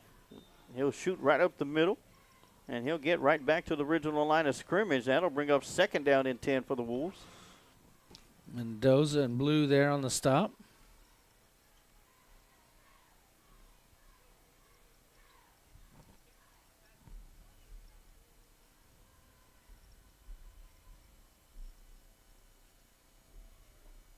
All right, it'll be shy of the line of scrimmage of a yard, so that's going to bring up second and 11. That'll be a quarterback keeper going around the left side. Joseph Blue making an initial hit. And that was after, once again, working through the double team. Yeah, we got a new quarterback in the game. There's going to be C.J. Tanner as Hamlin's night is done. I put some ice on that arm. Yeah, it's going to bring up third down and 3. And we'll see number 54 come into the game at linebacker for the Lions. Landon Green, and guess who else is coming in? The Lioness coming into the ball game, number 52. Should be at that outside linebacker position.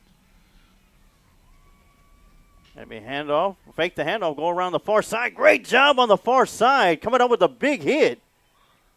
That's going to be number 23, Josue Osorio. Coming out with a hit. He's had his name called quite a few times tonight, both on defense and special teams. And it looks like the punt team will be coming out.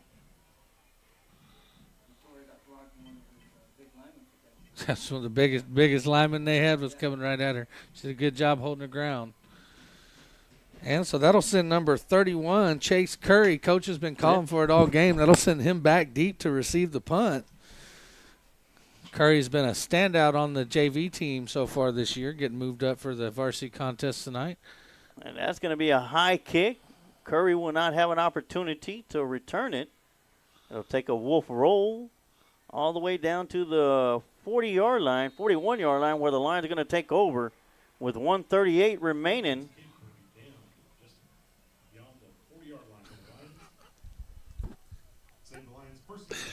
Oh, I saw something that made me laugh. Yeah. So young Caden Mabus is running off the field. He's had a wrist injury, so he's wearing a cast on his hands, and one of the coaches reached out and kind of gave him a pound, and it was cast versus hand, and it didn't work out too well. I think that cast is a little heavy. So here we go. Lockhart Lions with the ball. First down and 10 at their own 41-yard line. Empty backfield. Two receivers up top, two to the bottom. Dickens gets the snap, drops back. Looking to throw. Has to tuck the ball down, and he'll run it out of bounds at the 44-yard line. And they've got a spy assigned to Dickens every play. It was number 25 on that one. Brandon Davis, great coach, Pena. has obviously seen tape and said, we need to keep tabs on that young man. He tells one of his guys, you just watch him. Wherever he goes, you go. And that's one way to keep him from breaking loose. Yeah, 2nd and 7 coming up. 90 seconds left to go. Dropping back. Looking for a receiver. Got Gage Deutsch, throws it out there. And great defense by number 16, but I guess a little bit too good as they're going to call pass interference. Yeah, he was there a little bit early. A lot of hand fighting going on that one, and Deutsch was trying to come back to the ball, and he did not get his head turned, and that'll get you a flag a lot of times. So that'll give the Lockhart Lions 15 yards and a first down. Penalty's going to be called on number 16, Jalen Morrow.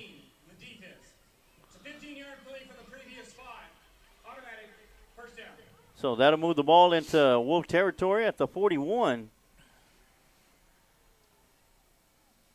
And like coaches will tell you, drawing that pass interference is just as good as catching it.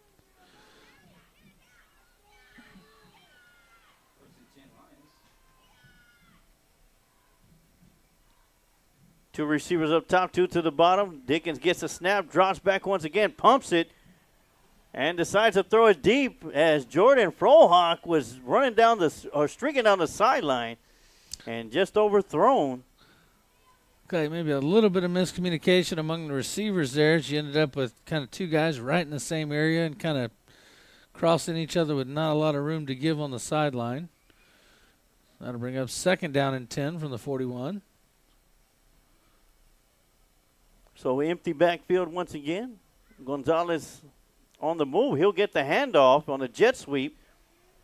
He'll cut it upfield, gets across the 30 down to the 25, where it'll be a first down. That'll momentarily stop the clock. Tell you what, he's good when you hand him the ball from standing still. When he has a head of steam and you put the ball in his hands, watch out.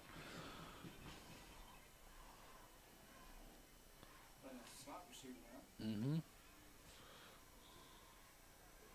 Right. And once again, Gonzalez, he'll get the handoff on the jet sweep coming around the near side. Great blocking by Blaine Hernandez as he'll pick up another first down, or he'll be shy of the first down marker of 1. So that'll bring up 2nd down and 1. The clock continues to move. Hernandez certainly did hold his man down there and even kind of got a piece of a second man late. Gonzalez on the move. They'll fake the jet sweep. Dickens with the keeper up the middle. And he'll pick up the first down as he keeps moving forward, crossing the 5 down to the 4, where it'll be first down and go from the 4-yard line, and the Lockhart Lions are going to call a timeout. And while they'll take a timeout, we'll take a timeout too, and we'll be right back with some more Lockhart Lion football right here on the Lions Pride Sports Broadcast.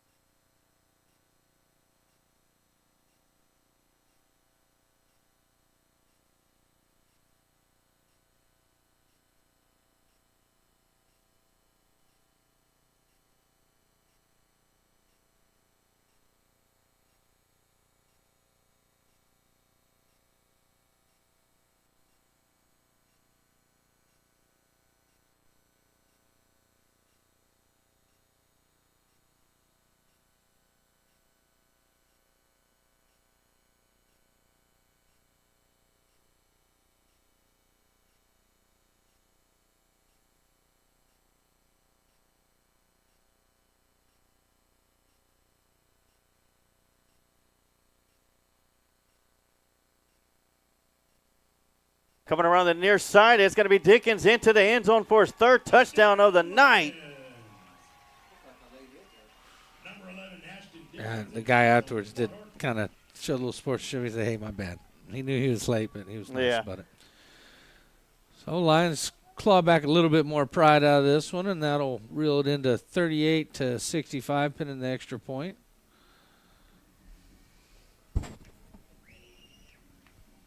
As Omar Ocampo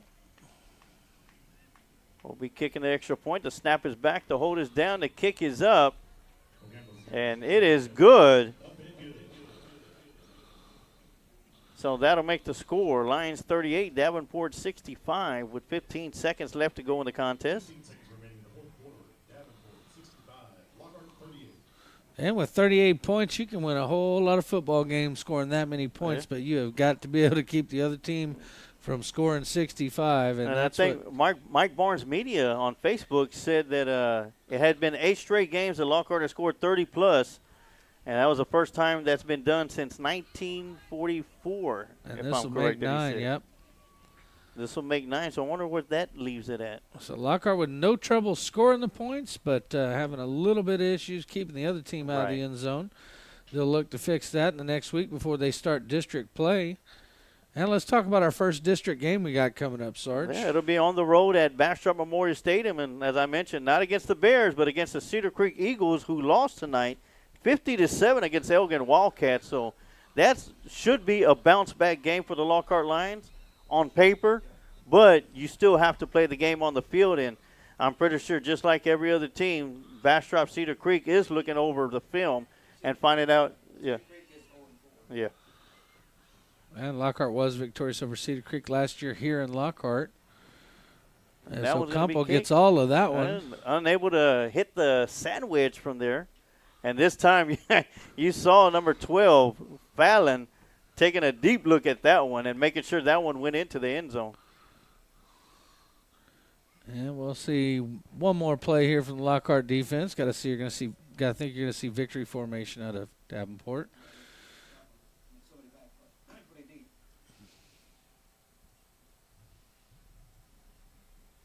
So we'll see one more play before we head to the Kreitz Market post-game show. As Davenport will go to 2-2 in non-district play, while the Lockhart Lions will drop to 1-3. And that's going to do it as the Davenport Wolves defeat the Lions by a final of 65-38. We're going to take a quick timeout, and we'll be right back with your Kreitz Market post-game show right here on the Lions Pride Sports Broadcast.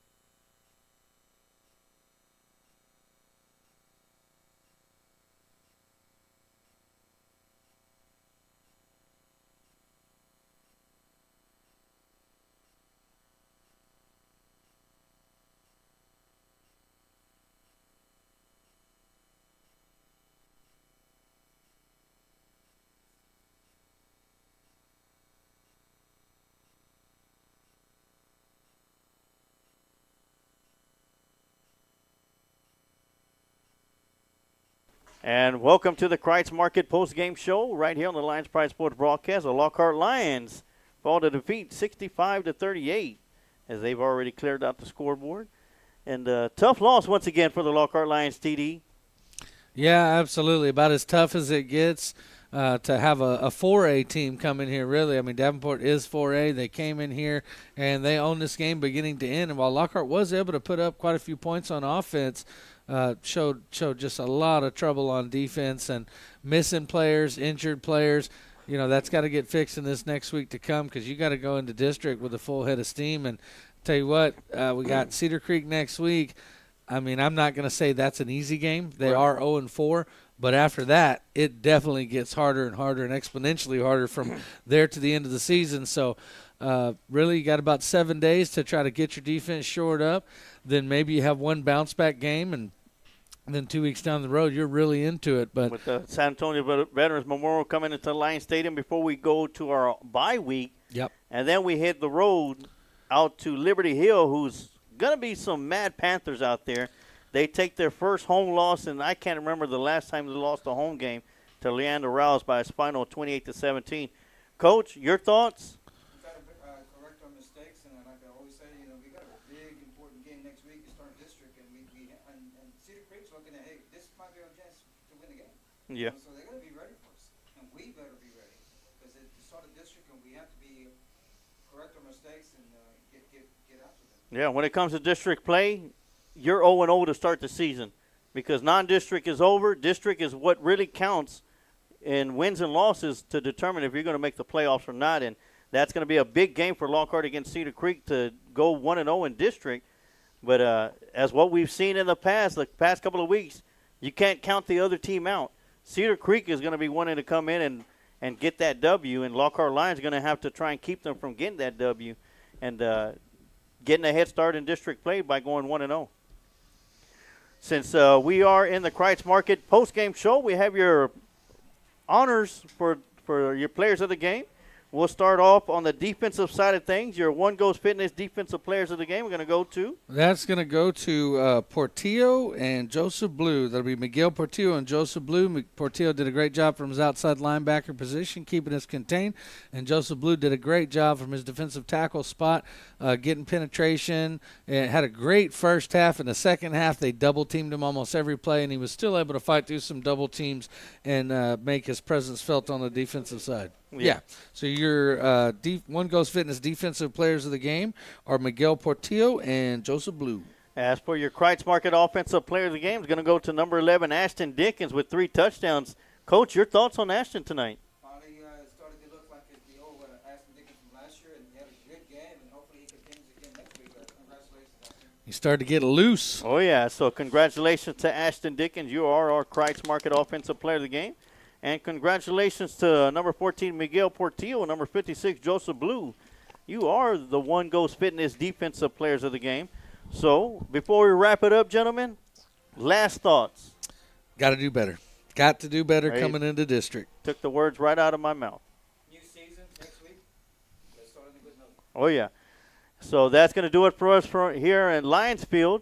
We will be back next Tuesday at the junior high field for junior high night as the 7th graders will take action right here on the Lions Pride Sports broadcast before we come back here to Lions Field on Thursday night for the sub-varsity game of the week. It's the JV Lions taking on the Cedar Creek Eagles right here on the Lions Pride Sports broadcast. And next Friday, we will be heading out to Memorial Stadium to take on the Cedar Creek Eagles for the first road game of the season for district play, as the Lockhart Lions look to go 1-0 in district. But that's going to do it for us here tonight at Lions Field. I want to thank everybody for tuning in and watching. Whether you're a Lockhart Lion fan or Davenport Wolf fan, safe travels home tonight.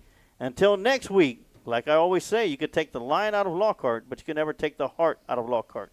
Go Lions.